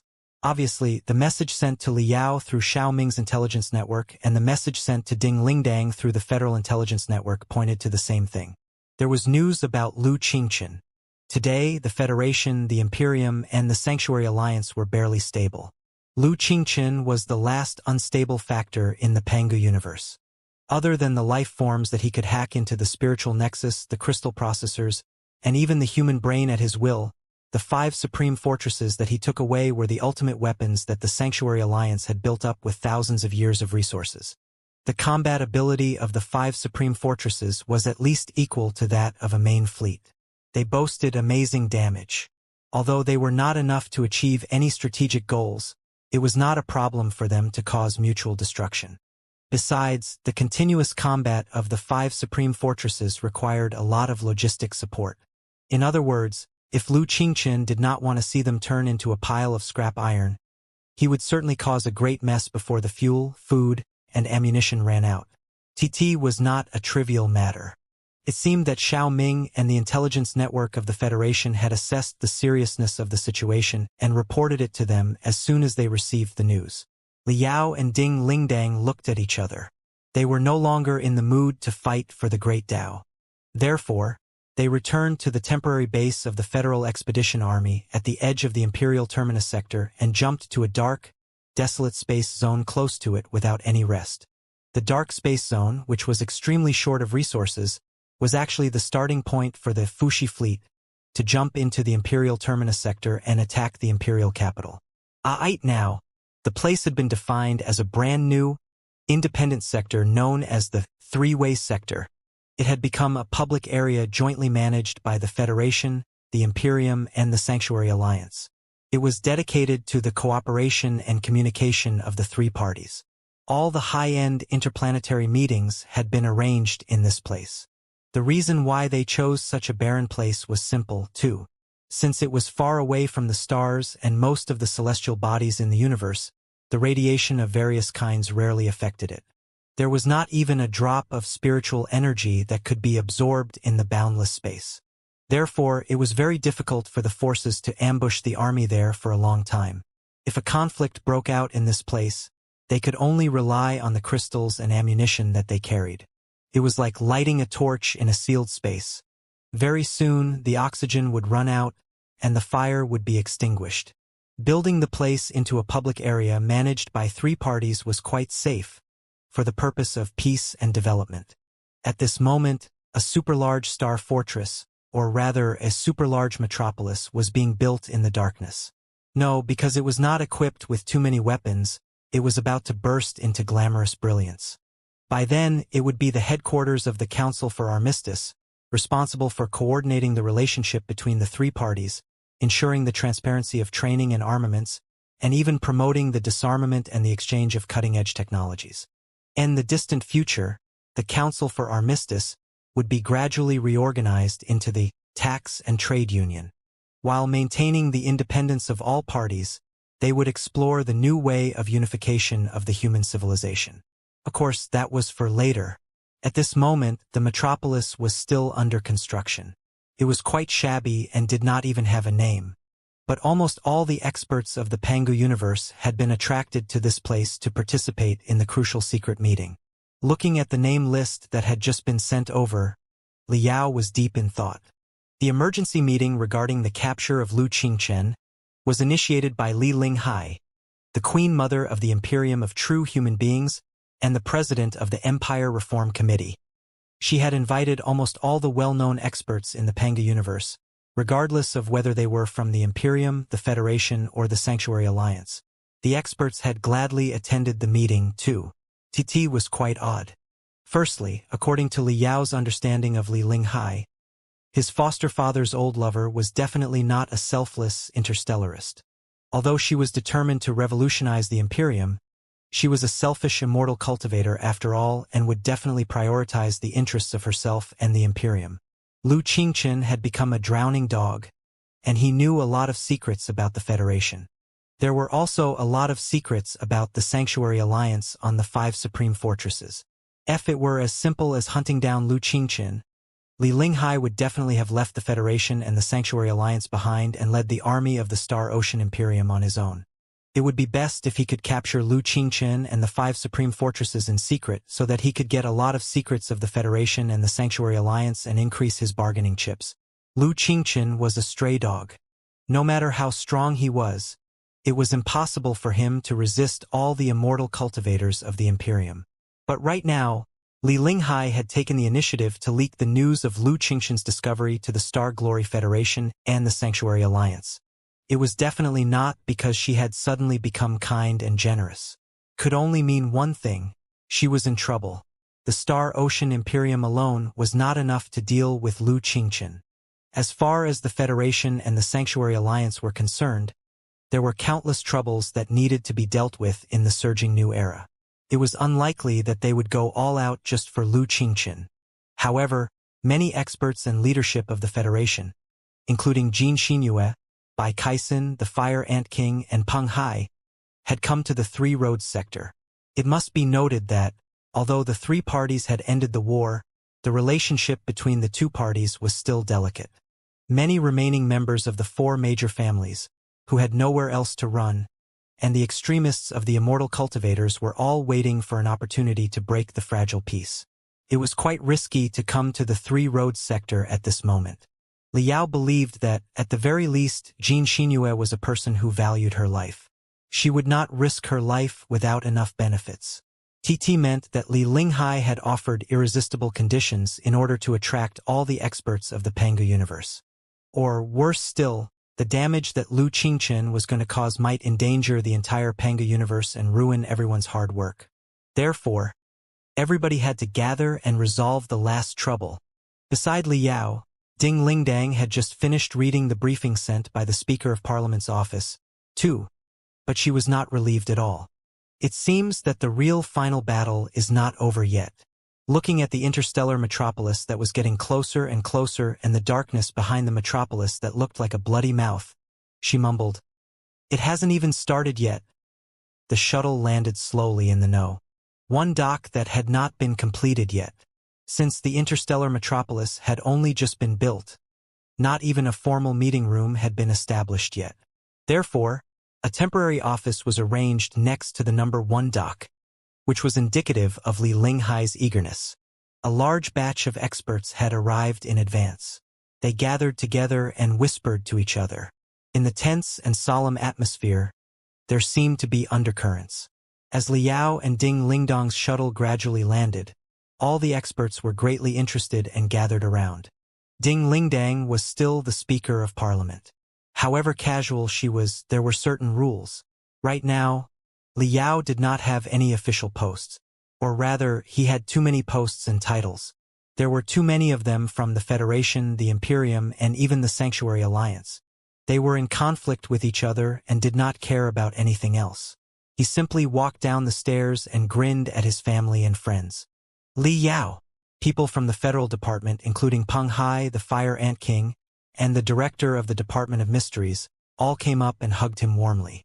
Master! Jin Xinyue and Wu Mian bowed to him dutifully. You are finally back. You seem stronger. Yen Liren, the sword addict, touched his short sword not far away and nodded at Li Yao. Black Wind King. The people of the Star Ocean Imperium, including God of War Lei Qinghu, greeted him with complicated feelings. Although they all knew that he was from the Federation and did not know what to say about his personality or his suggestions, he was indeed the greatest contributor to the war and had benefited a lot from the collapse of the Fushi clan. There was nothing they could do about it. He was just that strong. Immortal cultivators respected capability more than anything else. No matter how shameless they were, they could do nothing about it. Behind the important ministers of the Imperium, Li Jialing looked at Li Yao gratefully and nodded at him. There was no need to say anything. Even if he was the Emperor of the Imperium, even if he was the Golden Lion, even if he had sworn to surpass Black Star Emperor Wu Yingqi and become the greatest genius of his generation, he would always be Li Yao's good brother. Dad! Xiao Ming and Wen when both lunged at Li Yao. Countless spiritual puppets made of iron and steel greeted him under the control of the boxing champion. There was no need to mention Xiao Ming, but Li Yao did not expect that even Wen would come close to her body of flesh and blood. He was overjoyed and increased his evaluation of the seriousness of the situation. Looking at the heroes everywhere and the heroes of the entire Pangu universe who were all gazing at him in awe and admiration, Li Yao's vanity was greatly satisfied. He felt that he had never thought that he would have such a day. However, such vanity was soon buried deep inside his heart. After all, he was a very low-key, reserved, and mature person. He knew that the situation was serious, so he hastily calmed himself down and started studying the subtle atmosphere between everyone. The three forces had their own specialties. First was the Imperium led by Li Jialing and Li Linghai. Although they had suffered heavy casualties in the 20-year-long counterattack of the Imperium, the revolution of the Civil War, and the defense of the imperial capital, to the point that they had to be rescued by the Federation at the most critical moment, the Imperium of true human beings was still the most influential force in the civilization of mankind after all. It was a standard example of, a lean camel is still bigger than a horse. Other than anything else, at the very least, the number of divinity transformation stage cultivators, especially battle-type divinity transformation stage cultivators, far exceeded that of the Federation and the Sanctuary Alliance. In the Civil War, the divinity transformation stage cultivators belonged to different groups and camps. They restricted each other or tried to protect themselves because they did not know what was going on. Therefore, Li Yao and Ding Lingdang were in the spotlight. But right now, the new trend had been established. Everybody could see that the revolutionaries were unstoppable like the rising sun. Naturally, the divinity transformation stage cultivators would not go against the trend and insist on being buried together with the four electors. Every divinity transformation stage cultivator was a national treasure. Even though they had been working for the four major families before, they were not easy to be killed by Li Jialing and Li Linghai. One of them had turned over a new leaf, and the other had decided to let bygones be bygones. Naturally, everybody was happy. Therefore, right now, more than 10 divinity transformation stage cultivators were standing behind Li Jialing and Li Linghai, as well as several times more experts in the high level and the peak of the nascent soul stage. They were a great deterrent for the Federation and the Holy Alliance. Then, it was time for the newly risen Federation. The Star Glory Federation was arguably the biggest winner of the Star Ocean Imperium. Not only had they captured a lot of starships from the fleet of the Fuxus, they also had a solid base in the center of the Sea of Stars, and a seemingly reliable ally named the new Sanctuary Alliance.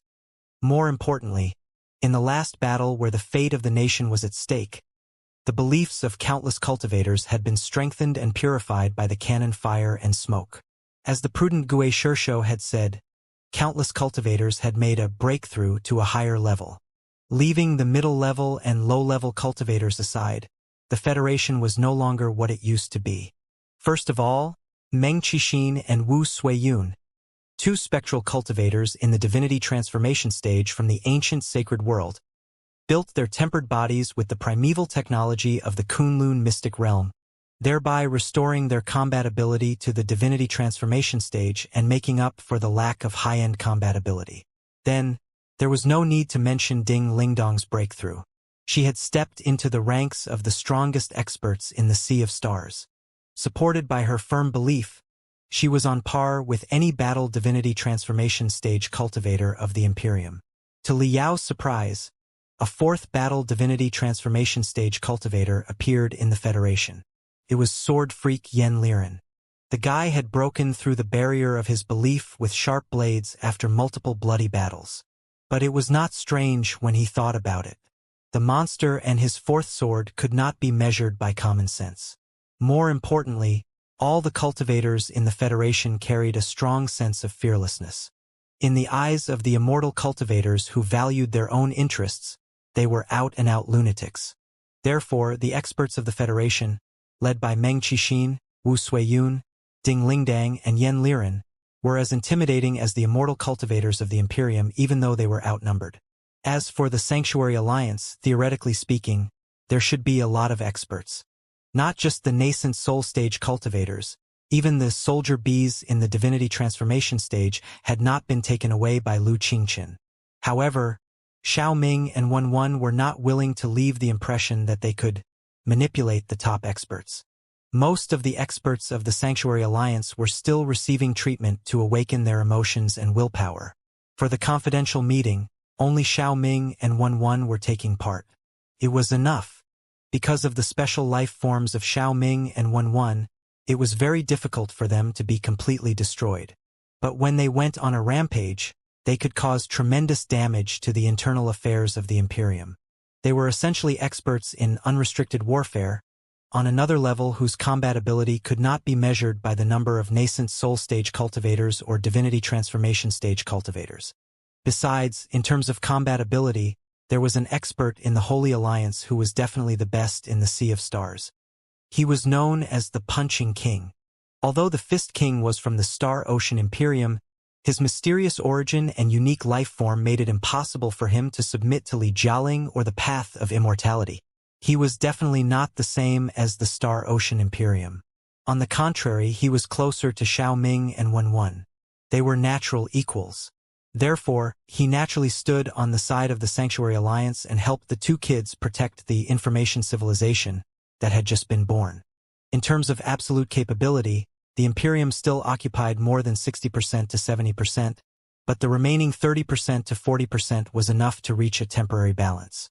Although the real world was not a fairy tale where the experts of the three parties, who still had a lot of grudges and conflicts of interest, could not turn their hostility into friendship all of a sudden, Li Yao was already quite satisfied that they could gather together and fight with words and sharp eyes instead of fighting until their brains were gone. Right? Other than the three well-acknowledged forces, there were also some experts who were on the three sides and maintained subtle neutrality. Let's call them the heroes. First of all, Long Yangjun. Although she was born in the Federation and had a high position in the Imperium, her unique background made it impossible for her to submit to anybody. She was free to do whatever she wanted. Nobody could force her to listen to orders. Next was Boss Bai. When he fled from the Federation on the Starship, he had cut off all ties with the Federation. From then on, he had only one goal, which was to march toward the multiverse and the high-dimensional worlds. He was free, too, and had even sworn to be the freest man in the Sea of Stars. Even if Bai Kaisen appeared in front of him, there was no way that the pirate potentate would change his mind. From a certain perspective, wasn't Li Yao himself the same? The concepts such as the Star Glory Federation, the Imperium of True Human Beings, or the Holy Accord Alliance were no longer enough to constrain him today. He was destined to jump out of the Pangu universe and explore the mysteries at the end of the multiverse to defeat the opponents that he had to defeat. While Li Yao was observing everybody, somebody was observing him, too. Long Yangjun combed his long hair and walked toward him with a smile. Li Yao coughed. He was somewhat embarrassed when he recalled what he had said to Ding Lingdang. Whatever he feared would come true. Just as Long Yangjun reached in front of him, a familiar hot aura appeared behind him. Ding Lingdang had finally settled the red tape and appeared. Ha! Ding Lingdang poked Liao's waist and said in a voice that could be heard by the other party. Isn't this your ordinary friend who is as ugly as a pig and as vicious as a scorpion? Quickly greet him. Sweat the size of beans appeared on Liao's forehead again. Long Yongjun was dazed for a moment. He squinted and rolled his eyes, before he burst into laughter. Yao, you really said that? Really, you are so bad. Long Yongjun stepped forward and held Liao's hand naturally. She said in a sweet voice. You told me that, in case your wife misunderstood our relationship, you would definitely tell her that I was as ugly as a pig and as venomous as a scorpion. I thought that you were joking and simply agreed. I didn't expect that you would really say that. I'm so sad. Huh? Said Liao. Hee. It was just a joke. Just a joke. Oh, sister-in-law, please don't take it to heart. Yao and I are really just ordinary friends who get along better with each other. There's nothing between us at all. We're so pure. Long Yongjun held Liao tighter and tighter. Her big, peach blossom eyes blossomed with an innocent glow as she looked at Ding Lingdang and said, It's true, sister-in-law. Yao is truly a rarely seen good man. You don't know this, but sometimes when we get drunk together, he would say, I'm a man with a wife. I can't let my wife down. I have to hold it in. I have to hold it in. Hee. That's so cute. Huh? Liao asked. It's true, sister-in-law, Long Yongjun said. Believe me, Yao and I have never done anything wrong to you. It's just that I felt sorry for him when you were away, and I took care of him for you for a while. Now that you are here, of course, I will return him to you. Don't worry. I know myself well enough to know that I am just a passerby in his life and an unimportant confidant. I will not disturb your peaceful and happy life. What? Liao asked. However, sister-in-law, it's not that I want to lecture you, but please don't be angry when you hear it. I know that you are a careless, even rude, woman who does not know how to take care of people. Most of the time, Yao is angry but does not dare to say anything. If you don't take good care of Yao or even bully him, I will not agree to it. No matter how awesome you are, I will stand up for Yao. That's enough. Who are you? Are we close? We don't know each other at all. Who is your Yao? All right. As long as you're happy, I'm fine with anything. Long Yongjun finally let go of Liao. She looked at him deeply, her eyes full of glittering emotions, as if she was about to touch Liao's hair but did not have the courage to. Taking a deep breath, she bit her lips and said, That's all for now. Yao, sister-in-law, in short, you must be happy. Sobbing, she turned around and ran away, not sure whether she was crying or laughing. This witch, sensing that the silent volcano next to him was getting more and more irritated, Liao's face changed color. He stammered, My wife, you don't believe such low-level sowing discord and making trouble, do you? What do you think? Ding Lingdang was silent for a moment. Then she sniffed. Do you think your wife is stupid enough to have no confidence in me? That's good. Liao took a long breath in relief and smiled apologetically. I knew it. My wife is the wisest, and the most righteous one of all. This witch's acting skills are so exaggerated, and her lines are so hollow. How could my wife be fooled? Of course not. I know that the only woman you love is me. Ding Lingdang suddenly leaned close and almost bit Liao's ear. She said softly, So, there won't be a problem for you to fight for the Great Tao 10 times tonight, right? Ha! Ding Lingdang said, What are you sighing for? Do you think 10 times is too few? Or have you realized that you don't love me as much as you used to and that the competition for the Great Tao has become boring? No, it's not like that. Honey, listen to me. I think it's better that we go into the illusionary space and swim and blend in the mental world. It will be more exciting that way. Really. I'm going to be the best for you tonight. Okay? Ding Lingdang, okay. That's good. Honey, you are so considerate and gentle. Ding Lingdang. Of course, the spiritual melding in the illusionary space can't be lacking, but I also want the competition of the great Taoists between real swords and real guns. I can't be lacking even once. You love me so much. so it can't be a problem, right? Li Yao. Having said that, Ding Lingdang suddenly pushed Li Yao and said, "All right, let's get down to business. Let's go to Dragon Lady now." "Are you serious?" Li Yao couldn't help but complain. "I've listened to your every command and been at your mercy. Why are you still angry, honey? There's really nothing between me and the witch." "Believe me." "Nonsense. When did I say that I didn't believe you? However, you shouldn't have stood next to me during the meeting." Ding Lingdang said, "Just go there. I'm not angry." "Since you are not angry, why do you need me to go there?" Liao was curious.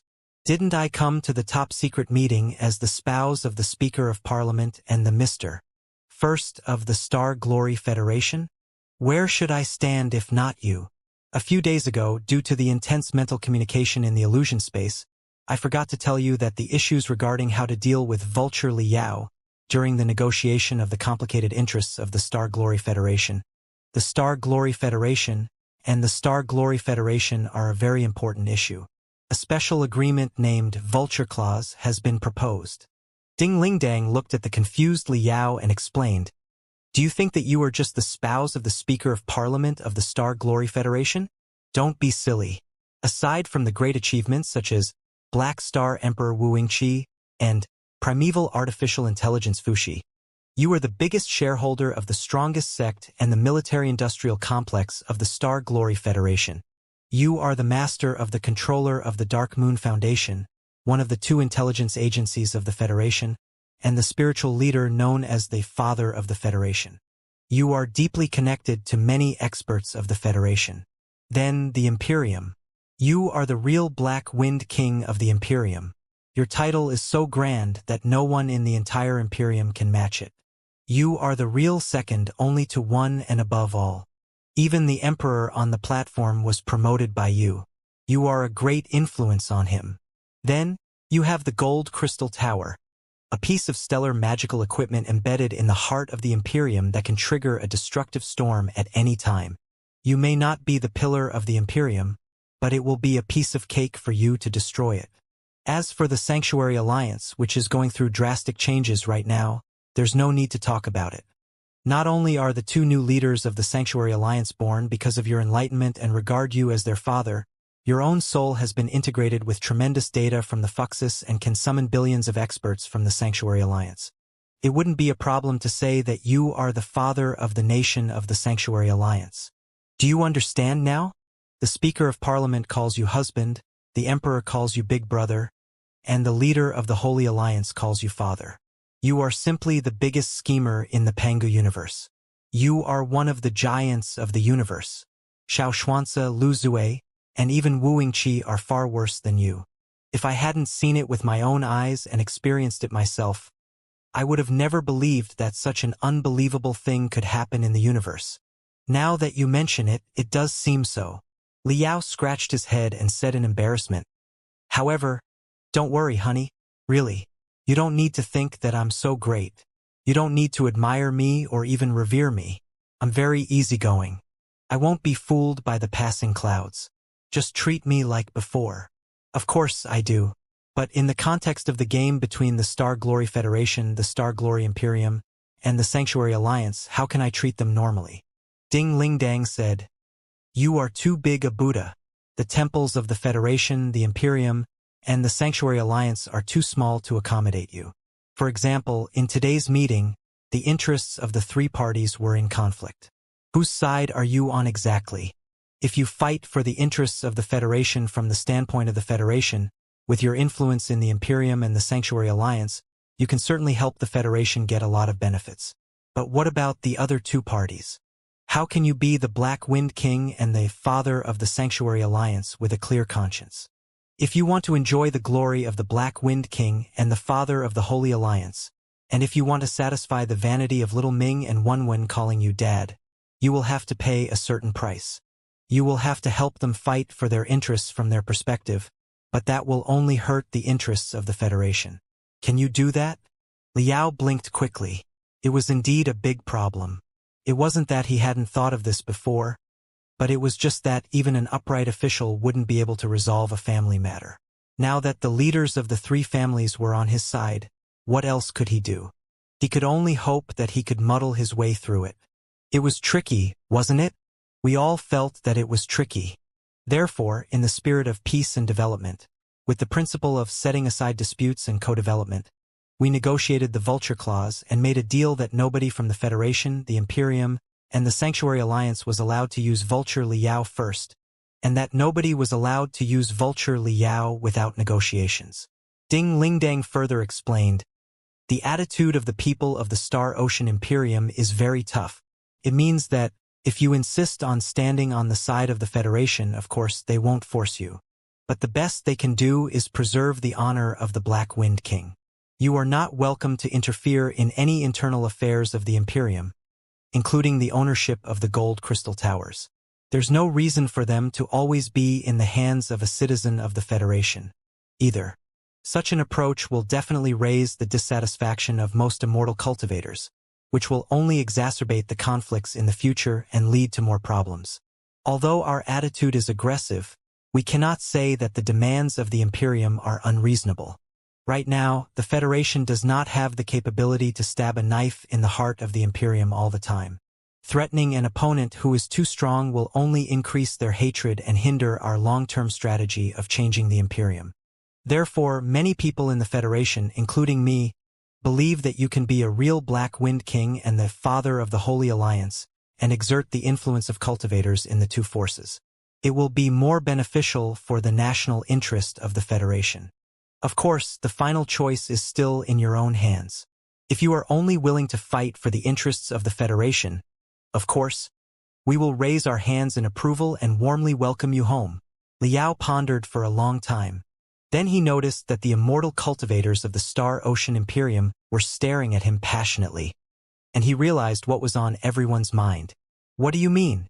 Are you saying that I'm not a federal citizen anymore? Liao frowned and asked. Of course not. What are you thinking? You are the father of the Federation. How can you expel the father of the Federation? Are you kidding me? Ding Lingdang said. It means that, wherever you go in the future, everyone will treat you as a local. For example, when you return to the Federation, you will naturally be the father of the Federation. Then, when you arrive in the Imperium, you will be the master of the Black Wind King and the Gold Crystal Tower, enjoying supreme glory. There's nothing else to say. However, under certain special circumstances, such as the three-party meeting right now, we hope that you can remain neutral on the surface because your influence is too great. Whichever side you stand on, the other two sides will suffer too much. Of course, everybody knows that you are a real cultivator. Even the flames of all the stars in the Pangu universe cannot melt your belief. We only hope that you can cover everything on the surface so that everybody in the country will stop talking about you. Do you understand? Understood. Liao thought for a moment. If he, as the master of the Black Wind King and the Gold Crystal Tower of the Imperium, stood next to the Speaker of Parliament while the three parties were arguing over the benefits, it would indeed be unacceptable for the immortal cultivators of the Imperium. It would not be beneficial for the promotion of the great Tao of cultivation, either. On the surface, he was neutral, but in fact, it was more beneficial for him to expand his influence in the Pangu universe so that thousands of young men and women could abandon their burdens and worship him wholeheartedly. Then where should I stand? Liao asked. Beside the witch. Ding Lingdang said emotionlessly. In the meeting of the three parties, you will remain neutral for now. Is that all right? In principle? There is no problem. But honey, are you really not angry? I'm not angry. Go now. The meeting is about to begin. All right, I'm coming right now. But this is for work. You asked me to go. Are you sure you are not angry? I'm very sure. Go now. All right, if that's the case, then I'm going. I'm really going. I'm walking over to my wife.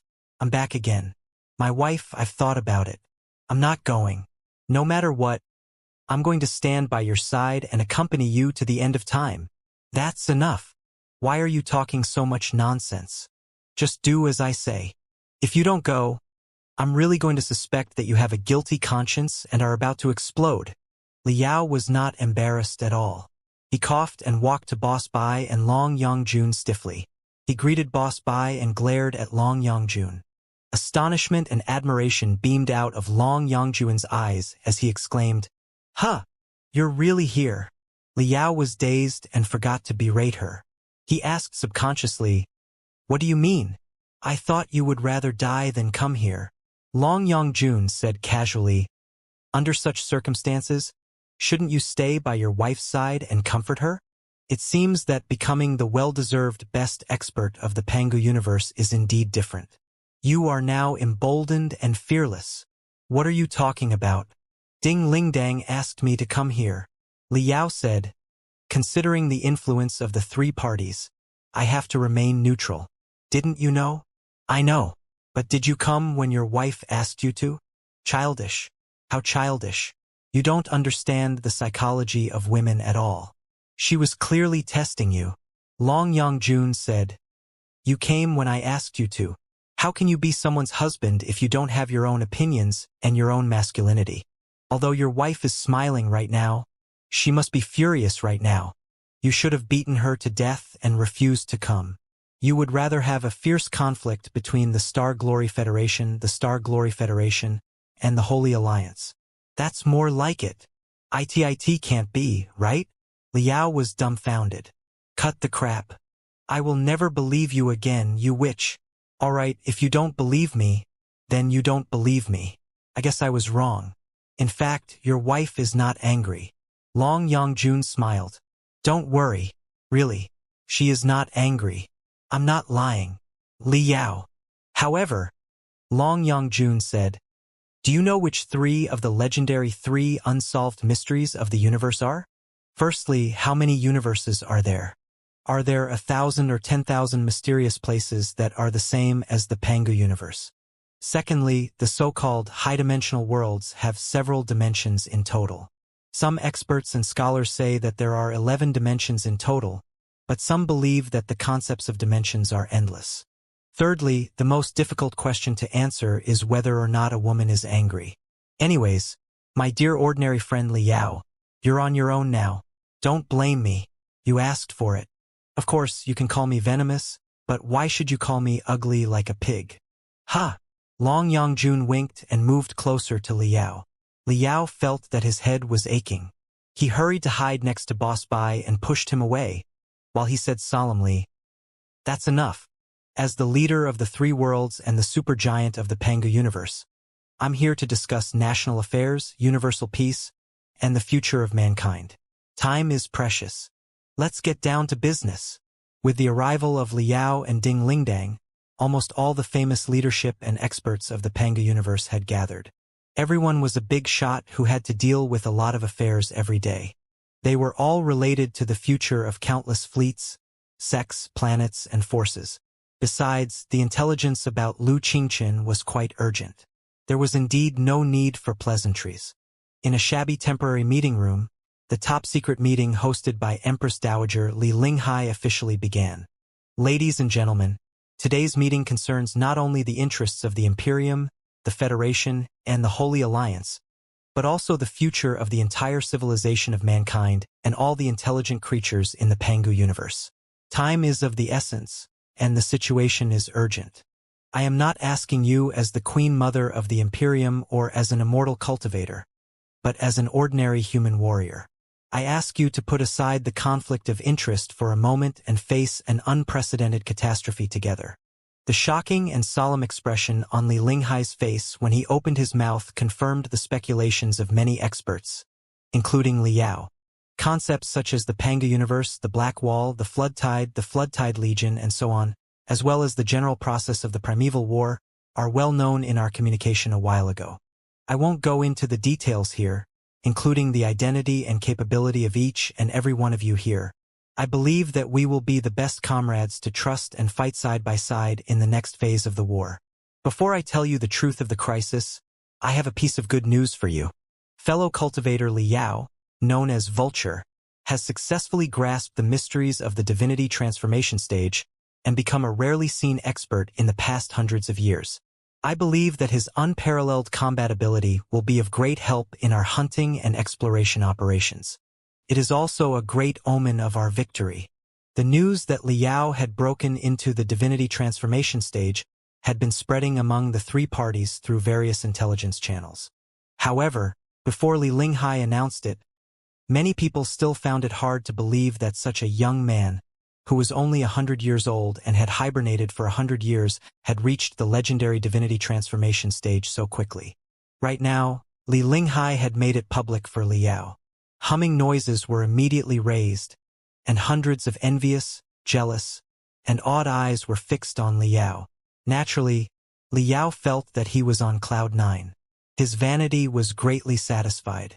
But on the other hand, he was also getting a stronger and stronger feeling that the news that Li Linghai was going to announce was not going to be good. Otherwise, he wouldn't have needed to treat the news of his breakthrough as a stimulant for so many experts. Li Linghai pressed his hands and stopped everyone's discussion. He gestured again, and more than 10 giant 3D light beams appeared behind him. Countless streams of information flooded over like a broken dam. Here's the situation. Recently, other than rebuilding the basic order of the Imperium, we've been reviewing the defense of the imperial capital. Although the war ended in a great victory for the coalition army of the Imperium and the Federation, the fleet of the Fuxus maintained a relatively high combatability and tremendous pressure on Empyrean Terminus. It is safe to say that the entire war was a mess, and many details were overlooked at that time. It was not until the post-war review that we discovered a lot of clues. We discovered that, while the fleet of the Fuxi fleet was bombarding Empyrean Terminus with the strongest firepower, the super-artificial intelligence named Fuxi launched the most destructive and corrosive ability of the spiritual nexus and bombarded the war network of Empyrean Terminus.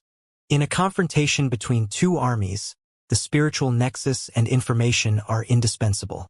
At first, we did not suspect much. But the more I investigated, the weirder it became. It seemed that the coverage network bombardment was just a disguise. The real target of the Fuxus was not the mainframe crystal processor of the Commander-in-Chief's department but one of my secret bases. Liao was still confused.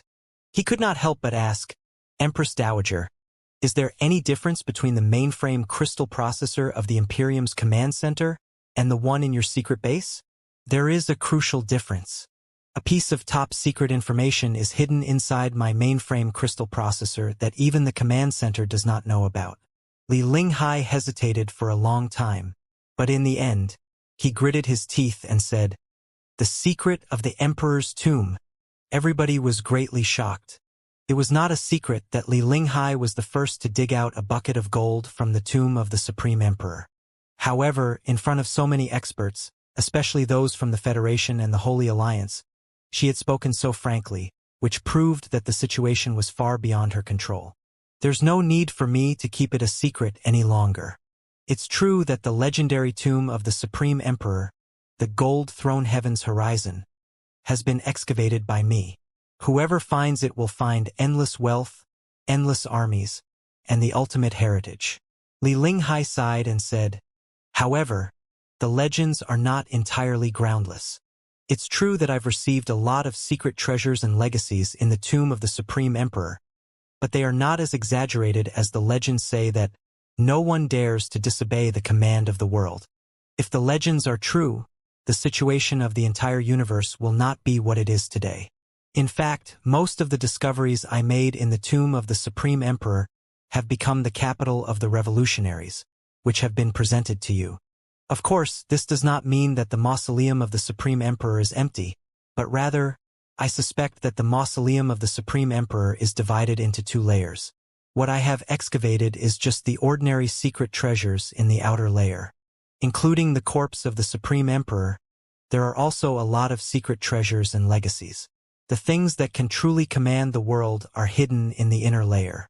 However, the tomb of the Supreme Emperor is like the ghost island that appears and disappears every once in a while. With the tides of the space ripples, it is very difficult to find a pattern of movement. Its entrance may not be opened for several years or even more than 10 years.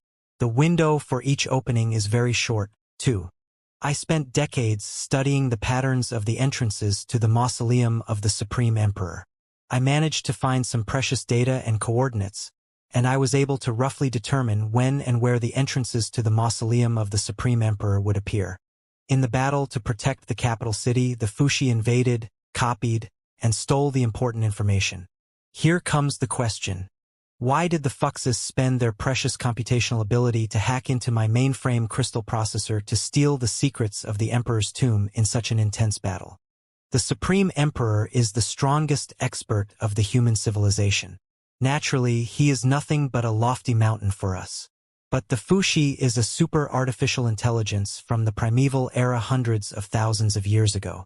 There are countless landmarks in its possession. Is it really necessary to covet the Supreme Emperor's legacy? Or is there something even more ancient and precious hidden inside the Supreme Emperor's tomb that even tempted the Fuxi? It was very likely that the so-called Emperor's tomb had not been established by the Supreme Emperor but modified by him based on a vast primeval relic. Such a speculation was not a secret among the three major forces of the Pangu universe. The primeval relic that the Supreme Emperor used as his mausoleum was most likely the largest of all, with the most secret treasures and the most advanced technology. It even involved the mysteries of the four-dimensional universe, and was the final resting place for countless Pangu clan members. Therefore, it was also known as the Divine Mausoleum. Naturally, a lot of marvelous weapons from the primeval era must have been sealed inside the mausoleum. The fully armed fleet of the Pangu clan, such as Kunlun, the most advanced starship of the Star Glory Federation, might have dozens or even hundreds of them. If that was the case, it was not strange that Fuxi, a super artificial intelligence of the primeval era, considered the tomb of the Supreme Emperor to be a must-have target. Although there is not much evidence, the assumption does explain the strategic purpose of the Fuxi clan. Li Linghai looked around and further analyzed. Otherwise, it will be hard to explain why the Fuxes gathered all the elites of the Star Glory Federation and attacked the Empyrean Terminus sector in full force. It seems that they are trying to finish everything in one battle. Yes, the Sea of Stars was too vast for a war between two superpowers to be decided by a single battle. It was quite wrong to say that Empyrean Terminus was the heart of the Imperium, because the Imperium was too large and many worlds were self-sufficient. The Imperium had more than 10 hearts, and the Empyrean Terminus sector was the biggest one. In the worst-case scenario, even if the surprise attack of the Fuxes won the war and the Empyrean Terminus sector was occupied, so what? Would the entire Imperium surrender or collapse? It was impossible. The cruel social structure of the sanctuary had determined that the immortal cultivators and the vast majority of the original human beings were mortal enemies. Not to mention the fall of the imperial capital. Even if the Imperium lost half of its territory, the remaining half of the sectors would not give up resisting. The revolutionaries and the families of the four electors would not raise a white flag to a bunch of cold puppets and fight until there were no soldiers left. However, since the elites of the Star Glory Federation had been dedicated to the assault on the imperial capital for 1,000 years, they would suffer heavy losses even if they won the war. How could they cope with the protracted war of attrition? It must be noted that the rear of the Holy Alliance had run out of fuel and was on the verge of collapse. Was the entire strategy of the Fuxes all about death after a moment of gratification? Obviously, it did not make sense. Then, adding the ancient tomb of the Supreme Emperor into the equation would be much more reasonable for the strategical purposes of the Fuxes. Maybe, for Fuxi, the most important target from the very beginning was not the imperial capital but the mausoleum of the Supreme Emperor. Fuxi only had part of the primeval crystal processors under his control. His database was incomplete. The coordinates of the mausoleum had been lost for a long time. He could not find it even if he wanted to. Therefore, it came up with the battle plan to attack the capital city. On one hand, it was going to cover up the fact that it had broken into Li Linghai's crystal processor and stolen his secrets with the carpet bombardment. On the other hand, it was also going to stall the main force of the Imperial Army, so that the Imperial Army would not have time to deal with the anomaly of the mausoleum of the Supreme Emperor. In other words, the outcome of the Battle of the Imperial Capital was not that important. Even if the war was quite intense, as long as the Fuxes found and opened the Mausoleum of Gods, inherited all the heritage of the Pangu clan, including an intact primeval fleet, would anybody be a match for it? Of course, Fuxi did not expect that the Federation would send reinforcements all of a sudden, not to mention that two weirdos, Liao and Lu Qingchen, would show up. It was quite a pity that they were annihilated before their ambitions blossomed. Although the Fushi perished in the Sea of Stars, Lu Qingchen had inherited most of its memory pieces and databases. Therefore, he had received the coordinates and the way to open the tomb of the Supreme Emperor. For Lu Qingchen, who was like a stray dog when there were only 5 supreme fortresses left, the only possible counterattack was self-explanatory. So, Lu Qingchen went to look for the mausoleum of the Supreme Emperor? Ding Lingdang asked on behalf of everyone, "Is there any evidence?" "Yes," Li Linghai said. "About half a year ago, I vaguely calculated the possible location of the entrance to the tomb of the Supreme Emperor and sent unmanned scout ships to several coordinates. However, at that time, there was still a lot of data that had not been calculated yet. The range of the coordinates was very large, and it was impossible for my scout ship to cover all of them. It was not until recently that the range was reduced and the final entrance of the ancient tomb was determined. Then, one of my scout boats detected traces of radiation similar to the sailing of the 5 supreme fortresses and was destroyed shortly after the data was sent back. While talking, Li Linghai sent the data of the trajectory of radiation sent back by the scout ship to the crystal processors of all the experts. The data had been analyzed and verified by various experts. There was no doubt that it was true. It was indeed one of the 5 supreme fortresses of the Star Glory Federation. So, at this moment, while we are in the meeting, it is very likely that Lu Qingchen has entered the mausoleum of the Supreme Emperor? Ding Lingdang frowned harder and harder. Hard to say. Li Linghai explained. The entrance to the ancient tomb of the Supreme Emperor is very strange and dangerous. It is at the intersection of 2 nebulae. It is full of intense interstellar radiation, cosmic storms, and stone belts that are affected by the storms. Even a fleet of a large scale might be crushed at any moment. It is still unknown when the entrance to the Supreme Emperor tomb will appear in the 3-dimensional universe and how wide it will be. Therefore, we are not sure how far Lu Qingchen has progressed and whether or not he has entered the mausoleum of the Supreme Emperor. I said that it was a catastrophe for the entire Pangu universe not only because of that but also because of Lu Qingchen's purpose.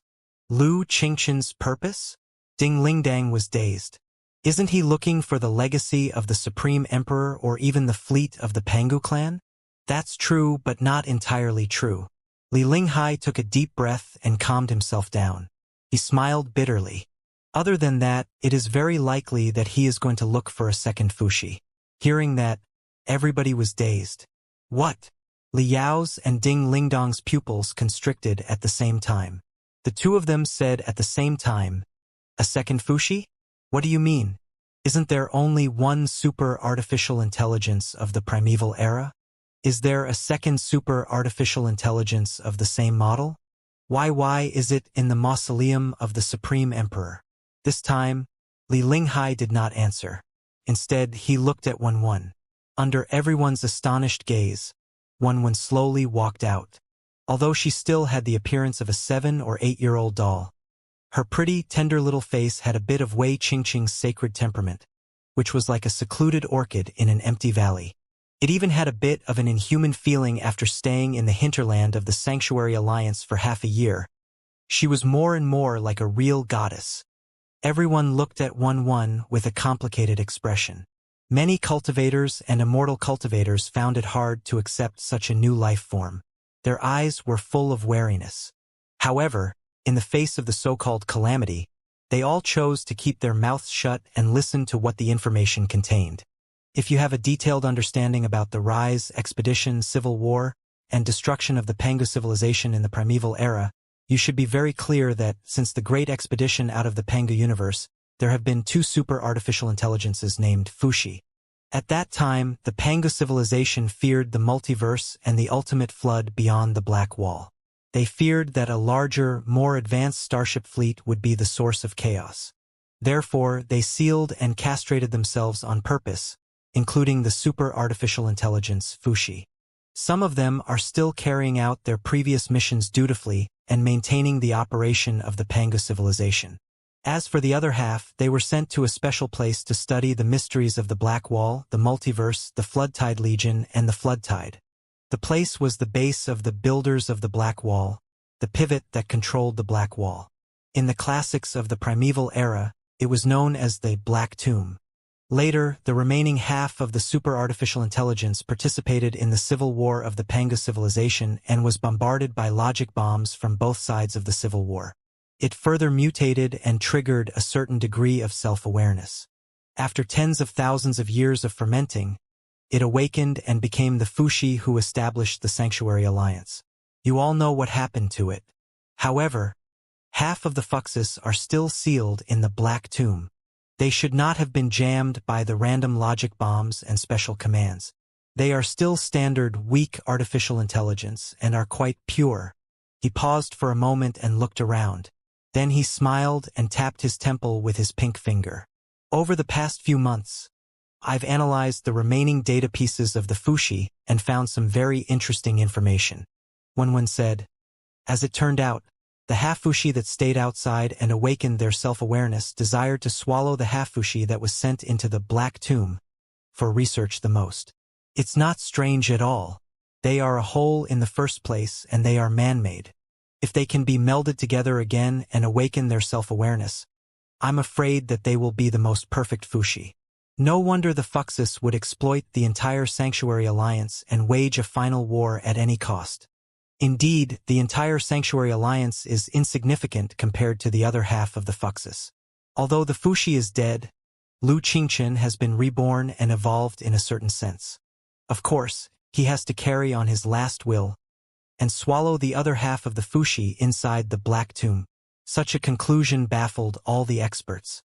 The so-called half-Fuxi was not bombarded by logic bombs, nor did it awaken its self-awareness. It should still be a typical weak artificial intelligence. In other words, as long as one had the permissions to control it, it could be swallowed easily. As the first successor of the half-Fuxi, it was very likely that Lu Qingchen would be in charge of such affairs. Besides, the so-called Black Tomb was a relic of the primeval civilization billions of years ago. Although civilizations were not necessarily more powerful when they were older, from the perspective of probability theory, the rise and glory of the Panga civilization had only lasted millions of years. Therefore, it was not strange that a few ancient civilizations that were even stronger than the Panga civilization had emerged in the past tens of billions of years. The creator of the Black Wall could create an overwhelming black curtain that blocked the brightness of billions of stars and converged the coordinates of countless worlds. Its civilization was apparently of an unbelievable level. Even the Pangu civilization failed to fully comprehend its mysteries. Therefore, it was not an exaggeration to say that the Black Tomb was a treasure of a higher level than the relics of the Pangu civilization. If such an ancient treasure fell into Lu Qingchen's hands, the consequences would be dire. For a moment, everybody was silent. Hundreds of the smartest brains of the Pangu universe started working at the same time. Very soon, somebody thought of a fatal question. Wait, didn't Lu Qingchen steal the coordinates of the mausoleum of the Supreme Emperor? But the other half of the Fuxi should be in the so-called Black Wall Control Center Black Tomb. Are the two locations actually the same place? Jin Xinyue asked. Wenwen nodded and said solemnly, according to our analysis of the Fuxi data pieces and the intelligence of the Star Ocean Imperium, I'm afraid so. The so-called Tomb of the Supreme Emperor is the Divine Tomb, the last shelter of the Pangu clan at the end of the Primeval War. It is also the control center Black Tomb, left by the creator of the ancient Black Wall. On second thought, it is the only reasonable possibility. Cass for the Pangu civilization. The control center of the Black Wall is a very precious, prehistorical relic that boasts a lot of cutting-edge technology and prehistoric secrets. Perhaps there are also the corpses and magical equipment of the makers of the Black Wall. It is very worthwhile to summon the best experts and the most advanced crystal processors of the Pangu civilization to excavate and study them. Then, when the Pangu civilization is about to be destroyed in the Civil War, what place is more suitable for a final rest than the control center of the Black Wall? Hiding among the secret treasures left by the ancient civilization. If the time is right and the hibernating Pangu clan awakens, they will be able to equip themselves with all kinds of secret treasures. Isn't that the best choice? If so, The Supreme Emperor's background and heritage will be perfectly explained. Don't you find it odd? At the end of the Great Dark Age 30,000 years after the reign of the demon race, the Supreme Emperor appeared out of nowhere. From a nobody in a bloody arena, to the leader of the rebels, to the supreme overlord who dominated the universe, it only took him 100 years to rise to fame. He slew countless top experts of the demon race and even took on the fleet of the demon race all by himself. Every time, he won and secured the title of the best expert in the history of human civilization. Moreover, he even grasped the unbelievable technique of polymorphing into thousands of clones and created 20 clones, the strongest of which was the Blood God, who was almost as strong as him.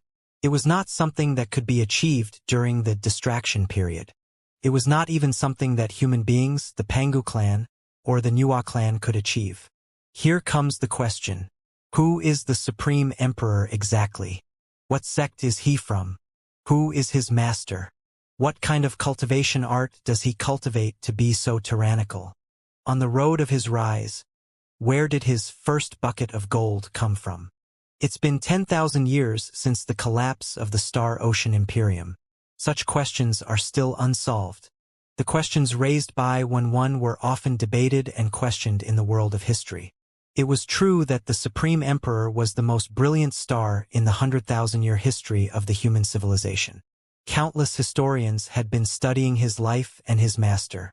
Many adventurers had set off in search of the ancient tomb of the Supreme Emperor, hoping to learn his legacy. However, after tens of thousands of years of research, it was still very mysterious. Everybody was talking about it, especially in the early years of the Supreme Emperor's life. As an insignificant gladiator, where did he learn the invincible techniques of the universe and the first bucket of gold for the organization of the righteous army? It was an unsolved mystery. If the Emperor tomb is the God tomb and the God tomb is the Black Curtain, everything makes sense. When one continued to analyze in a soft voice, perhaps we can boldly imagine that the original Supreme Emperor was indeed an ordinary gladiator in a bloody arena. For some reason, he was forced to flee his hometown and wander in the Sea of Stars. However, by chance, he discovered the entrance to the Divine Tomb, the Black Tomb, and entered the most precious treasure of the Pangu universe. In that place, not only did he receive the legacy of the primeval civilization, he also received the secret treasures of the Black Wall builders of the primeval civilization. That was why he was so capable and found the first bucket of gold to establish an army against the demon race. When the Star Ocean Imperium collapsed and he was heavily wounded by Mad Blood God, the Mad Armageddon, and was about to perish, he naturally thought of the mysteries of the divine tombs and fled into them just like the ancient cultivators did in order to fight for the last chance of survival for his unpredictable life. All in all, our target is not just the legacy of a certain civilization or an expert, but the three legacies that have been passed on for billions of years, including the Black Wall makers, the Pangu and Nuwa, and the Supreme Emperor of the human civilization. It is very likely that their greatest, most mysterious, and most dangerous legacies are all in the same place. Everybody was greatly shocked. All the experts, be they cultivators, immortal cultivators, chi trainers, or demons, had bloodshot eyes, hot breath, and trembling fists. When speculation, although not supported by much evidence, was very likely to be true. It seemed to be a coincidence that generations of civilizations or experts chose the same coordinates to store their most precious secret treasures. But it was not unusual at all. On the contrary, it was the norm in the world of cultivation. The reason was simple. There were only so many so-called natural paradises. Although the Sea of Stars was vast, there were few places where spiritual energy was abundant. As long as they were intelligent creatures born in the Pangu universe, no matter how many billions of years had passed and how their appearance and social form had changed, spiritual energy and crystals would definitely be the primary sources of energy. Therefore, their definition of paradise should be the same. As the saying went, great minds think alike. Since it was the best paradise for the Black Wall manufacturing of the primeval civilization, it was apparently the perfect shelter for the Pangu clan or the Nuwa clan. Naturally, it was most suitable for the Supreme Emperor to treat his wounds in seclusion and sleep forever. a set of coordinates that contains the secret treasures of the top experts of the 3 civilizations. After one adventure, you will have the opportunity to embrace the legacy of billions of years. Not good. Lu Qingchen has gone to the Emperor Tomb, the Divine Tomb, and the Black Tomb before us. Many experts were attracted by the secret treasures. Their spiritual flames were surging, and they almost lost control of themselves. At this point, Liao gradually understood why Li Linghai was not able to monopolize the giant piece of meat but was summoning all the heroes in the Sea of Stars to join the cause. It was indeed not something that she or the entire Imperium could swallow. On one hand, she needed Xiaoming 1-1 and the Fist King to provide a lot of secrets about the Fuxi datapieces in order to sketch out the intelligence inside the Black Grave and improve the success rate of her hunting and adventure. On the other hand, she needed Li Yao's key to enter the core of the secret treasure. More importantly, in order to excavate such super relics, a fleet and experts had to be mobilized on a large scale. There was no way that the Federation and the Sanctuary Alliance would be kept in the dark. As long as the intelligence of Xiaoming, 1-1, Li Yao, and the Federation was put together, it was not difficult to guess Li Linghai's destination. By then, even if Li Linghai did not say anything, the experts of the Star Glory Federation and the Sanctuary Alliance would not let go of such a super relic and might even follow the immortal cultivators. If the immortal cultivators took the lead and picked the chestnuts for them, they might be able to take advantage of the situation. Li Linghai would never do such a stupid thing. As it turned out, seeing the excitement on everybody's face, Li Linghai sneered, "Don't be too happy yet, everybody. The discovery of the triple relics is not necessarily a good thing. On the contrary, it might be a catastrophe for the Pangu universe. Don't forget that most human beings stood on the Nuwa clan side in the civil war between the Pangu clan and the Nuwa clan. Then, if countless experts of the Pangu clan were hibernating in the triple relics, and they were accidentally woken up by Lu Qingchen, what do you think they will think of the civilization of mankind today? Good or bad? The Pangu clan is not the only trouble we are going to face. What is more troublesome is the Flood Tide Legion. Flood Tide Legion? The words were like a bolt of lightning that had been etched into every expert's heart. While Li Yao was in a coma, the experts of the Pangu universe had already exchanged the concepts of multiverse and tidal tide. They had a deep understanding about the vastness of the universe and the strength of the enemy. The Flood Tide Legion, which had seriously wounded the expedition army of Pangu, had left a deep impression on them, too. They knew that the expedition army of the Pangu clan did not kill all the captives after they defeated the Flood Tide Legion. Instead, they brought a lot of captives back for research, hoping to explore the mysteries of the multiverse and the Flood Tide, and perhaps make up for the shortcomings of the Pangu civilization with the genes and technology of the Flood Tide Legion. Judging from the data scraps left by the Fuxi, the studies on the Flood Tide Legion and the Black Wall builders of the primeval civilization should have been conducted together. It was the coordinates that they were pointing at. Ancient Tomb of the Supreme Emperor Divine Tomb Black Tomb. I believe that I don't need to elaborate on how terrifying the Flood Tide Legion is. Li Linghai said, "The Pangu civilization at its peak gathered the essence of the entire civilization and sent out a magnificent, dominating expedition fleet. As it turned out, not long after they left the Pangu universe, they ran into a Flood Tide Legion. Although they managed to defeat the enemy, they were killed so miserably that they feared the multiverse. We are not even sure whether or not the Flood Tide Legion has risen again in the thousands of years to come and played a crucial role in the civil war of the Pangu civilization. All in all, whatever we call this relic, be it the tomb of the Supreme Emperor, the Mausoleum of Gods, or the Black Tomb, it is the most dangerous place in the entire Pangu universe. For the past 1,000 years, this place has been sealed. Even Black Star Emperor Wu Yingqi failed to break the barrier set up by the Supreme Emperor and enter the most crucial tomb or treasury. But Lu Qingchen has the data pieces and the permissions of the Fuxis. He has 5 invincible supreme fortresses, and he is desperate and insane. Nobody can predict his behavior. He is capable of anything. If we don't stop him and he really breaks into the deepest part of the mausoleum, there will be 3 terrible possibilities.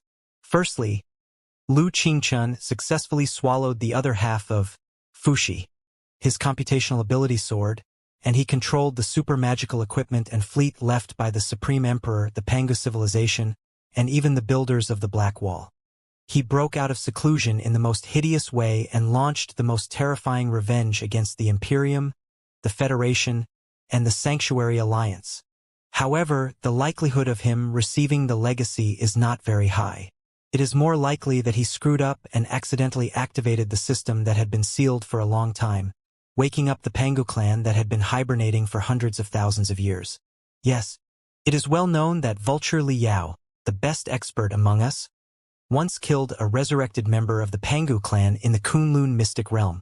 However, the Kunlun mystic realm was not an intact relic. The Pangu clan was not the best of the best in the first place, and they had lost too much strength during their long hibernation. Their combat ability was greatly undermined. Who knows how many top experts of the Pangu clan are in the divine tombs and what kinds of ultimate techniques and marvelous weapons they have. I believe that the Pangu clan in the Black Tombs are definitely 100 times more difficult to deal with than the Pangu clan in the Kunlun mysterious land. If 100 or even 1,000 top experts of the Pangu clan are resurrected and receive confidential intelligence about us from Lu Qingqian's brain, how are we going to resist them? And this is not the worst possibility. In the worst-case scenario, not only will Lu Qingqian wake up the Pangu clan, he will also wake up the Floodtide Legion that has been locked and studied in the depths of the Mausoleum of Gods. Who knows what kind of terrifying and weird life form the Floodtide Legion is exactly, and whether or not they are dead after hundreds of thousands of years of erosion. You must know that they don't need to summon an army to attack us at all. As long as they send the coordinates and the status quo of the civilization of the Pangu universe to the depths of the multiverse with the intelligence inside Lu Qingqian's head, we will be doomed. We will be doomed. Li Linghai's conclusion was quite appalling. But none of the experts dared to blame her for promoting other people's morale and undermining their own. Although they had never seen the Floodtide and the Floodtide Legion in person, they knew from the reverence that the Pangu civilization had for the makers of the Black Wall and the fear that the makers of the Black Wall had for the Floodtide that it was far beyond the capability of the human civilization right now. With the arrival of the Flood, they had no choice except to hold their breath and hide themselves. But right now, even hide and seek had become an impossible option. With Lu Qingqian's current situation and craziness, he wouldn't care even if he knew that there were a lot of dangers in the depths of the Mausoleum of Gods. He would certainly go all in and try his best. Now, do you understand why I called it the catastrophe of the Pangu universe? Li Linghai was well aware of the mysteries of psychology. Seeing that the atmosphere of the hall was somewhat depressed, he seized the opportunity and said, "However, speaking of which, there are always turning points in a crisis. Originally, there were still many hesitations and disputes regarding whether or not to develop the tomb of the Supreme Emperor on a large scale. All the concerns were very reasonable, and no one dared to act rashly. Now that Lu Qingqian has made the first step for us, we have no other options except to march forward bravely and win the battle. Do you all know what our greatest gain will be if we can figure out the secrets of the Black Mausoleum, the tomb of the Supreme Emperor, and grasp the switch that controls the Black Wall? No, not just the secret treasures left by the Supreme Emperor, the Pangu civilization, and the makers of the Black Wall. Although they are important, they are not going to be a breakthrough solution to the dilemma of the human civilization. The real reward is that we will be able to turn off or partly turn off the Black Wall and get a space that is hundreds of times more spacious and abundant than right now. Don't you see? The seemingly empty, endless black space zones around the Pangu universe are not really empty but full of abundant, vigorous galaxies that have been blocked by the makers of the Black Wall. I don't know why the maker of the Black Wall did that. Maybe it was to conceal the existence of the Pangu universe and prevent the flood tide from finding us. But it is more likely that it was the legacy that the maker of the Black Wall left for a certain civilization billions of years later. Only those who cracked the Black Wall masking technology were qualified to receive the gifts of the 3 million worlds in the universe. Hearing that, all the experts were beaming with joy. Yes.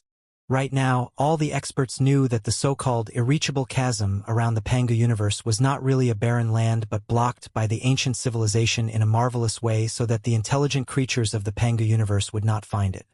It might be a test, a form of protection, or a punishment. But whether it was testing, protecting, or punishing, the civilization of mankind was not willing to curl up in the small eggshell and cocoon and pass the most brilliant years of their civilization peacefully. No matter how dangerous the road ahead was, no matter how terrifying the flood was, no matter how unpredictable the multiverse and the high-dimensional space was, the civilization of mankind had to sound the horn to charge and march toward the universe without any hesitation. They were like moths that were attracted to fire, seeking the meaning of life and death. I am not a merciful man who is willing to share. Can even be said that I am very selfish. For the future of the Imperium of true human beings, I don't care who I sacrifice. Li Linghai looked around, his eyes sweeping over the experts of the Star Glory Federation and the Sanctuary Alliance, as well as the immortal cultivators under his command. He said solemnly, "To be honest, if it is beneficial for the Imperium, I don't mind declaring war on the Federation and the Sanctuary Alliance again. However, it is a pity that, even though the Star Ocean Imperium can destroy the Star Glory Federation and the Star Glory Federation, it cannot resolve the chronic disease that has tied the veins and nerves of the Imperium together. The contradiction between the rapid development of a civilization and the lack of resources is irreconcilable. Both the Star Glory Federation and the Star Glory Federation are at the edge of the known universe of Pengu. Your resources are not abundant either. You are also caught in a dilemma where you are about to run out of resources. Even if the Imperium pays a high price to conquer your remote and barren planets, so what? How many resources can they squeeze out of you? Perhaps even the cost of war cannot make up for it. By the same logic, I know what you cultivators are up to. You want to subtly change the social form and the high-level architecture of the Imperium so that you can maximize the efficiency of the utilization of resources. But you can't make bricks without straw. Even if your approach works out and the efficiency of the utilization of resources changes from 80% to 100%, the resources will run out one day anyway. With fewer and fewer resources, the Imperium, the Federation, and even the Sanctuary Alliance will slowly collapse. Nobody will be able to reverse the doom of destiny.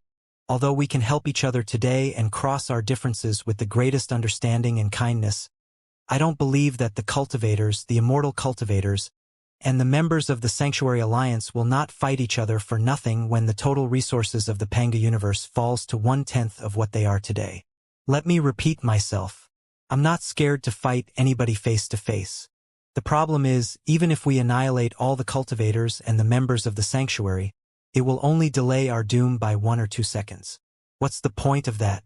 She was not merely talking to the Federation and the members of the Sanctuary Alliance about why she was suddenly so gentle and generous and willing to share the top secrets. He also warned the untamable and restless immortal cultivators under his command that they were all fish swimming in a pot. The most important thing right now was to break the boiling pot and swim to the boundless ocean instead of swallowing other fish. If you don't want to start a new war because of the lack of resources in several decades, or even 200 years at most, then you'd better summon all your courage and explore the ancient tomb of the Supreme Emperor, the Divine Tomb, the Black Tomb. Li Linghai raised his voice and shouted, "After you receive the legacy of the Black Wall Maker, you will control the switch of the Black Wall and tear apart the black mist that has been floating for billions of years from the inside to the outside. The countless worlds that have been sealed for a long time will surface in the sea of stars one by one. The living space of the civilization of mankind will be expanded by 10 times, 100 times, 1,000 times, or even 10,000 times. Cultivators, immortal cultivators, and all the intelligent creatures born in the Pangu universe will unite against the outside world and realize the true leap of our great civilization." Li Linghai's impassioned voice was deafening. Even though the experts of the 3 major forces had long passed the age where they were impatient and their blood was boiling, and even though they knew that Li Linghai's instigation had concealed his purpose, their hearts were still surging with emotions and their blood was fluctuating. That's right. Expanding the territory, breaking the mountains and destroying the temples, using the swords in their hands to fight for a wider living space for their clansmen, for cultivators and immortal cultivators as well as any intelligent life, this was the most sacred mission and the most glorious glory. Besides, Li Linghai was very straightforward. There was no room for rebuttals at all.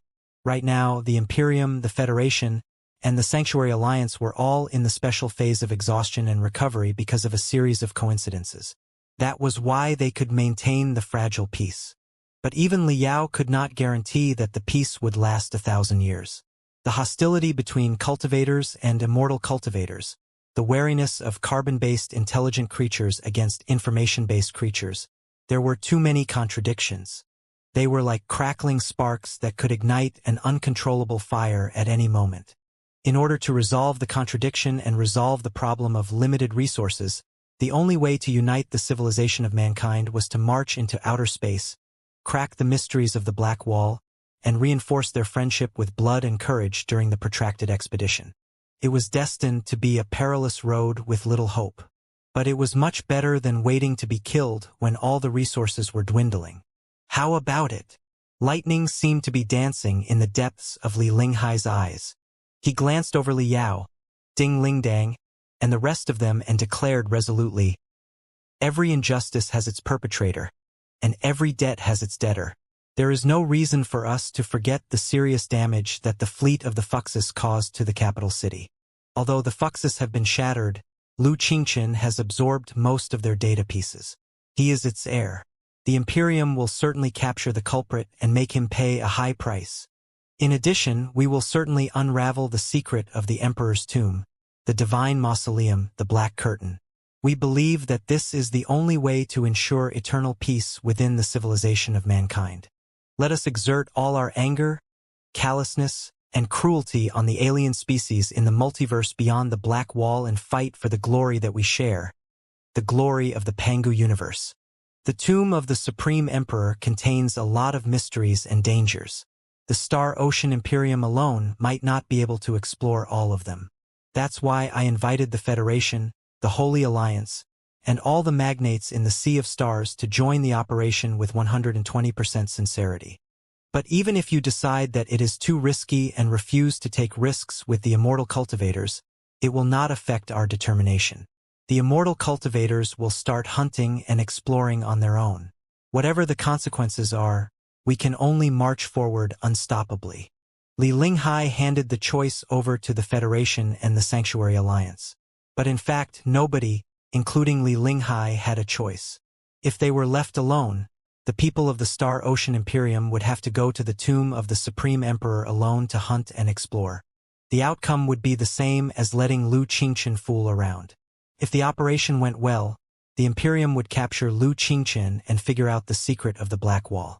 In the worst-case scenario, an intact superfleet would be excavated from the relics, and the little bit of strategic advantage that the Star Glory Federation and the Sanctuary Alliance had secured would be gone. They would be at the mercy of the Imperium again. If the operation went wrong and the Imperium woke up the infuriated Pangu clan and the mysterious Floodtide Legion, the consequences would be even more dire. Therefore, the federal soldiers and the members of the Sanctuary Alliance had only one choice, which was to participate in the unprecedented capture and exploration together with the Imperium. Lu Qingchen is a citizen of the Federation. Before he left the Federation, he had seriously violated the law and owed a debt of blood. The Federation has never stopped hunting him. Ding Lingdang said solemnly, "The Star Glory Federation will not allow such a dangerous wanted criminal to fall into other people's hands. The Federation will gather the best teams to participate in the exploration." Lu Qingchen stole a lot of secrets of the Sanctuary, including the 5 supreme fortresses, and fled to the depths of the Sea of Stars. Xiao Ming and Wan Wen also said at the same time, "Of course, we are going to participate in the hunting and exploration and take back what belongs to the Sanctuary." Very good. The responses of the two forces were within Li Linghai's expectation. She did not waste a single second and immediately entered the negotiation phase. Firstly, the coordinates of the entrance of the Emperor Tomb Divine Tomb Black Tomb, the so-called Emperor Tomb, was also known as the Gold Throne, Heavens Beyond. Theoretically speaking, it was a very special world fragment or small world. The reason it was special was that it was not closely connected to the three-dimensional universe. It appeared and disappeared like a ghost island in a raging ocean. One could only find it by precise calculation or by luck. Li Linghai had once mentioned an even more powerful example. It was like kneading a piece of white paper into a ball, drawing a circle on the ball and opening the ball. The circle had long been shattered into irregular black spots and ink spots. These black spots and ink spots were the trajectories of the Gold Holy Sea, Heavens Beyond sector. How could one capture the pattern of its appearance? Therefore, even Li Linghai himself had not been able to find the entrance to the Gold Holy Sea, the firmament sector, since he left it more than 10 years ago. It was not until Li Linghai became the leader of the revolutionaries and took over the imperial capital where he calculated with the supercrystal processors that the most mysterious relic in the legends showed up again. However, this time it was not in a good location. It was between two nebulae. The so-called nebulas were one of the most common celestial bodies in the universe other than the stars and planets. Ordinary nebulas were made of hydrogen, dust, and radiation. Their densities were extremely low. They were often dozens of light-years in diameter, but their total mass was not even close to that of 10 stars. Many places inside the nebulas were almost vacuum. Such a nebula was not dangerous at all. Even if a starship accidentally entered the nebula, at most, it would cause some interference to the exploration range and communication between the starship and the starship. It was necessary to pay attention to the loss of spiritual shield and power unit. However, the form and causes of the nebulas were ever-changing. Some of them were extremely dangerous. The Ruins Nebula was one of them. Such a nebula was formed by the violent spurting of materials and radiation during a supernova outbreak. Supernova explosions were almost the most magnificent and the most intense astronomical phenomenon in the universe.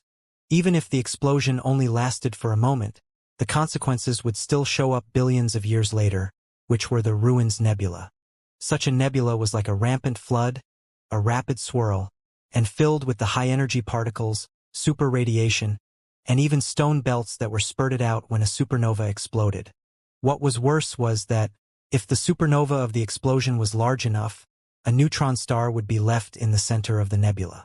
The neutron stars with high gravity and density were one of the most terrifying traps in the universe other than the black holes.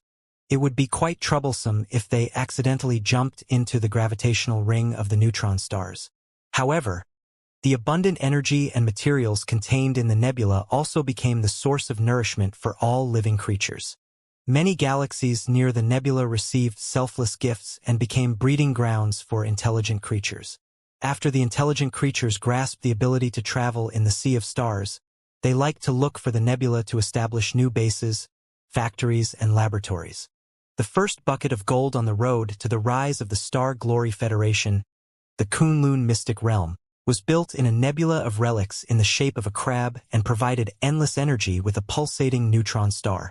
The War Heroes sector, the origin of the Imperium of true human beings, and several other sectors such as the Sand Barbarian sector, were all near the dazzling Scorpion Nebula.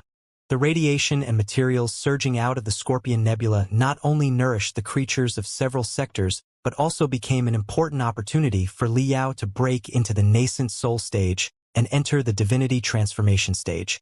Then, it was not unusual for a nebula of relics to exist in the trajectory of the Gold Holy Sea, the firmament sector. What was most amazing was that it was not just one nebula but two. The two supermassive stars that were so close to each other passed their prime years at the same time and entered their twilight years helplessly. After their bodies gradually decayed and the most violent reactions came to an end, their size continued expanding, and their brightness grew brighter and brighter.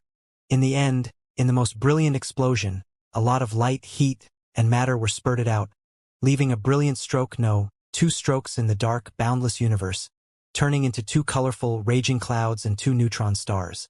It was a rarely seen astronomical phenomenon and a cosmic marvel. However, due to the vastness of the sea of stars, the number of stars was an astronomical figure in the truest sense. Even if the odds were 1/billionth, they would certainly happen in the endless time and space. The distance between the two stars was around 7.5 light-years. They belonged to two galaxies that did not interfere with each other. However, when they turned into two nebula remnants after the supernova explosion, and the diameter of the nebula suddenly expanded to dozens of light-years, they inevitably crashed, tangled, clashed, flowed, swallowed, perished and exploded again.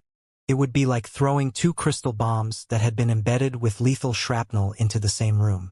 When the two bombs exploded at the same time, the resulting damage would be unimaginable. What was worse was that, when the astronomers of the Star-Ocean Imperium observed the twin nebula, they discovered that the chaotic turbulence between the two nebula remnants was showing signs of merging, as if a new star was about to be born in the collision of the two nebula remnants. A lot of materials, together with super-heavy energy, would be condensed when they collided with each other at a high speed. They would grow larger and larger, forming their own gravitational field and magnetic field. Eventually, all kinds of planets would be born. Such a phenomenon was very common in the early years of the Big Bang. Most of the stars, planets, and other high-density, large-mass celestial bodies in the universe were formed in such a way. However, since the birth of the Pangu universe, hundreds of billions of years had passed. The best time to create stars and planets had passed, and the universe had entered a relatively stable mature period. In this phase of the universe, most of the celestial bodies that were born under certain conditions had already been born. Generally speaking, very few celestial bodies above the planetary level were born. It was a miracle that two stars exploded at the same time and spurted out tremendous materials and energy. It was also a once-in-a-lifetime opportunity for new celestial bodies. But the conditions were just the conditions. Judging from the environment and the astronomical parameters of the Gemini Nebula, it was still very unlikely that a new star or planet would be born. It was because the materials and energy outbreaks resulting from the supernova explosions were spreading in all directions. The materials and energy that collided were only a small proportion of the mass of the two nebulae. Before the matter and energy reached the critical point of the birth of a new celestial body, two neutron stars were already right in front of them, interfering and tearing them apart. The new celestial body was destined to die in the womb. After several futile struggles, the mass of matter that it had barely condensed completely collapsed. It was not until then that the Gemini Nebula was truly stabilized. However, compared to the boundless sea of stars, the enormous stars, the neutron stars, the high-density nebulas, and the radiation swirls, the starships of human beings were much smaller than dust. Even if they were not fully formed yet, they could still cause tremendous interference and damage to the sailing of the sea of stars, or even destroy the fleet of human beings in the worst-case scenario. Therefore, the astronomical environment in the depths of the Gemini Nebula was more complicated than ever. It was not suitable for a fleet of such a large scale at all. Only a few elites who were more capable than human beings could break through the storms and the turbulence and retrieve the glittering and dangerous crown left billions of years ago. It was also the biggest reason why Li Linghai did not dare lead the army of the Star-Ocean Imperium to enjoy the food alone. If the army of the Imperium happened to be engaged in two cosmic storms in the depths of the Gemini Nebula and suffered total annihilation, the Imperium and the path of immortality would be doomed. On the other hand, if the capture and exploration squads were lucky enough to break through the Gemini Nebula and enter the Gold Throne, Heaven's Horizon, they would be somewhat relieved. Li Linghai told the experts present that the Gold Throne, the firmament sector, boasted a very solid space structure. It might have been a shelter built by the Pangu clan or the makers of the Black Wall. They were not scared of the wind and waves of the outside world. As long as they entered the place, they would not be hurt at all no matter how furious the high-energy particle streams and rays were. Last time, when he was exploring the Gold Throne, Cloud Realm, Li Linghai had left a lot of exploration tools, weapons, ammunition, food supplies, and even a set of alert and automatic attack barriers. Unless the dead were resurrected, there shouldn't be too much danger on the surface. Of course, this was only referring to the outermost layer of the Gold Throne, Heaven's Horizon. The secret treasures in the outermost layer had been emptied by Li Linghai a long time ago. There was no value in exploring them. Their target this time was to follow the footsteps of the Pangu clan and explore the items left by the creator of the Black Wall.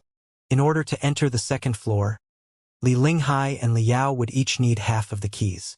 However, for such an important base or shelter, there had to be more than one simple way to enter it with a key. At the very least, the highest clearance of the entire base should be controlled by the Hafushi, and Lu Qingchen had the data pieces of the Hafushi. Would he be able to sneak in through the key? It must be noted that Lu Qingchen did not have a real body.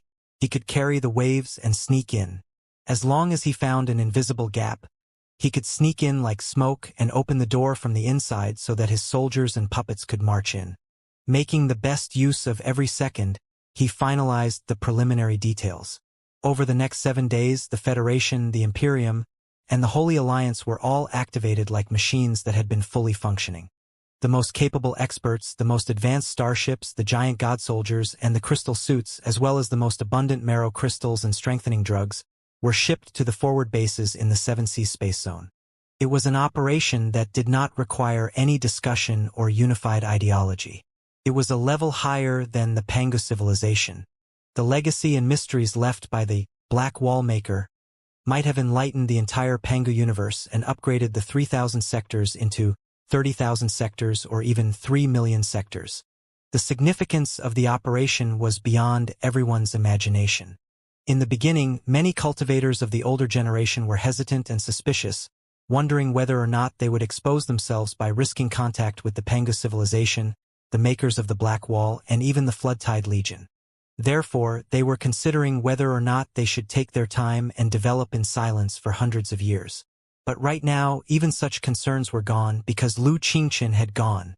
Even if other people were unwilling to make trouble, Lu Qingchen would certainly make trouble. Besides, even if Lu Qingchen didn't try, the immortal cultivators would certainly try anyway. It would be a life and death struggle.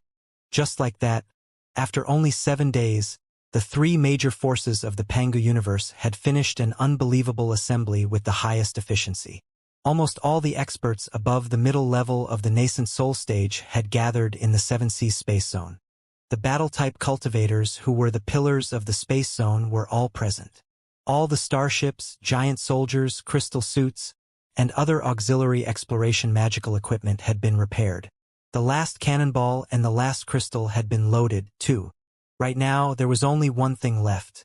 At the periphery of the 7 Seas space zone, far away from the vacuum illuminated by the stars, on the orbit of the 7th planet, which was the largest in size, stones, and dust.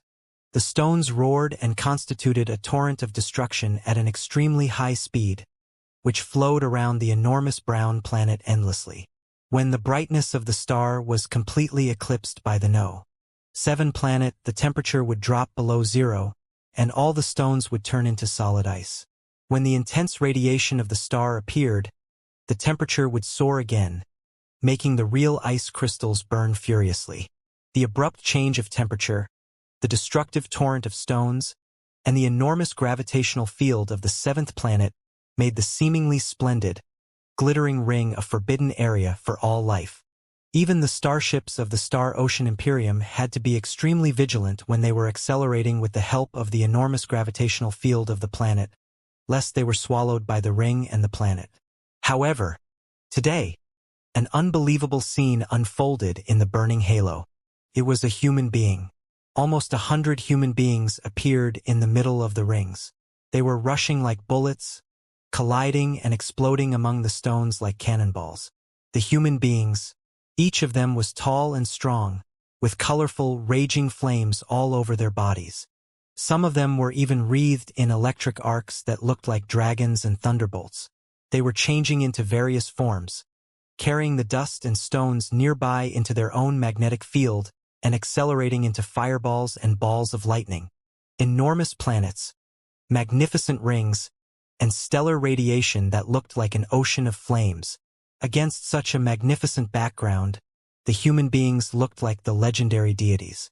With a closer look, one would notice that the equipment of the human beings was different and divided into 3 levels.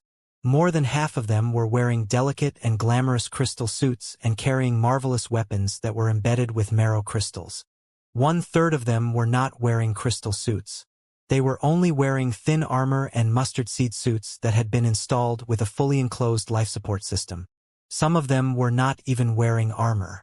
Their mustard suits were not even equipped with an airtight life support system.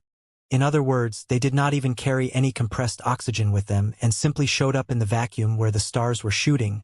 The temperature had suddenly changed, and the stones were flying everywhere. Were they human beings or monsters, or the new direction of human beings' evolution billions of years later? No, Maybe in less than billions of years, under the threat of survival, the speed of evolution had always been faster than anyone could imagine. The hundreds of human-shaped monsters were naturally the best experts representing the Federation, the Imperium, and the Sanctuary Alliance. It was the final training before the three teams set off.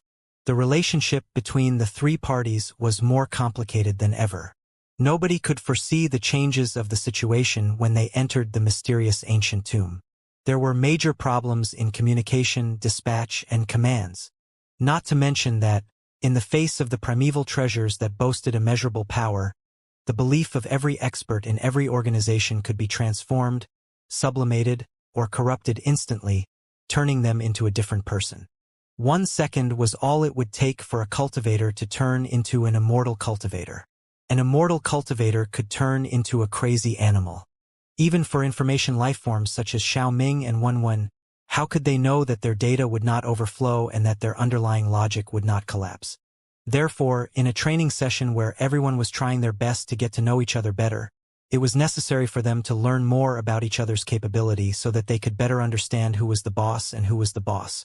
At the very least, it was necessary for them to understand the simple logic of, there are more than 100 monsters here. Whoever wants to hide an ancient treasure and be attacked by all the other monsters will certainly die without a grave. The strongest of the three camps, hundreds of them, stood in the middle of the silent torrent of stones, which brushed past them like a meteor shower. There were no rules, nor was there much protection. Everybody could choose their target at their will and unleash the most furious damage.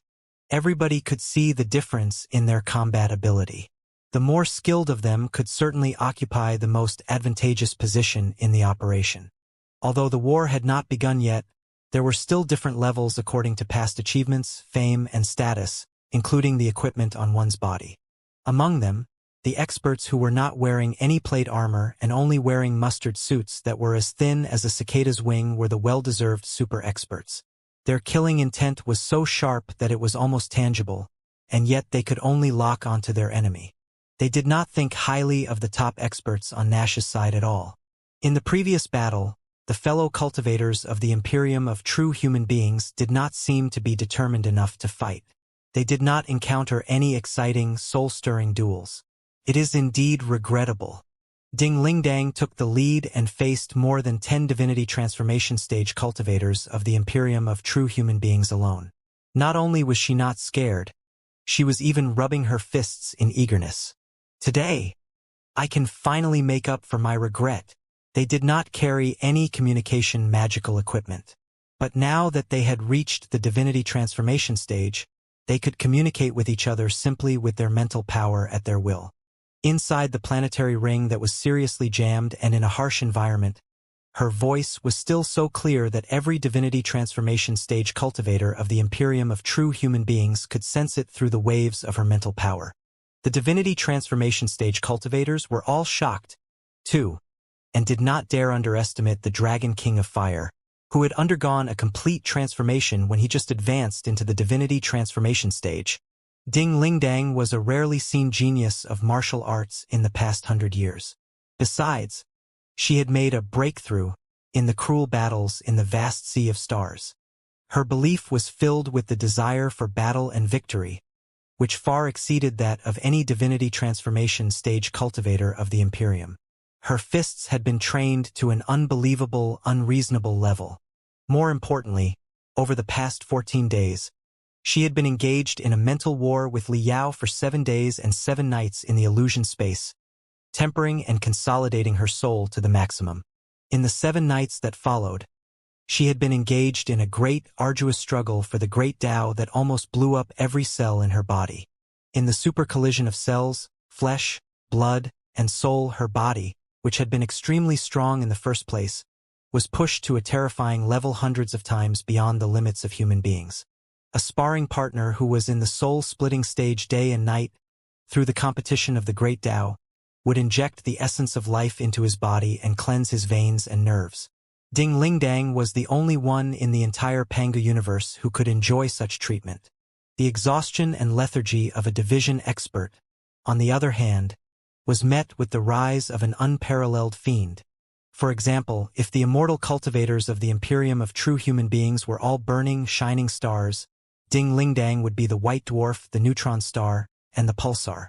Or, the total mass of the latter was smaller, but the density was thousands of times higher. The outcome of the collision was self-explanatory. Another thing that made Ding Lingdang let go of the burden and feel relaxed enough to devote herself to the battle was that she had made a public speech to the entire Federation through remote video transmission yesterday, announcing that she would resign as the Speaker of Parliament due to physical reasons, effective immediately. It was only natural. The operation to explore the ancient tomb of the Supreme Emperor, the Divine Tomb, the Black Tomb, was extremely dangerous. There was a slim chance that they would be wiped out if they were not careful. As one of the 4 divinity transformation stage cultivators of the Star Glory Federation, Ding Lingdang had to take the risk herself. But as the Speaker of Parliament, her death was bound to affect the functioning of the machinery of the Federation. The only solution was to end the Speaker's career early. Thankfully, her term had already entered its last year. She had announced to the outside world through various channels that she was merely the special Speaker of Parliament in a time of war. When the war came to an end, her mission would be over, and she would continue to shine for the Federation in a more suitable position. From the leadership to the public, everyone was well aware of her situation and had long been mentally prepared for this matter. New speaker candidates also emerged one after another and began to make a name for themselves in the world of public opinion. Besides, the Star Glory Federation had been in the Warring States period for 600 years. The government had been prepared to suffer tremendous losses at any time. 100 years ago, when Jiang Hailu, the Speaker of Parliament, was assassinated by Lu Zue, the director of the Secret Art Department, and the Supreme Council almost came to an end, the Federation established a shadow cabinet system. From the Speaker of Parliament to the ministers of the various departments, there were backup candidates. Even if they were assassinated by an enemy, or if they were mentally deranged because of excessive training, or if they were forced to resign because of special circumstances like Ding Lingdang's, there would be candidates who were qualified, respected, and capable enough to be replaced immediately. Therefore, right now, Ding Lingdang had really put aside all the restraints and concerns imposed upon her. She could wholeheartedly, freely, and unscrupulously release her combat ability and destructive power that was like a prehistoric, ferocious beast. She was like a flood that had been suppressed for 5 years and was about to drown the entire universe. Not just the experts of the Federation, the experts of the Imperium and the Sanctuary Alliance had made plans for their future, too. They handed over their power to other people and devoted themselves to the unprecedented exploration. For the immortal cultivators, it seemed inconceivable to hand over power to someone else. But on second thought, if they could get the heritage of the Supreme Emperor, the warships of the Pangu clan, and even the ultimate treasures left by the makers of the Black Wall from the ancient tomb of the Supreme Emperor, who would dare to refuse to return the power to them when they returned victorious? On the other hand, if they were greedy for temporary power and did not dare to participate in the exploration, what right did they have to continue sitting on the throne when everybody else had returned with unbelievable adventures? Even Li Jialing, the emperor of the Imperium, insisted on arriving in person. Otherwise, if other experts got the legacy of the Supreme Emperor, the Pangu warship, and the ultimate treasures of the ancient times, how could he compete with them with his Wu Yingqi's legacy? Because of the uniqueness of the operation, the 3 parties of the Star Ocean Imperium, the Star Glory Federation, and the Sanctuary Alliance, as well as all the other heroes, had made a deal that they would abandon their past identities during the operation and assign tasks based on their capability. They would address each other as fellow cultivators. Even if he did not consider himself to be the emperor of the Imperium, Li Jialing, who had absorbed the knowledge of Black Star Emperor Wu Yingqi and sharpened himself in the defense of the imperial capital, was not scared of any opponent, including Ding Lingdang. Not far away from Li Jialing was Li Linghai. Li Linghai's background was very similar to Ding Lingdang's. They were both legendary martial arts geniuses. Ding Lingdang had Li Yao's help in her training, and Li Linghai had been possessed by the remaining soul of Black Star Emperor Wu Yingqi over the past decades. He had become Wu Yingqi's true disciple. The legendary Dragon Emperor cultivation art, which had been strengthened by the blood god, was extremely powerful. Li Linghai's capability could not have been more impressive. not to mention that he had been killed by her brother, Li Lingfeng, who was also a seasoned god, while she was talking and laughing in the battle of the gold crystal towers below the ground of Empyrean Terminus. Wu Yingqi's remaining soul had burst out, overtaxing Li Linghai's body and almost killing him. At that time, all the specialists, including Li Yao, believed that Li Linghai's body was going to be wasted. If he was not killed, his cultivation would plummet, and he would fall from the divinity transformation stage to the nascent soul stage or even the core formation stage. Everyone had given up on Li Linghai except for one. It was Li Jialing.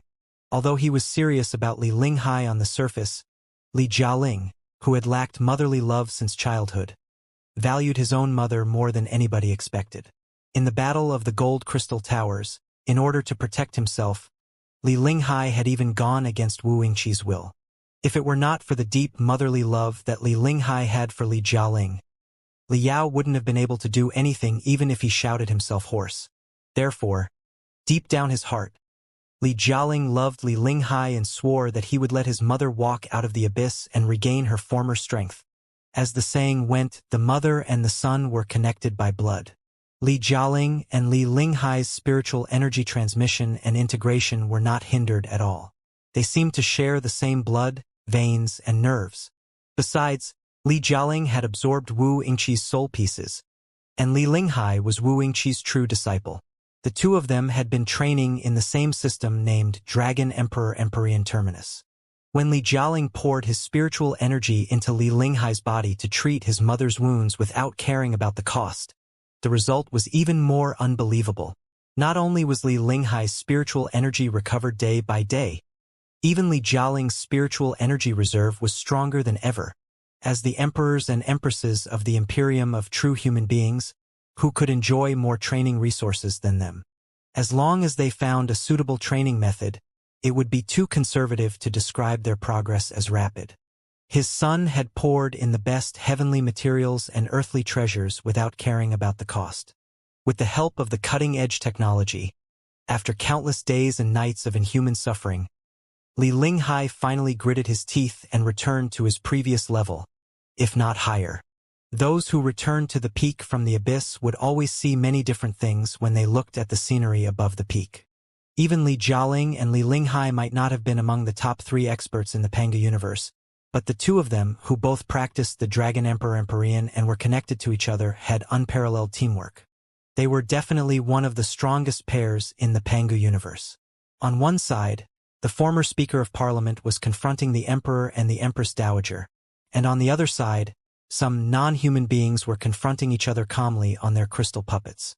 Xiao Ming, Wen, and Wu Suiyun, 2 other divinity transformation stage cultivators from the Star Glory Federation, had their eyes on them. The reason was simple. Meng Qixin and Wu Suiyun were rarely seen spectral cultivators in the divinity transformation stage.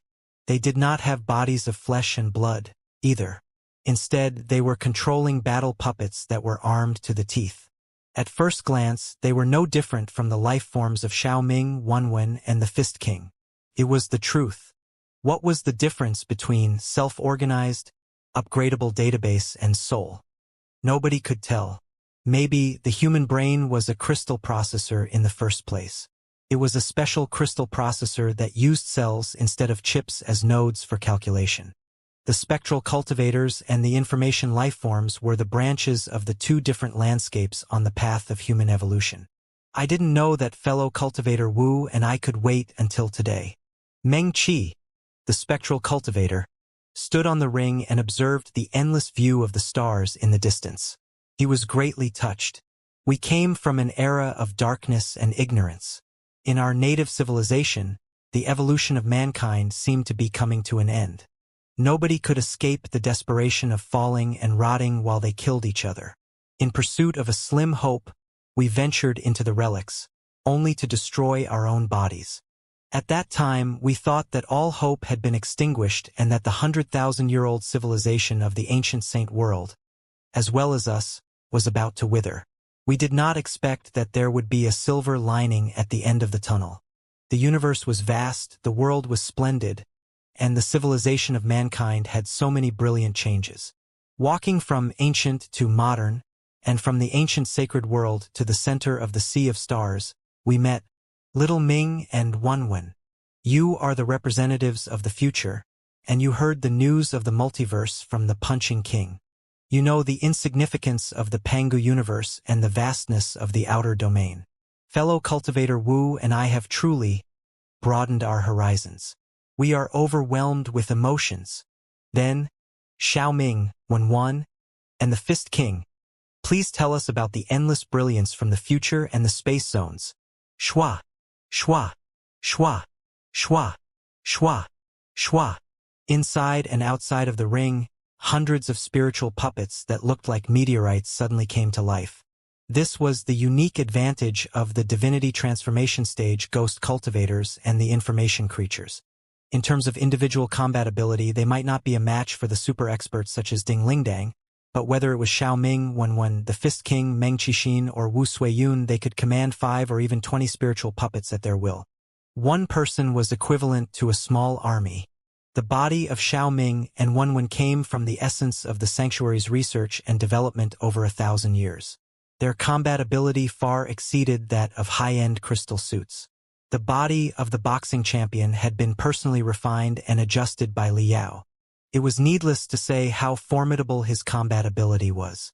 Meng Qixin's and Wu Suiyun's bodies, on the other hand, came from the mysterious realm of Kunlun and the underground of the ancient Saint World.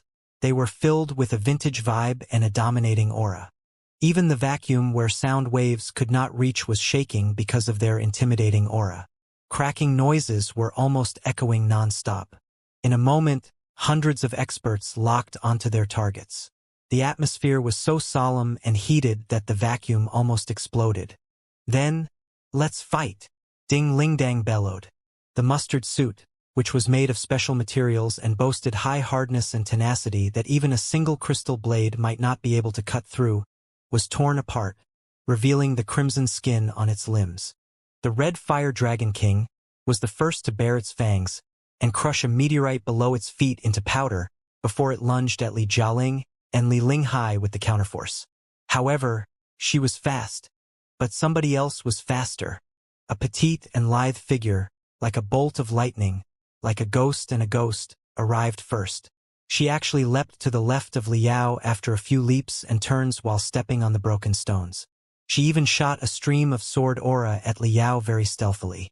Ding Lingdong's eyelashes, pupils, and heart were as natural as breathing. She punched out reflexively and blew the sword aura into pieces, as if it were an annoying fly.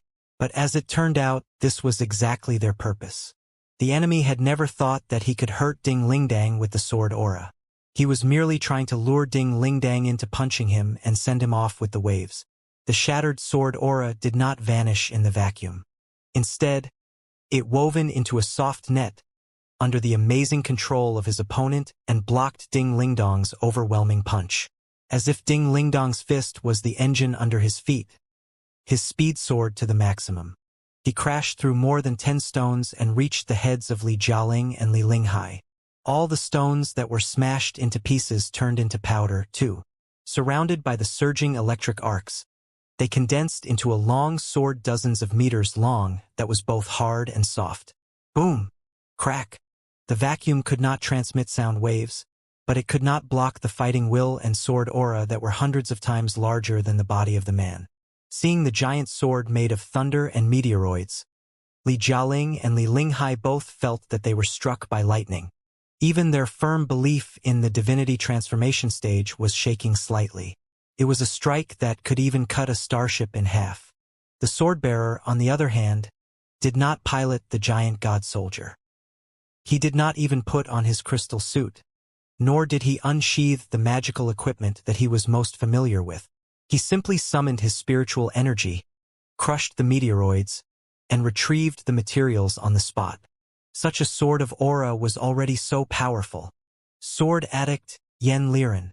Li Jialing's pupils constricted violently. Gold brilliance was beaming out of his eyes. Liao had once talked with him about the heroes in the Sea of Stars.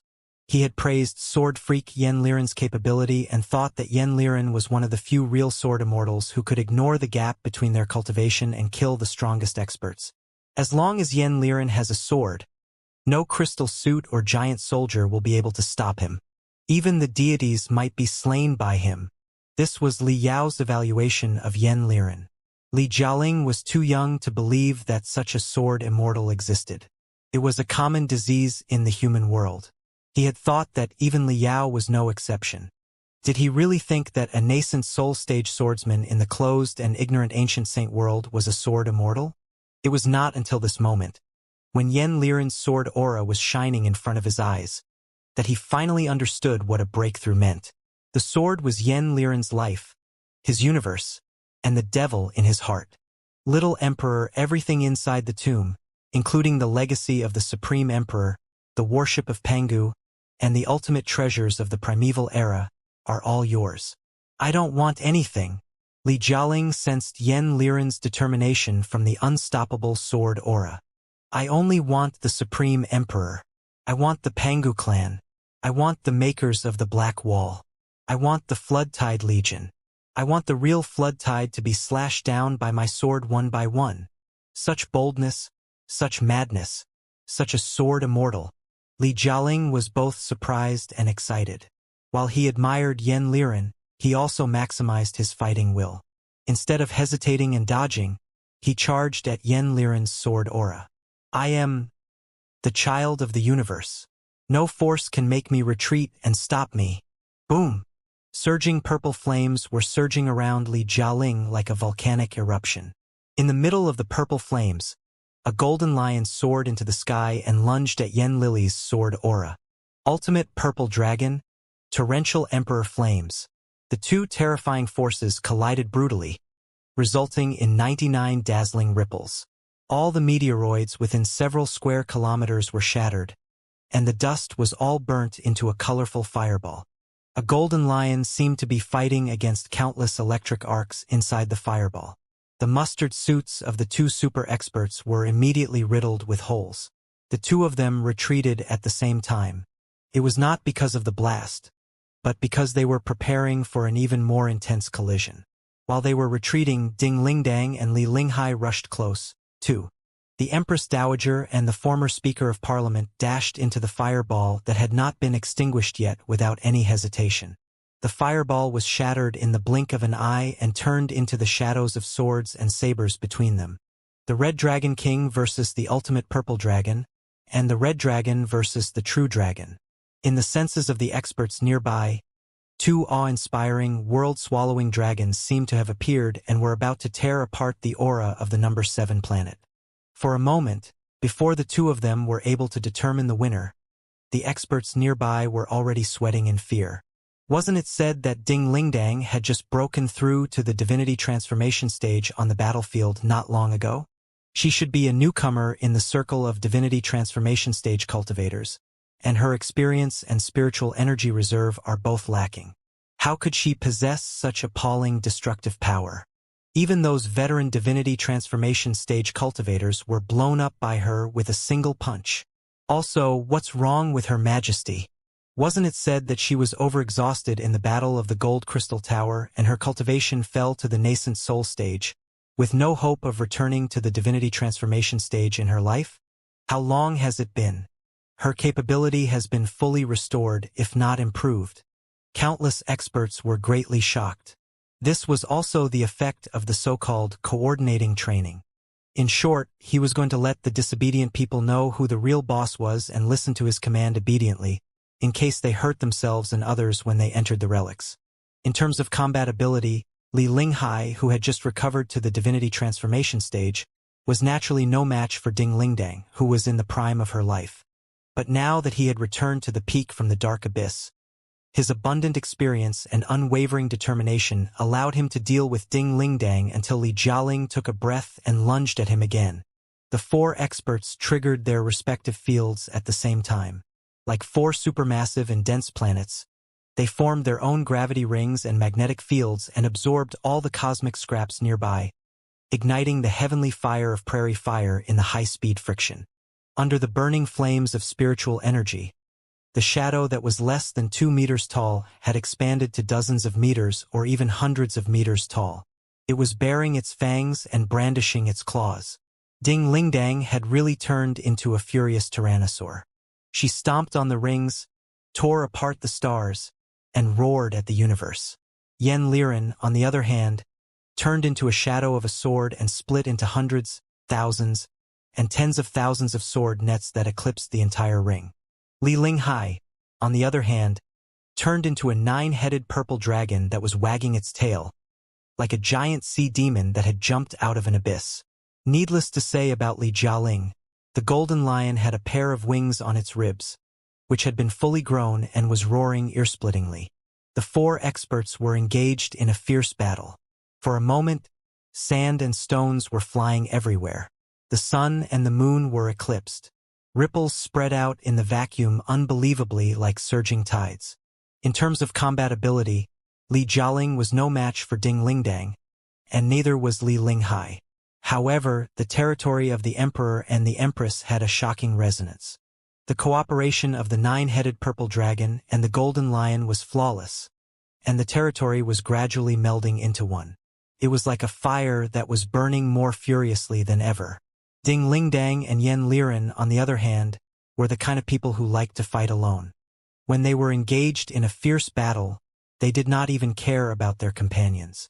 Honestly speaking, even Ding Lingdang's cooperation with Li Yao wasn't that exquisite. She felt that Li Yao standing next to her was getting in the way and would hinder her from performing to her heart's content, let alone Yen Liren. The domains of the 2 teammates on the same side, on the other hand, were incompatible. They were like a cluster of frost, a cluster of flames. They touched, interfered, and blocked each other, melting each other with hissing noises. They were caught unprepared by the seamless cooperation of Li Linghai and Li Jialing. Boom! The outcome of a match between 2 experts in the divinity transformation stage could be determined in the blink of an eye. When Ding Lingdang punched her opponent again, Yen Lili jumped to the edge of her fist and tried to catch up with her. As a result, Li Jialing saw through her trick and lunged forward, sneaking between him and Ding Lingdang even faster than Yen Lili did. Ding Lingdang's vision, senses, and attention were all distracted by Yen Liren and his sword aura. She neglected Li Jialing's attack and was blown thousands of meters away by the little emperor's kick, blowing a giant meteorite dozens of meters in diameter into pieces. Interesting. Under the bombardment of Li Jialing's cannon and the explosion of the giant meteoroid behind her, Ding Lingdang did not even cough up any blood. Her lips curled into an excited smile, and she was about to lunge forward again, when 3 exos blocked her way. The 3 exos, they were all wearing the best crystal suits of the Imperium of true human beings, which were glittering and translucent like statues of deities. Only the top experts at the peak of the nascent soul stage or even the beginning level of the divinity transformation stage could boast such power. Fellow cultivator Ding, I am from the Crimson Tiger sector. The 3 experts of the Star Ocean Imperium all bowed to Ding Lingdang and paid their respect to the Red Fire Dragon King. According to the rule of the strong are respected. Whoever you are, let's fight. Ding Lingdang had been triggered by Yen Liren's interference and Li Jialing's kick. The collision just now had torn her facial cover, too. In her craziness, she simply tore off her broken facial cover and allowed her burning red hair to be exposed to the cold vacuum, as well as her bloodshot eyes that looked like a volcanic eruption. At this moment, the halo happened to be facing the sun. Without the protection of the atmosphere, the brightness and heat of the star immediately heated the ring to hundreds of degrees, making it look like invisible magma. Ding Lingdang's hair and face were exposed to the vacuum and the radiation of the star without any defense. The flames spurting out of her pores formed a dense spiritual shield around her. Her long hair was dancing crazily even though there was no wind. Before the divinity transformation stage cultivator of the Star Ocean Imperium in front of her finished his introduction, she had already charged at him like a hungry tyrannosaur. When he said, "Red Tiger Sector," Ding Lingdang's leg, the tusk of the tyrannosaur, hit his waist precisely. Pa! The voice echoed inside the enemy's spine and brain through his crystal suit, skin, muscles, and bones. Unimaginable damage burst out. The crystal suit of the expert of the Star Ocean Imperium was blown apart by Ding Lingdang's kick. Well, the other 2 experts of the Star Ocean Imperium were both shocked and fascinated. Although they were all dominating experts, they had been raised by the modern cultivation system and were used to the support of high-precision magical equipment. The crystal suits were like their second skin. They were not used to fighting in an environment without crystal suits at all. They had never dreamed that the flesh and blood of human beings could boast such primitive and barbaric strength. Their surprise lasted only 0.1 seconds before it was snatched away by a dazzling aura. Without Ding Lingdong's interference, Yen Liren finally entered the rhythm that he was best at and most obsessed about. He waved the deadliest fourth sword. Whether or not they could cut off the perfect cooperation between Li Jialing and Li Linghai was debatable, but at the very least it was a brutal strike to the hearts of many experts of the Star Ocean Imperium, who were all soaked in cold sweat. It was indeed a killing spree. Other than the real top experts such as Ding Lingdang, Yen Liren, Li Jialing, and Li Linghai, the hundreds of other experts had also found their opponents and started fighting, including the special life forms such as Xiao Ming, Wan Wan, Fist King, Meng Qixin, and Wu Suiyun. Compared to Ding Lingdong's simple and brutal melee combat, the battles of the puppeteers were much more interesting and varied. The battles of the legions of almost 100 spiritual puppets were just the basics. While they were fighting, the chests of the puppets on one side would split open, and smaller metal hummingbirds, spiders, or automatic flying swords would rush out, while the puppets on the other side would be connected from head to tail and form an even larger titan. Both sides were quite adept at such tricks. In the competition of data, calculation, and control, Wan Wan was the first to be defeated. After all, she was more interested in administration, research, and administration and not battlefield warfare. In other words, her database and underlying logic were more suitable for long-term, moderate-intensity operations instead of short-term, super-intensity outbursts. However, Xiao Ming never got tired of it. The more he fought, the braver he became. He took over the control of more than 10 spiritual puppets from Wan Wan and fought a fierce battle against Meng Qixin and Wu Suiyun. The two spectral cultivators in the divinity transformation stage from the ancient times were both amazed and thought that it was necessary to talk more about the great Tao in the future. Two seniors don't chase after a child. Come and try my iron fist. The boxing champion laughed and joined the battle. The two spectral cultivators, who had been meaning to teach Xiao Ming a lesson, suddenly felt that the pressure was much higher than before. An iron wall weighing 100,000 tons seemed to be crushing down on them, making them unable to fight back at all. The Fist King, an information life form whose origin was in the magical universe and whose soul was ignited by Li Yao during the collapse of the hellish land, was finally awakened in the battle to devour the data pieces of the Fuxus. He finally displayed his most furious combat ability and ranked among the top experts. Hundreds of experts were fighting to their heart's content. The real capability of their current enemy had been tested, too. After a few short confrontations, they reached a tacit understanding and passed by each other, looking for more opponents for the next round of confrontation. For a moment, hundreds of experts were engaged in a melee. There was no distinction between camps and forces anymore. It was not unusual for the strongest of them to be attacked by 3 to 5 people or even 7 to 8 people at the same time. If one wanted to wear the crown, one had to bear the brunt of the attacks first. If one wanted to give orders during an exploration operation, one naturally had to beat them into submission first. However, there were several anomalies in the scorching battlefield.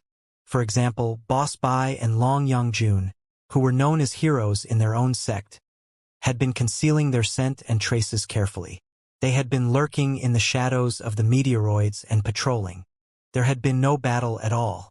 They seemed to be looking for something. Concealment was also a skill. In such a chaotic battle where everybody's eyes were bloodshot, it was evident enough that Long Yangjun and Boss Bai had surpassed the top experts and marched into the temple of unparalleled experts without being discovered for more than 20 minutes. However, it doesn't make sense. Where is the guy hiding? I saw him just now. Long Yangjun was secretly surprised. He should have been the target of everyone's attention the moment he showed up. Why did everybody ignore him as if he had completely vanished? It's an illusion. The most brilliant mental attack. Boss Bai pondered for a moment and said, "You're right. With the guy's capability, identity, influence, personality, and hatred, he would have been beaten up by everybody the moment he showed up." It would have been useless no matter where he hid himself. But right now, everybody seems to have forgotten him. It's not just because of his excellent stealth skills, but also because he launched the sharpest mental attack long ago, which affected everybody and made everybody ignore him. Fair enough. Long Yangjuan's heart skipped a beat. His head was suddenly clear again. He scanned every meteoroid within dozens of square kilometers carefully with his eyes that were mixed with electric arcs. His pupils constricted violently, as he had expected. Wow, Liao! You are too shameless! Long Yangjun burst into fury. This is the final training before we set off. It is also the battle of glory between the experts of the Star Glory Federation, the Star Glory Federation, and the Star Glory Federation. We have a tacit understanding. The nascent soul stage cultivators wear crystal suits, the ordinary divinity transformation stage cultivators wear soft armor, and the real super experts only wear mustard seed suits. As a result, you, the only old monster in the field who is in a trance, are wearing such a thick crystal suit and hiding in the hollow of a meteoroid wretchedly by activating the stealth and camouflage techniques. Do you have any shame? In the depths of the bumpy meteoroid, the place covered by shadows was as quiet as before, as if there were no one there. Long Yangjun burst into fury and cursed. Liao, stop hiding. I saw you clearly. You were crouching there suspiciously like a watermelon worm. What did you do? Did you think that I would let you go as long as you kept quiet? Stop dreaming. Half of today's training was designed for you. Everybody wants to know how strong the legendary expert in the Soul Division stage is. There was still no sound deep inside the meteoroid. If Long Yangjuan's electric eyes had not locked onto every crevice of the meteoroid and seen through the vague metal brilliance under the optical camouflage, Liao would have almost fooled him. Ha! Long Yangjun stared at the crystal suit for a while and almost suspected that there was something wrong with her eyes. She saw that Liao was wriggling on all fours in the super heavy crystal suit, trying to slip away right under her nose. You! Long Yangjun really didn't know how to describe Liao's wretchedness. With a kick, Long Yangjun picked up a stone and threw it into the center of the meteoroid. This time, Liao, who was wriggling and crawling, had to react. He did not dodge. Instead, he extended 2 fingers and caught the stone that Long Yangjun threw at him casually. He smiled and said, "What are you doing? What are you doing? Can't you let me take a rest? Finally not hiding anymore?" Long Yangjun sneered. "What are you resting for? You didn't even make a single move." "Ah, a few days ago I was busy drafting plans for the capture and the exploration, including the formation of an entire team, the formation of non-combat professions such as archaeologists, refiners, adventurers, doctors, and so on, the choice of starships, the draft of backup plans, and so on. What a busy schedule." Liao blinked his eyes and complained, "I'm so busy that my brain is about to break. No, my waist is about to dry up. No, my brain is about to dry up. I finally have a chance to catch my breath. Why won't you let me go? It's not that I don't want to let you go, but everybody else does." Long Yangjun said, "You are the main force of the operation this time. It is not an exaggeration to say that the lives of countless people depend on you alone. Don't you think that you should show off your capability and broaden our horizon? Is it necessary?" Liao said sincerely, "Look, the purpose of the training is to improve the understanding between the 2 parties and determine who is qualified to give orders in the operation. Isn't it?" "Correct." Long Yangjun nodded. "So what? Isn't it settled then?" Liao opened his hands and said, "You, Ding Lingdang, Li Jialing, Li Linghai, Yen Liren, Boss Bai, the boxing champion, and so on. Since your capability is the same, it's only natural that you compete with each other to confirm your seats. But I am the one and only soul-splitting cultivator. I am the obvious best expert in the Pangu universe.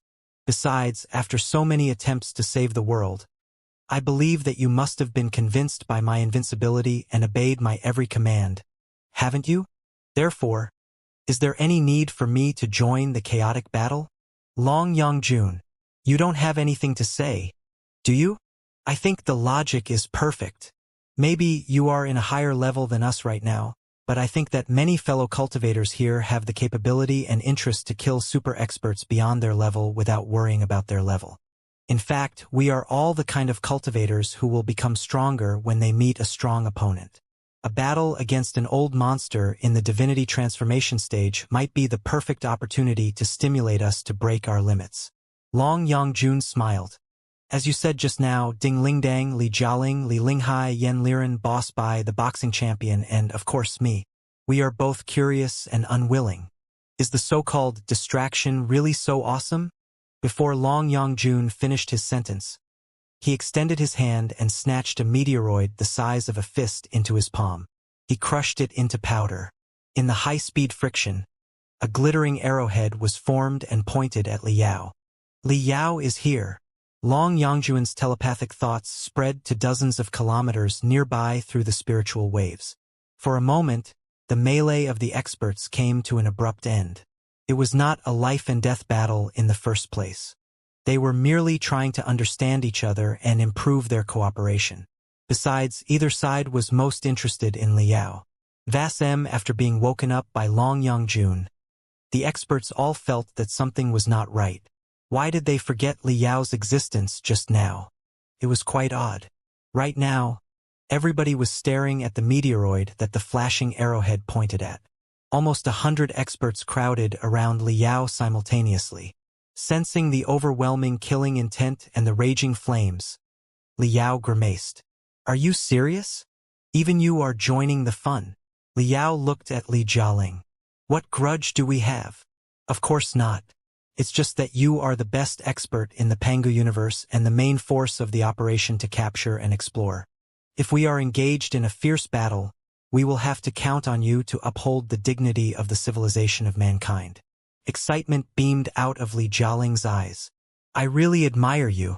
Please show us your invincibility and give us more confidence. And you? Li Yao glared at Xiao Ming and Wen. Don't tell me the two of you are going to be ganged up on? You will be struck by lightning. According to our calculations, if we have a detailed understanding of our father's capability before the operation, the success rate of the operation will be greatly improved. Xiao Ming replied, at least 1 to 3%. What about you, honey? Li Yao stared at Ding Lingdang and complained, even you want to join the gang fight? I have faith in you.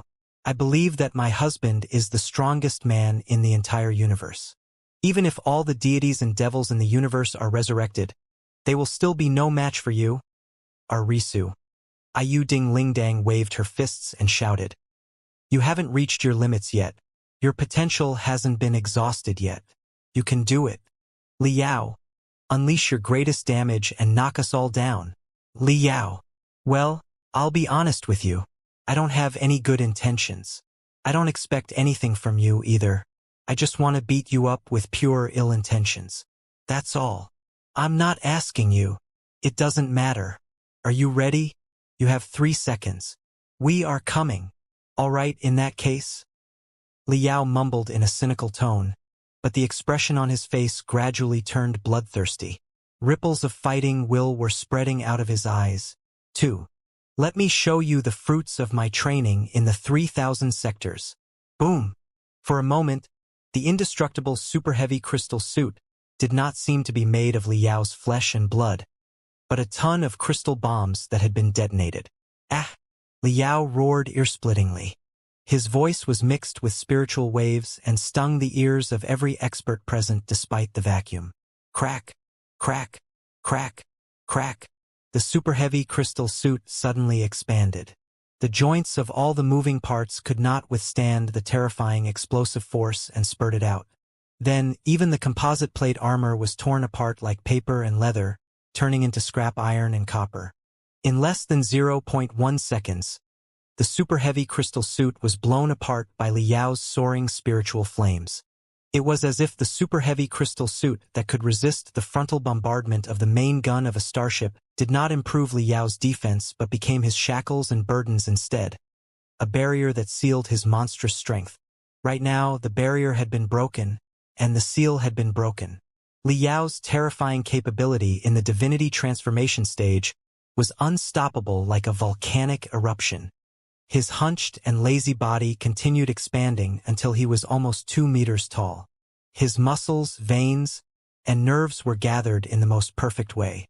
Although he was made of flesh and blood, he seemed to be made of thousands of blades, as if his every muscle fiber was a flying sword that could cut off the enemy's crystal suit. Do you know why I held back just now? Blood-red brightness was beaming out of Liao's eyes. His voice suddenly turned vigorous and brutal. It's not because my back is sore, my legs are weak, I'm short of breath, I'm nervous, and I'm sweating in the middle of the night. It's not because of the superficial reasons. But a great war is coming. I really don't want to hurt any of you right now and make it impossible for you to explore the mausoleum. That would be bad, wouldn't it? Hardly had his voice faded away when all the meteoroids within a dozen square kilometers were enveloped by Liao's magnetic field and spiritual flames, and exploded as if crystal bombs had been installed inside them. The broken meteoroids were crushed into powder by Liao's immense spiritual pressure and burnt by the high-speed friction. They turned into countless torrents of flames and congregated behind him, forming a vulture that was soaring and swallowing the world. The wings of the vulture continued extending. Very soon, they turned into 2 fire walls more than 10 kilometers long and smashed toward the experts, locking everybody inside. Illuminated by the stars, in the middle of the burning debris on the planetary ring, the bloodthirsty vultures gradually rose up. The 100 experts were all trapped in Liao's domain. This small universe was the world where Liao reigned supreme. Despite the firmness of their belief, they were all shocked by Liao's burning vulture fire. When they expanded their senses to the maximum, they discovered, to their horror, that their senses were restricted to a space less than 100 meters in diameter. Walls of flames were burning everywhere. They seemed to have been trapped inside a hollow fireball and could not sense anybody else. There was only themselves and Liao in the flames. Liao attacked hundreds of experts simultaneously. Ding Lingdang took the lead. This was the real competition of the Great Tao.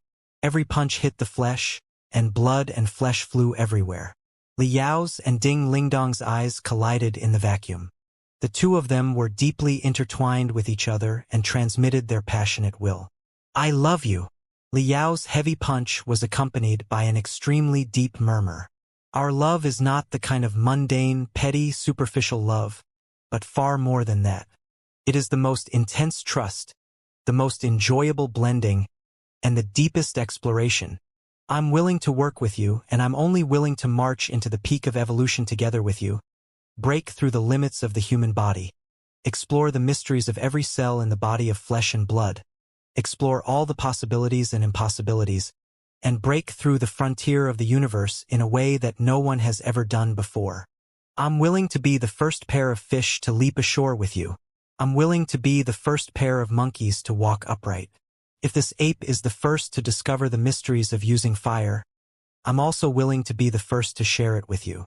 Even if we go astray on the road of evolution, even if we can't turn back and become unrecognizable, bizarre-shaped monsters, as long as I have your company, I will have no regrets and will gladly endure it. Honey, do you think so, too? Can you forgive me for being alone for so many years and for not being able to be in love with you? Are you willing to continue living such a lonely life just so that I can pluck the crown from the peak of evolution and put it on your head one day?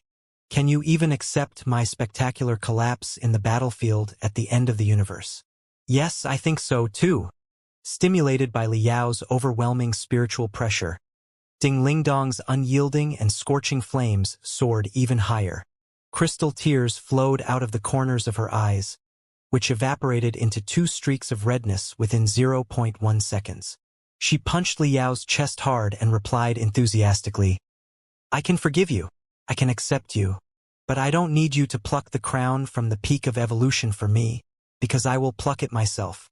Also, if you really collapse on the battlefield at the end of the universe, you must wait for me patiently in the deepest level of hell, because I will certainly train myself to be stronger than you. I will cut the enemy who killed you into pieces, demolish the entire deepest level of hell, blow up all the evil ghosts, devil kings, and kings of hell there, and rescue you, my dear husband. Boom! Their love poured into each other's body together with the heavy punches. Their flesh was bleeding, and their blood was spluttering everywhere. The spluttering blood turned into a bloody mist that enshrouded the two of them.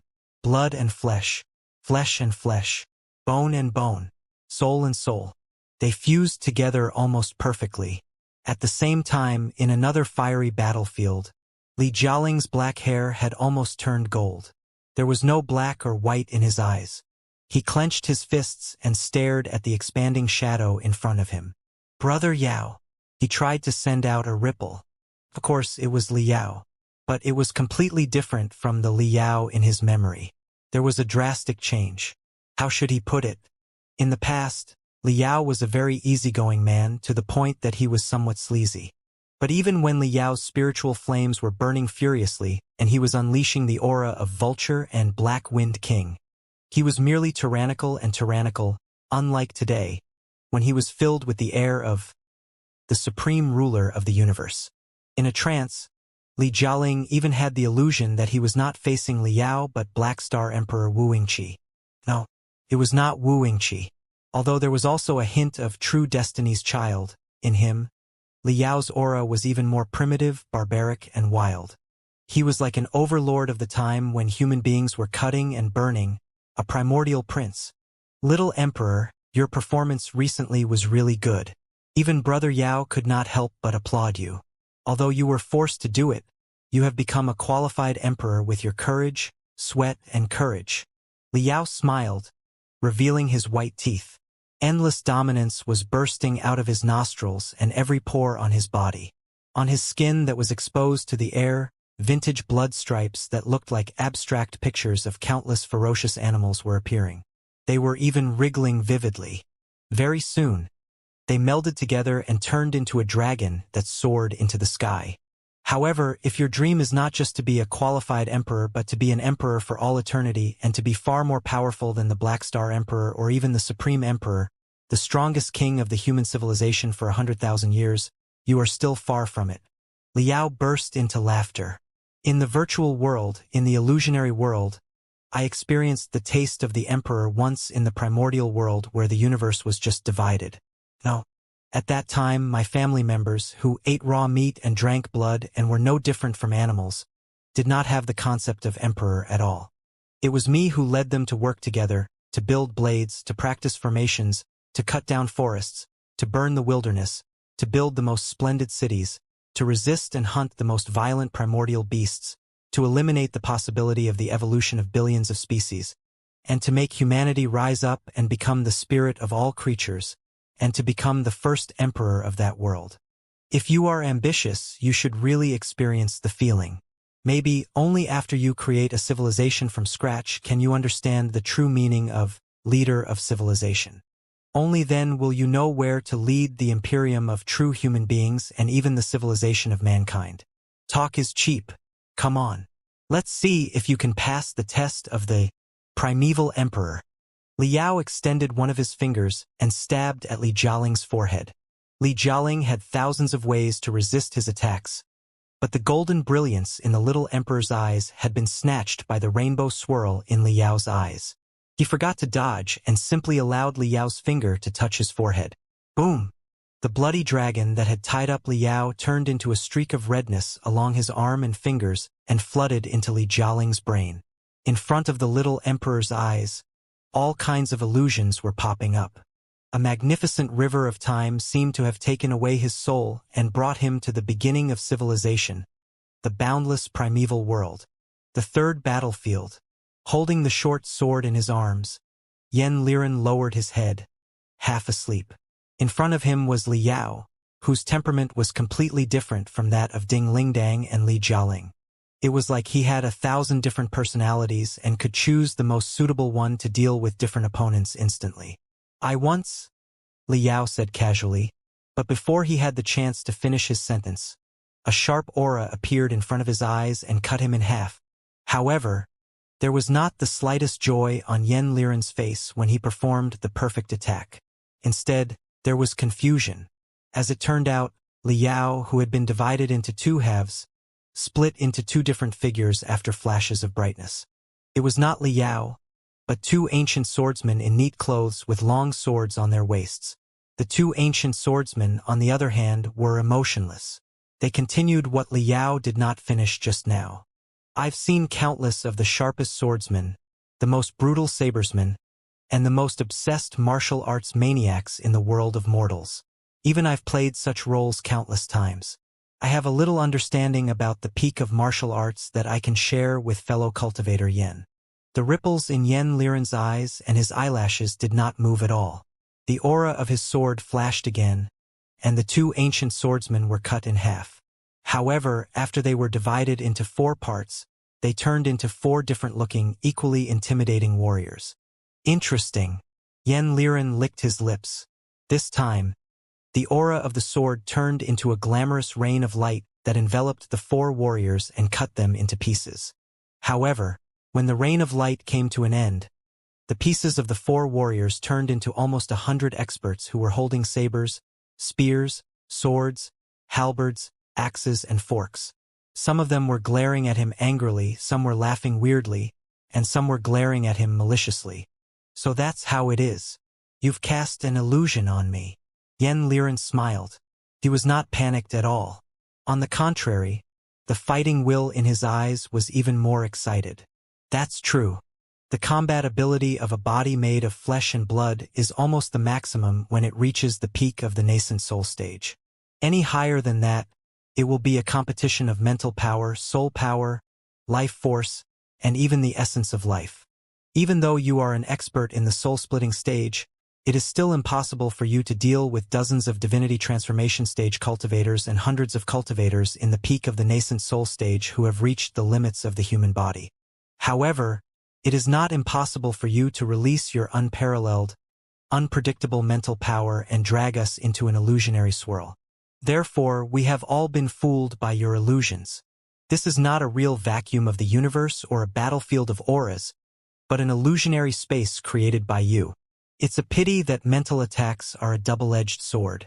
As long as it is seen through, the threat will be greatly reduced, and it is even possible that your soul will be devoured. Liao, are you really going to underestimate the heroes of the world and think that the sword in my hand cannot cut through your mental barrier? Boom!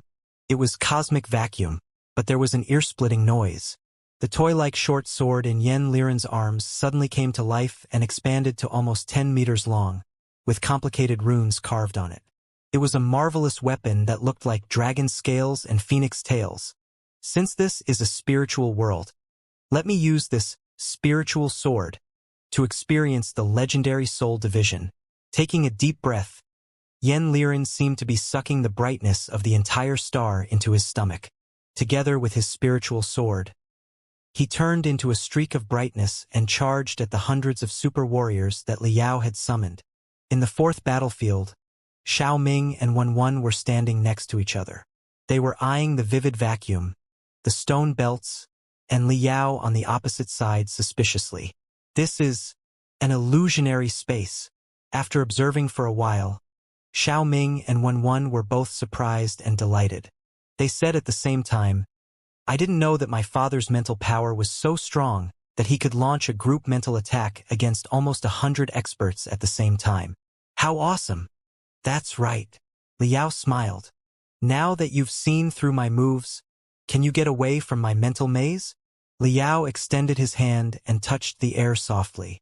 Ripples that seemed to be real ripples appeared in what seemed to be a vacuum.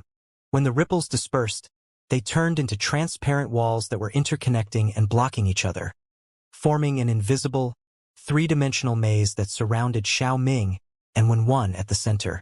Xiao Ming's and Wen's crystal processors squeaked as they were activated to the maximum. In their perception, the transparent maze turned into thousands of data, information, algorithms, and logic traps that were changing at a speed of tens of millions of times per second. Then let's give it a try. Xiao Ming cheered. Wen, let's go. In the 5th battleground, the boxing champion watched Liao gather all the stones and dust nearby into a gargantuan meteorite giant, almost 100 meters tall. What kind of bullshit is this? The boxing champion couldn't help but laugh. His fists were like rapid-fire cannons. In the blink of an eye, over 1,000 powerful and magnificent fists blasted the meteorite giant into pieces. However, inside the body of the broken meteorite giant, clusters of black smoke made of dust crawled into his body through the gaps of his muscles and bones like vipers and slithered toward his crystal reactor and crystal processor. Is it the crystal brain virus? The crystal camera of the Fist King was glittering. Li Yao, what kind of monster have you become? There was a 6th battlefield, a 7th battlefield, an 8th battlefield, a 9th battlefield, 100 battlefields. Li Linghai, Boss Bai, Meng Qixin, Wu Suiyun, and all the divinity transformation stage cultivators and the experts of the Federation were hit by Li Yao's mental attack at the same time and were sucked into the illusionary swirl. Li Yao had gone through a long and deep mental training in the illusions created by the thousands of primeval crystal processors. In the boundless world of mortals, he had polished every side of his soul and created thousands of different personalities. He had a deeper understanding about the weakness of human nature, too, which allowed him to capture the emotions, desires, and weaknesses of every expert. He chose the form that could cut into the enemy's soul the most and created an illusion that could drown them without them knowing. No, other than Yan Liren, Xiaoming, and Wen, there was someone else. It was Long Yangjun. Long Yangjun was sitting cross-legged on a meteoroid that was as fast as lightning. She tilted her head and held her cheek, looking at the aggressive Li Yao in front of her suspiciously. She seemed to be deep in thought. Suddenly, she shook her head and mumbled to herself, "No. What's wrong?" Li Yao grinned hideously. "Don't you want to beat me up? Let's fight." "This is very wrong," Long Yangjun said. "With your personality, there's no reason for you to stay where you are and wait to be attacked by hundreds of experts. I thought you were going to play the same old trick and run away. I didn't expect you to be so tough. No, I don't believe it. This is not your style. No, very wrong. Although it looks the same as just now, I still feel that something is not right. Why did you divide everyone with raging flames so that we can't perceive each other? Is it because your computational ability is insufficient and you can only simulate vivid environments, but you can't simulate the reactions of hundreds of supreme experts? Got it. Another annoying illusion. Same move as Lu Qingchen. Long Yangjun pursed his lips. Before Li Yao, who was sitting in front of him, could retort, a translucent brilliance flashed in his eyes. Who? She blew at the vacuum of the universe. If it were a vacuum, the air shouldn't have been of any use. But in this place, a ripple that looked like a crystal was expanding rapidly and corroding everything that could be corroded, including the meteoroids, the dust, the vacuum, and even Li Yao on the other side. The entire world turned into a glittering world of crystals. Long Yangjun snapped his fingers. The clusters of crystals collapsed and vanished. They reappeared in the planetary ring of the real world. The illusion that Li Yao had painstakingly created was cracked by Long Yangjun so easily. Long Yangjun gazed into the distance with a faint smile on his lips. As it turned out, the burning flaming vulture and the fireball that separated all the top experts were gone, or rather, they had never existed in the first place. In the middle of the rushing meteoroids, almost 100 experts were dwelling in the illusions, unable to free themselves. Some of them were dancing crazily and fighting their imaginary enemies. Some were thinking hard and trying to find a way to crack the illusionary labyrinth, and some even mistook other people for Li Yao. The real Li Yao, on the other hand, was still crouching in the hollow of a gargantuan meteoroid, with a lot of weird-looking magical equipment floating around him. They were connected to a glittering metal hat on his head with thick crystal cables. Countless other devices that looked like loudspeakers and antennas were releasing spiritual energy nonstop. "Are you serious?" Long Yangjun's frown grew deeper and deeper. "It's just a friendly match, and you are even using magical equipment such as brainwave amplifiers. Do you have to be so serious?" At this point, the tip of her nose twitched as she sensed something. After a long while, she frowned to the extreme. "I also sensed the remaining ripples after the crystal bombs exploded. Can't be wrong. It is indeed one of your favorite formulas for crystal bombs. So, you didn't blow up the meteoroids within 100 square kilometers with your overwhelming spiritual pressure, but planted a lot of crystal bombs in this area in advance." Long Yangjun spoke to himself and analyzed seriously. "Why are you doing this? I understand. You are intentionally creating a grand and dazzling sound and lightning effect to attract everyone's attention and interfere with everyone's perception, so that your mental power can creep into everyone's brain and launch a mental attack. Wait, also, you've planted a lot of magical equipment such as brainwave amplifiers and mental power amplifiers in the dozens of square kilometers nearby. It's like you've established your own local area network to improve your ability to build illusions. Wow. Liao, I'm not criticizing you, but is it necessary? You saw through me? Liao laughed in embarrassment. Then he said confidently, "Of course it is necessary. This is the first time that I've shown up in front of all the heroes in the world as a Soul Division cultivator. I'm definitely going to be the target of everyone's attacks. If I fail to defeat everyone, I'm going to be ganged up on. Wouldn't that be a disgrace? That's why I played some tricks. Preparation is part of combat, too. We are not really muscular, simple-minded warriors."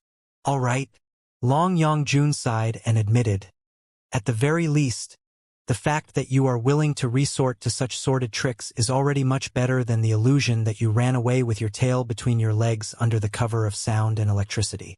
How is that possible?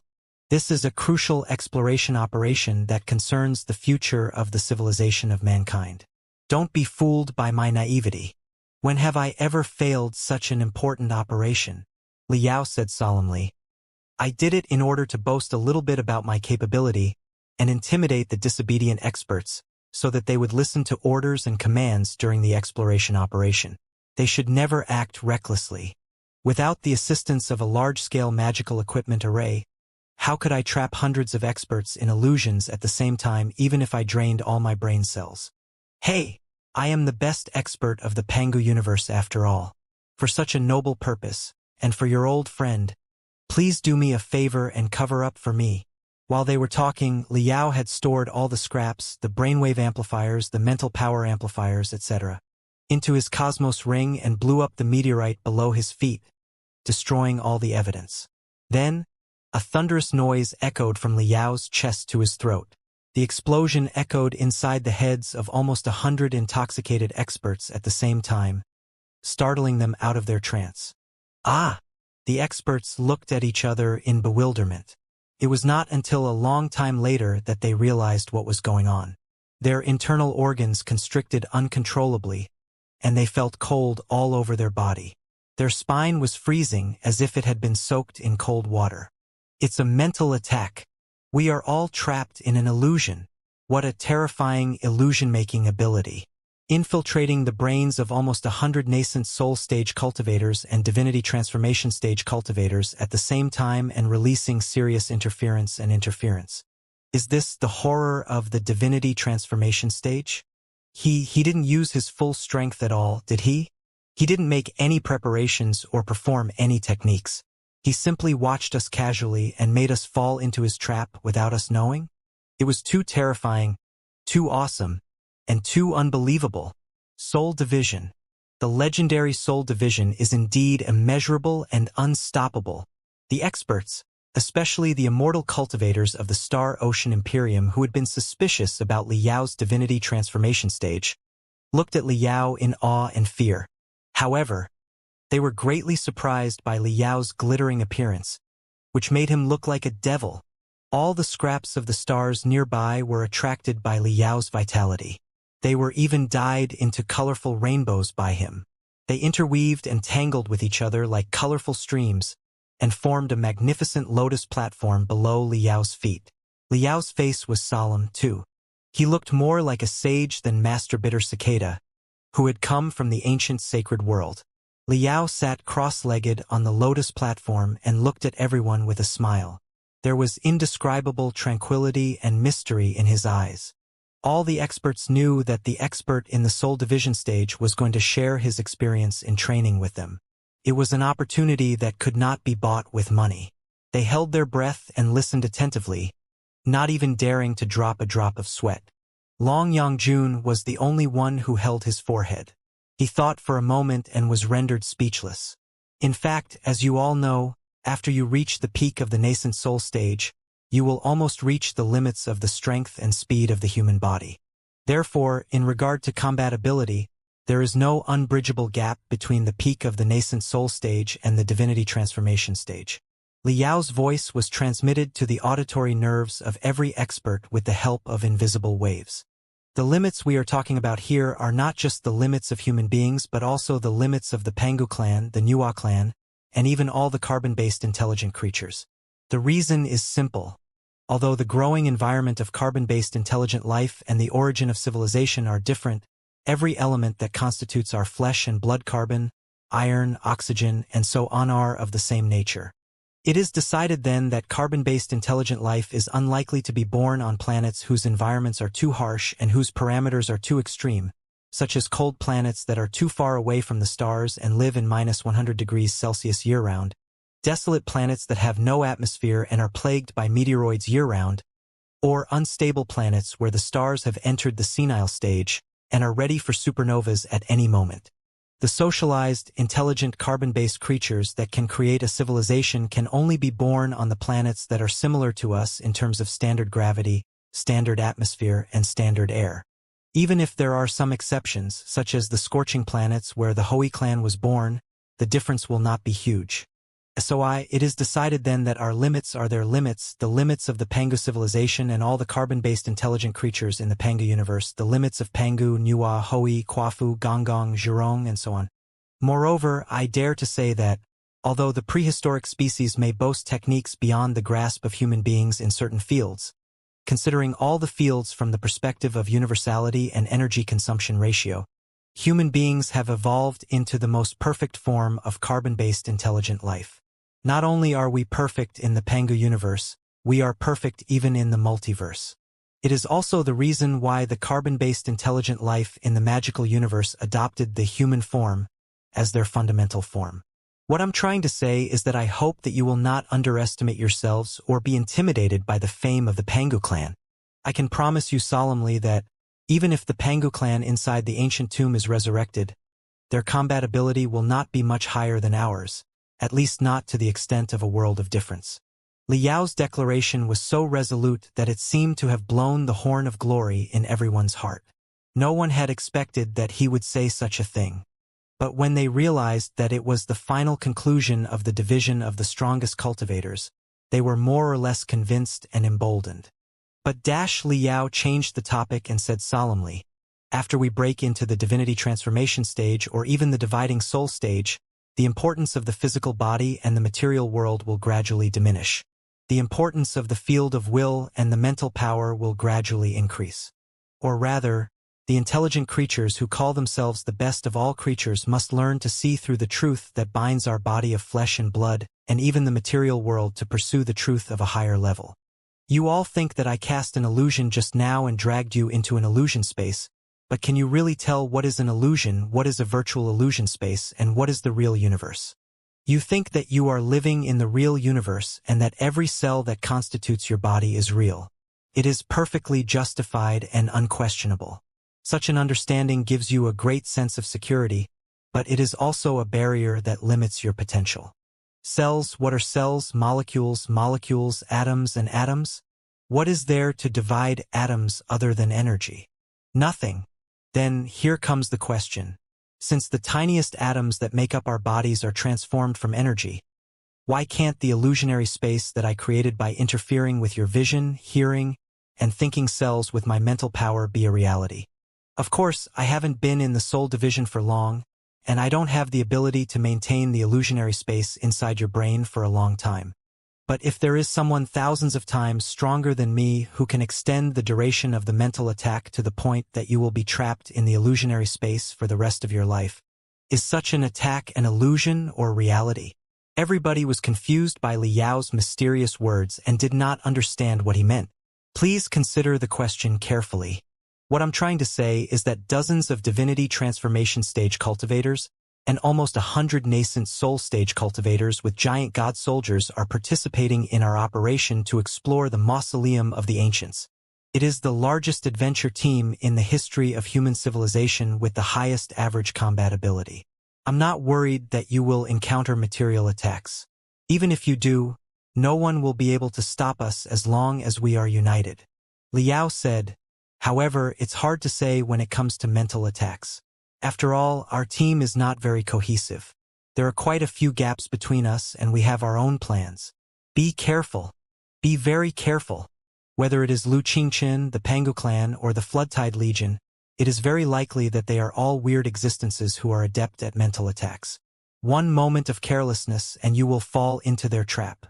You will be swallowed by your own desires and the weakness of your humanity, and you will become their pawns and puppets. In the cultivation system of the ancient cultivation world, the last barrier before the cultivation of true fruit is known as the void enlightenment stage. I believe that the void enlightenment stage is the stage where one can distinguish the truth and falsehood of everything around them. One can even distinguish the truth and falsehood of one's own desires, get rid of the unnecessary illusions, and cultivate the most authentic side of oneself. Only in such a way can one be free from the temptations and troubles of the outside world. One can be as immovable as a mountain and persist in moving forward. It is like a chess piece on a chessboard. If you are obsessed with the chessboard and train yourself to be stronger at any cost, you will only be the strongest chess piece in the end. You will be bound by the rules of the chess game. Only by knowing the truth about yourself and jumping out of the chessboard can you see, understand, and cultivate to a higher level, a higher dimension, and a more mysterious and boundless power. The road of evolution has come to an end.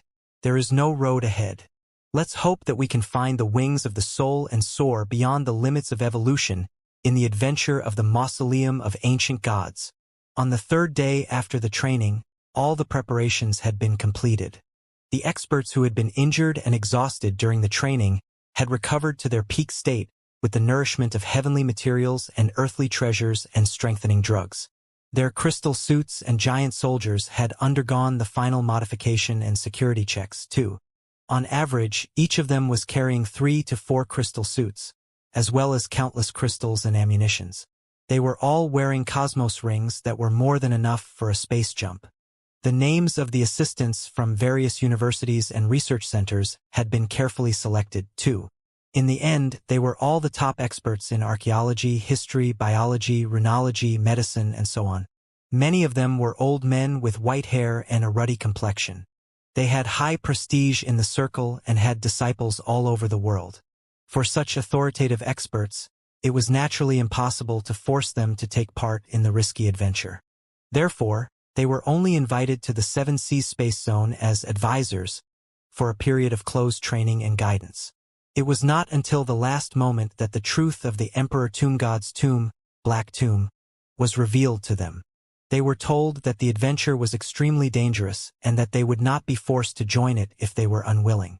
However, due to confidentiality issues, they had to stay in the training base of the 7 Seas Space Zone for a while longer and could not return to their hometown until the adventure team returned. As he expected, almost no authoritative expert was willing to give up such a great opportunity. Ancient Tomb of the Supreme Emperor. Ancient Tomb. Black Tomb. The Supreme Emperor. The Pangu clan. The maker of the Black Wall. For any expert, such an unprecedented secret was right in front of their eyes. It was indeed something worth exploring and studying at the risk of their own life. The construction of the team of specialists went very smoothly. The selection and establishment of the coalition fleet was not a problem, either. Considering the complicated environment near the ancient tomb, which was as harsh as a space hell, it was impossible to summon a large-scale expedition army. In the end, a special squad made of almost 100 fast attack starships, 7 comprehensive supply starships, and 2 research starships was formed. All the starships had been further strengthened to ensure their anti-radiation, anti-high-energy particle streams, anti-strong magnetic field interference, and anti-meteoroid attacks. In the meantime, Li Linghai launched a lot of new probe magical equipment to his destination and collected countless local astronomical parameters to infer the changes of the environment near the entrance of the ancient tomb. The situation was not optimistic. If the twin nebula where the entrance of the ancient tomb was located was an overwhelming, splendid butterfly, the left wing of the 2 butterflies would be known as Twin 1, while the right wing would be known as Twin 2.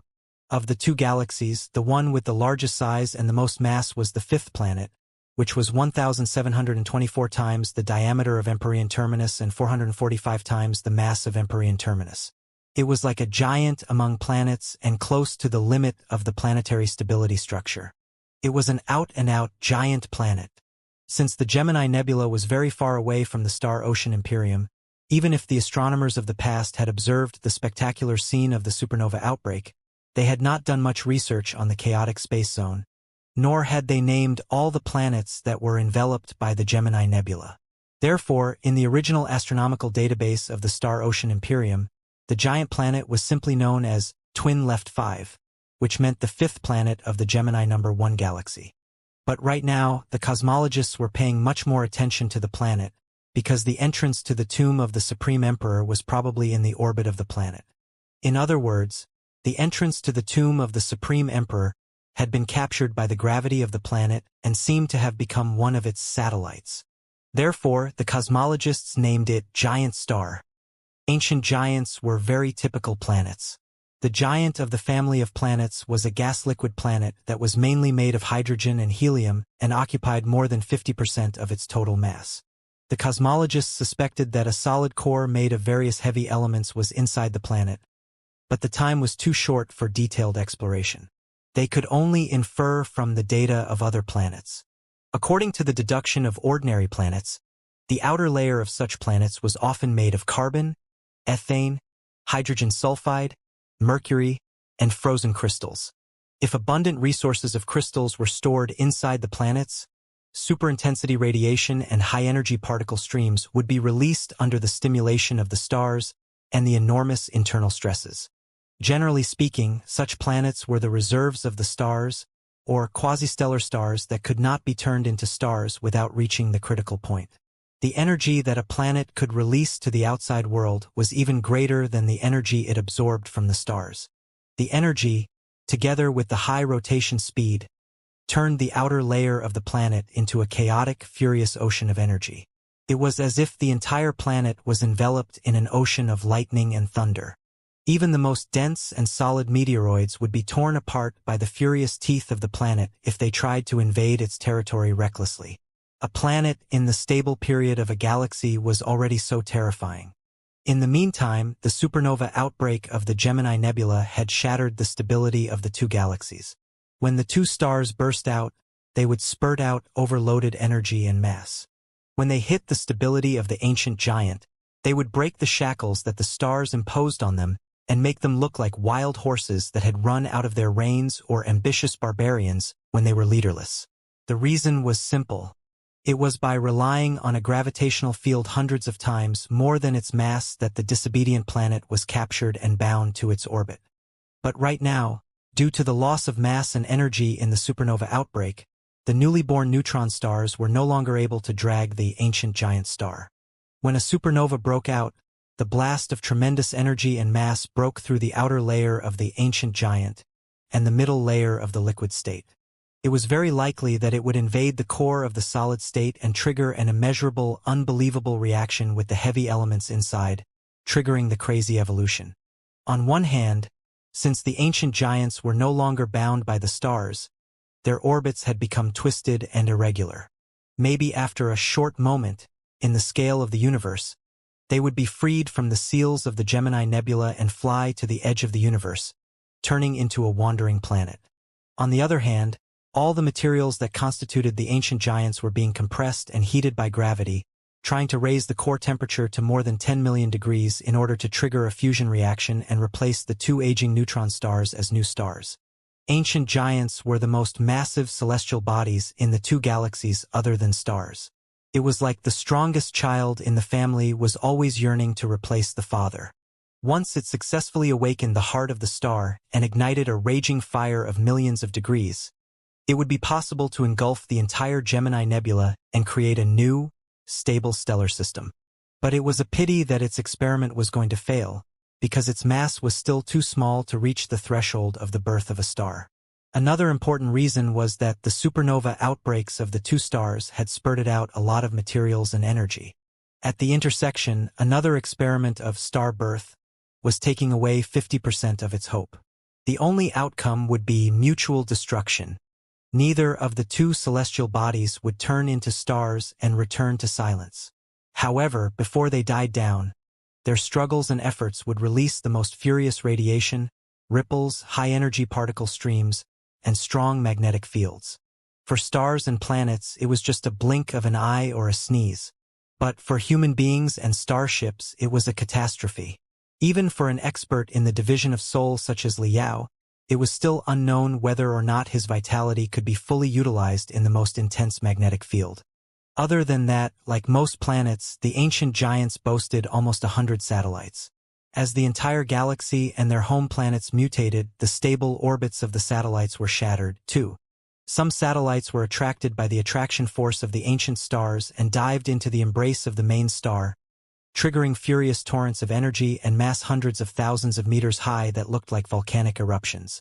The trajectories of some satellites overlapped and crashed into each other violently. They were shattered into pieces and formed random, unpredictable stone belts that swallowed everything on their way with a destructive aura. Also, many satellites had been hiding a lot of highly radioactive elements in the first place, which formed a furious magnetic field that could even disable all the functions of the starships that entered it. That would be terrible. It must be noted that the ancient giants were in an extremely unstable state. The density and mass of their body parts were different. Their gravity was different, too. They were like gravity traps or chaotic sources. When the starship of the adventure team had 100% power, they were naturally cautious enough to keep a safe distance from the ancient star. However, if the power unit of the starship was blown up by a meteoroid, or the navigation system was jammed by a magnetic storm, the starship would fall into the orbit of the ancient star and be faced with endless lightning. It was the worst situation that a starship could ever encounter. Even if a divinity transformation stage cultivator was riding a giant god soldier, they might not be able to escape from the lightning, thunder, and magnetic storms hundreds of times the standard gravity. If they were captured by the gravity and fell into the depths of the ancient giants, they would only be crushed into solid bodies made of flesh and metal. This was how terrifying the ancient giants were. The deeper he went, the more unexpected dangers he would encounter. They were 10 times more dangerous than the problems he knew. However, it couldn't be helped. The entrance of the tomb of the Supreme Emperor was in the orbit of the ancient star. Only a behemoth such as the ancient star could attract it and make it move in a way that was somewhat predictable and could be calculated. It was now or never. If the entrance of the tomb of the Supreme Emperor got rid of the gravity of the ancient giants and moved irregularly in the middle of the vast, boundless twin stars nebula, nobody would be able to find it. Lu Qingchen is truly a lunatic. Looking at the latest astronomical parameters and environmental monitoring files, Liao frowned hard. We have grasped so many terrifying parameters and made thorough preparations, but we did not dare to rush into such a place recklessly. Lu Qingchen dared to break into such a forbidden area of life with only 5 supreme fortresses? He must have made up his mind to die or die trying. But then again, we are truly unlucky. The sea of stars is so vast, but the entrance to the tomb of the Supreme Emperor has to be in such a chaotic, brutal place? Li Linghai, on the other hand, told Liao that it was not a matter of luck, and that he was being unreasonable. The tomb of the Supreme Emperor was not in a stable 3-dimensional space. Of course, it was not in the legendary 4-dimensional space either. It could be said that it was in a weird space fragment in the folds of the 3-dimensional universe. If the 3-dimensional universe remained stable without the slightest gap, the tomb of the Supreme Emperor naturally wouldn't appear. Only in the extremely harsh environments such as the Gemini Nebula and the ancient giants, where all the materials and energy in the entire space were undergoing the most violent changes, could the stable structure of the 3-dimensional space be torn apart in the super high-speed collisions between planets and magnetic fields, thereby attracting the entrance of the tomb of the Supreme Emperor from which it would surface. In the past, the entrance to the tomb of the Supreme Emperor had always appeared in such a chaotic astronomical environment. When Li Linghai entered the tomb of the Supreme Emperor for the first time, he had also encountered a soul-stirring cosmic storm and ended up in it by accident. Later, when the tomb of the Supreme Emperor was being developed, he had encountered all kinds of dangers, too. However, the astronomical environment this time was particularly harsh. But it also proved that the diameter of the space gap was long enough and the maintenance time was long enough. Therefore, a large batch of experts and hundreds of starships were able to enter the tomb and carry out the largest scale of development. All in all, risks and benefits coexisted. Whether they were faced with Lu Qingchen, the Pangu clan, the Flood Tide Legion, or the Furious Universe itself, the only thing that mattered to them was the victory of the brave. Space jump, 10 seconds to go. Liao didn't know how many times he had heard such a cold and calm voice, but he was still as excited as when he first performed a space jump. Even though he had reached the divinity transformation stage, he still felt insignificant when he was faced with the vast, unpredictable universe. Countdown. 5 seconds to go. 5, 4, 3. The almost transparent buffer gel protected every inch of his body so that he would not be hurt by the space-time ripples. Then again, if he was really engaged in a chaotic storm in the four-dimensional space, the buffer gel would be of no help even if it was 10 times thicker. Such a buffer gel would only relieve his discomfort after the safe jump and bring him some illusionary comfort. The universe was never a gentle shelter. The warriors who dared to challenge it were destined to die. With such considerations in mind, Liao, Ding Lingdang, and all the other experts boarded different starships. Almost every starship had a complete exploration squad made of commanders, firepower experts, combat experts, doctors, and archaeologists who could work independently. In such a way, even if 90% of the starships were wrecked in the cosmic storm, there was still hope for the mission to be completed. 2, 1, launch. The calm countdown suddenly turned high-pitched. Liao felt that somebody had kicked his soft brain brutally from the inside. Then, the deck and the cabins around him turned transparent, before they turned into stars again. The stars rushed forward at a high speed, leaving helical lines behind them. He seemed to have been spun thousands of times in 1 second and shot out brutally. The feeling lasted for a minute or a million years. He tried his best to release his telepathic thoughts in order to stabilize his soul in the four-dimensional space and even explore the mysteries of the four-dimensional space, but to no avail. He could not focus his attention at all. All he could see was 1 or a million shining stars. Before he could count the number of stars, the brain matter that had been tossed far away crashed back into his skull. His internal organs, nerves, veins, and every cell returned to their place. He and the starship returned to the three-dimensional universe again and landed neatly. This is... Liao immediately connected to the mainframe crystal processor of the starship and the tactical network of the entire exploration fleet and determined his location through the scanning of almost 100 starships. They were only 0.1 light-years away from the Gemini Nebula. It was a marvelous long-distance jump. Judging from the vastness of the sea of stars, they reached the edge of the Gemini Nebula almost instantly. The distance of less than 0.1 light-years was within the range of normal sailing. If they had enough time and patience, they could activate the power units and fly there slowly with the help of the crystal fuel. The good thing was that it was safe enough. They could also scan and analyze the astronomical environment of the Gemini Nebula. So beautiful! Looking at the view of the Gemini Nebula through the virtual window, Liao was somewhat dazed. The supernova explosion of 2 neighboring stars almost took place at the same time, leaving a deep, colorful trace in the darkness of the universe. It was truly like an overwhelming butterfly that was stretching its splendid wings. The endless colors and helixes on the wings were never seen in the deepest nightmares of the craziest artists. Looking at it, Liao even had a weird feeling that it seemed to be alive.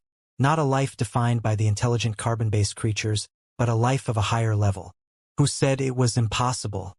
Who said that stars, planets, and nebulae could not be the same life form, and carbon-based intelligent life forms were just fleas and specks of dust on the bodies of such cosmic life forms? But even if they were just fleas and dust, since they existed for one day, they had to explore the meaning of their existence and see clearly how magnificent and beautiful the world they were in was. Stainless Steel Mouse has arrived at the designated coordinates safely. Punching King has arrived at the designated coordinates safely. Kunlun has arrived at the designated coordinates safely. Wing of Glory has arrived at the designated coordinates safely. Hunter has arrived at the designated coordinates safely. All the starships of the exploration squad had completed their first long-distance space jump. They were all safe and sound. But the precise jump that followed was not so simple. It was true that, if they had enough time, they could approach the space zone where Gemini was located in a safer, regular way. But right now, Lu Qingchen had already risked going in. One more day of delay meant one more minute of delay, which meant that he would encounter the tomb of the Supreme Emperor and wake up the Pangu clan and even the Floodtide Legion. The situation would be beyond his control. If they pushed forward slowly for a year, perhaps the Pangu army or even the Floodtide Legion would march out of the entrance of the ancient tomb unstoppably. Therefore, there was no other choice. They had to perform a second, more precise, super short-distance space jump and jump out of the gravity field of the ancient giant on the fifth planet of the twin stars 1. It was a very risky gamble. There were two things that a space jump was most scared of. Firstly, the astronomical environment of the destination was unclear or too complicated, which was full of radiation, electromagnetic interference, and high-energy particle streams. Secondly, the astronomical objects that were too close to planets, stars, neutron stars, and even black holes. The former would interfere with the reassembling of a starship after it passed through the four-dimensional space. Even a tiny speck of dust could lead to catastrophic consequences if it was accidentally embedded into the reassembled materials and triggered a collision reaction at the level of the nucleus. It was needless to mention the latter. If one found themselves in the gravity field of a star or a planet after a jump and all the power units were destroyed, they could only watch their starship being dragged into the swirl of super-high mass and density. It would be the most miserable way to die. Generally speaking, the safety of a space jump was guaranteed, because the matter in the universe was 10,000 times sparser than one would expect. In a vacuum almost 100 kilometers in diameter, it was not unusual for there to be fewer than 5 floating particles. The odds of a random space jump leading to the interior of a star were less than 1 billionth. It was a whole different thing to jump at the center of a furious nebula. It was as risky, as stupid, and as crazy as a 100-meter sprint against a high-speed heavy machine gun. But it was their destiny. The operation to capture and explore was a war that was hundreds of times more sacred than the defense of the capital city, the federal defense, and the civil war of the Imperium. For the first time in almost 10,000 years, the elites of mankind were fighting side by side for the interests of mankind and for the future. Second jump, activate. Spiral lines of light appeared in front of Liao's eyes again, which looked like a long, narrow tunnel. His body and soul had been dragged into a narrow, endless line and were rushing along the tunnel. But the feeling only lasted for 0.1 seconds before it was torn apart by the furious waves, chaotic storms, and sharp pain. Liao seemed to see the tunnel of light crumbling. All kinds of colors, waves, and ripples invaded the internal structure of the starship. Even his internal organs were biting his flesh and blood with ear-splitting laughter like a bunch of bloodthirsty devils. It appeared that the intensity of the interference and the amount of cosmic dust far exceeded their expectations. Their safe landing and reorganization had been greatly affected. Boom! Boom! Boom! Liao seemed to have heard ear-splitting explosions inside the starship. Since he was still in between the three-dimensional world and the four-dimensional world, he could even see the sealed units inside the starship, which had been embedded with high-speed meteoroids. In such an unstable state, even materials the size of sand might destroy the units completely. Liao had no other options except to stimulate the vitality magnetic field as much as possible so that the cosmic dust would not damage the crew members and the main structure of the starship. 3,000 chapters completed. For a moment, he was deeply moved and did not know where to start. He remembered very clearly that 3 years ago, on March 1, 2015, he had officially started writing the 3 words Stain Lake. At that time, he had not even thought of the name 40,000 Years of Cultivators. When it was uploaded on March 15th, it was just for fun. He did not expect that it would take him 3 years to reach such a faraway place. For 3 years, for more than 1,000 days and nights on average, there were close to 3 chapters per day and at least 2 chapters per day. There was no rest throughout the year. Whether it was during the holidays or when the child and I were hospitalized, we never took a single day off. We really poured all our love and blood into it. Was he tired? Of course, looking back at the past 1,000 days and nights, it was hard to imagine how he had persevered. Or, as the saying goes, if he had known it would be so bitter and tiring, he might have given up on March 1, 2015. But then again, what was the point of living one's life if one did not burn their life away and exploit their limits?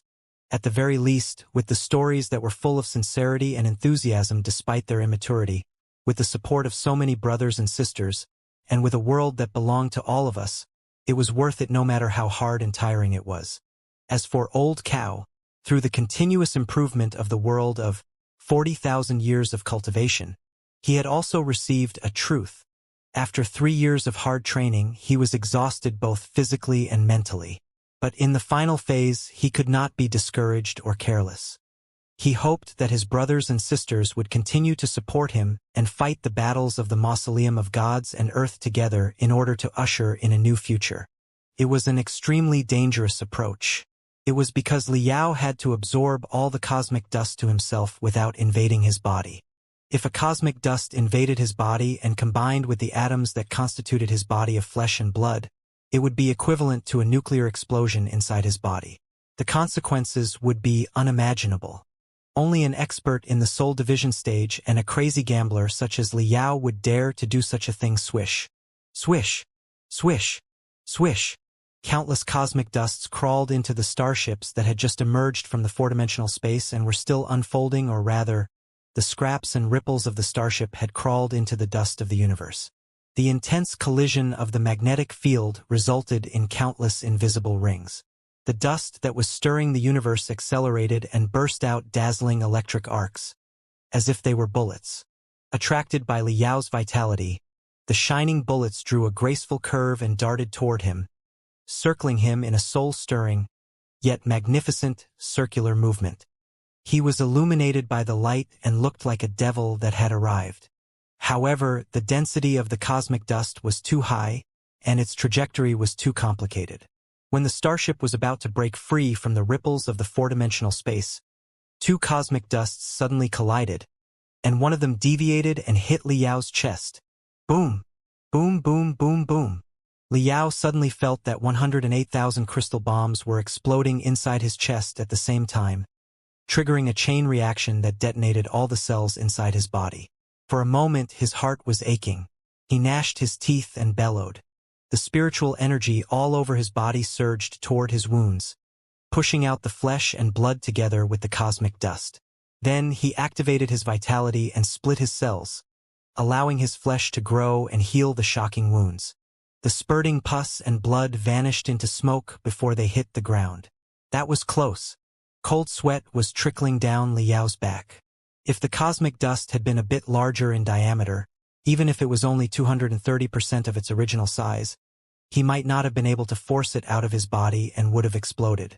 Thinking about that, Liao was greatly refreshed. He did not dare be careless and continued collecting the cosmic dust inside the starship carefully. There were no more accidents. About a minute later, the explosions and bumps of the starship gradually died down, and a circle of colorful powder that looked like sand appeared below Liao's feet. Liao took a long breath in relief. He kneeled on one of his knees and held his chest, which had just recovered, in relief. Are there any casualties on the starship? What's the power status? Can you connect it to the tactical network and locate the allies nearby? What are the casualties and location of the allies?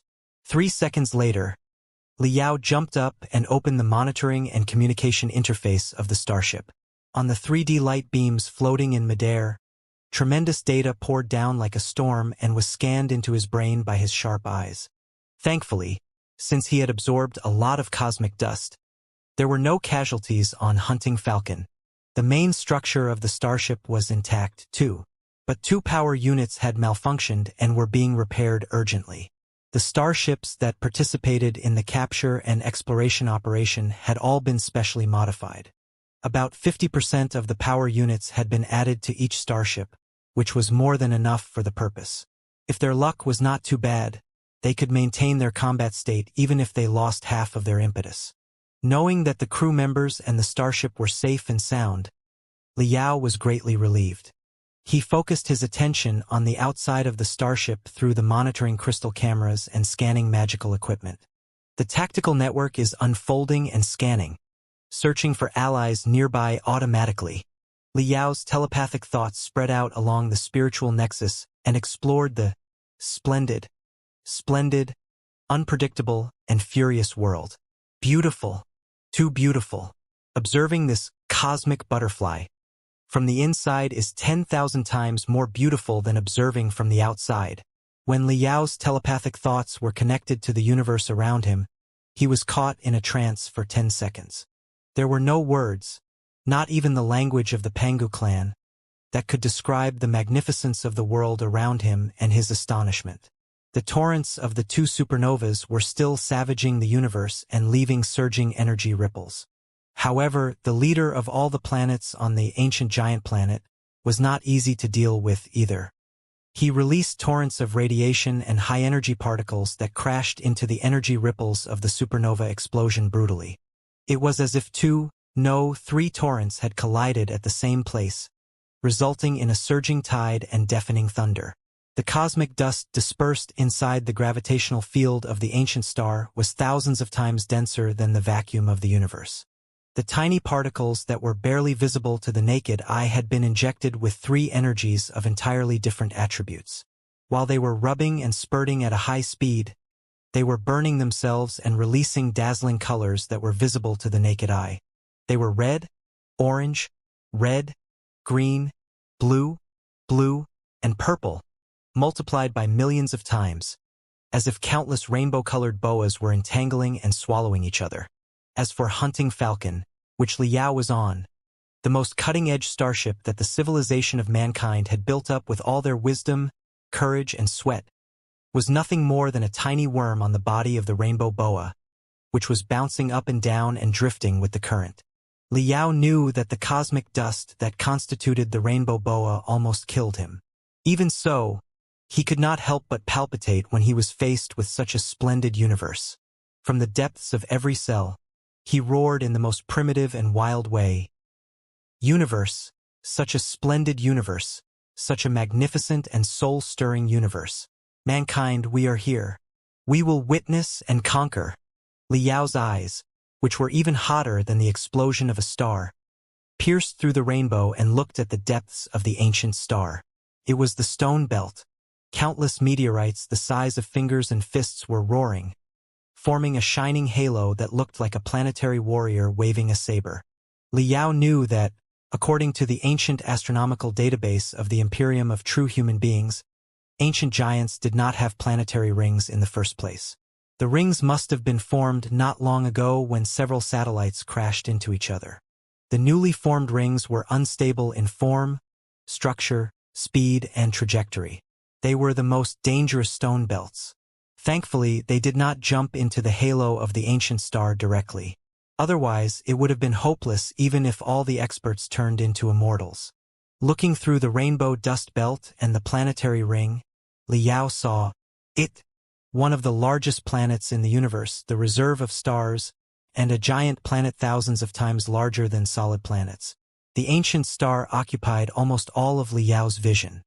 He had a weird feeling that the giant planet was expanding and swallowing more than half of the universe. There were red, brown, white, and blue stripes on its surface, indicating that there were extremely strong hurricanes inside the ethylene atmosphere. There were also enormous red spots that must have been the result of the intense reaction between the high temperature at the center and the red phosphorus on the surface. The red spots were thousands of kilometers in diameter and looked like bloody mouths that were about to swallow the starships of human beings. Li Yao had experienced training close to neutron pulsars before, but he had never been so close to a planet before. Although the former was extremely dense, judging from the visual effects, the latter was much more thrilling. Since the neutron star was a product of the explosion of a star, it was essentially a dead body of the star. It was on the verge of death. But the ancient star was still at the peak of its life. It was still trying its best to get rid of the shackles that bound it. Li Yao sensed the unconstrained vitality from Gu Xingtian, as if he were watching a warrior who was trying to survive. Unfortunately, Liao noticed that the ancient star was not in the shape of a regular ball but in the shape of an oval that looked like an olive. There were also a lot of irregular hollows and bumps on its surface, as if countless deep valleys and perilous peaks had appeared all of a sudden. It was a sign that the natural form that had been maintained for billions of years had been broken due to the intense internal reactions. If the ancient giant star failed to ignite the fire of the star and evolve into a real one, Liao estimated that it would lose a lot of mass in a certain amount of time and turn into a smaller wandering planet or even collapse. Thankfully, a certain amount of astronomical time could be thousands of years or even tens of thousands of years for human beings. As long as it was not man-made, they would not have to worry about the collapse of the ancient giants for a while. Liao expanded his telepathic thoughts to the maximum with the enhancement of the spiritual nexus. Very soon, he locked onto dozens of friendly starships nearby. Since they had jumped in from 0.1 light-years away in a super short-distance space jump, the precision of their jump was very high, and their battle formation was relatively intact. Most of the starships had jumped out of the gravity field of the ancient giants and were near the rainbow dust belt. The rainbow dust had indeed caused a lot of trouble for the starships. The spiritual shields of many of them had been pierced through, and many of them had lost 20% to 30% of their impetus. Some of the members of the exploration team on the starships had even been killed before they were able to jump to this place. They had crashed into the cosmic dust and perished on the spot. This was a battlefield. This was a war between humanity and the universe. He shouldered the mission of the future. Liao could only force himself to grit his teeth and harden his heart. From the bottom of his heart, he paid the highest respect to these warriors who had sacrificed themselves. He took over their unfinished mission and continued exploring. So far, the damage of all the starships had been acceptable. None of them had lost their combat ability. It was just that the magnetic storm was too intense and the interference was too severe.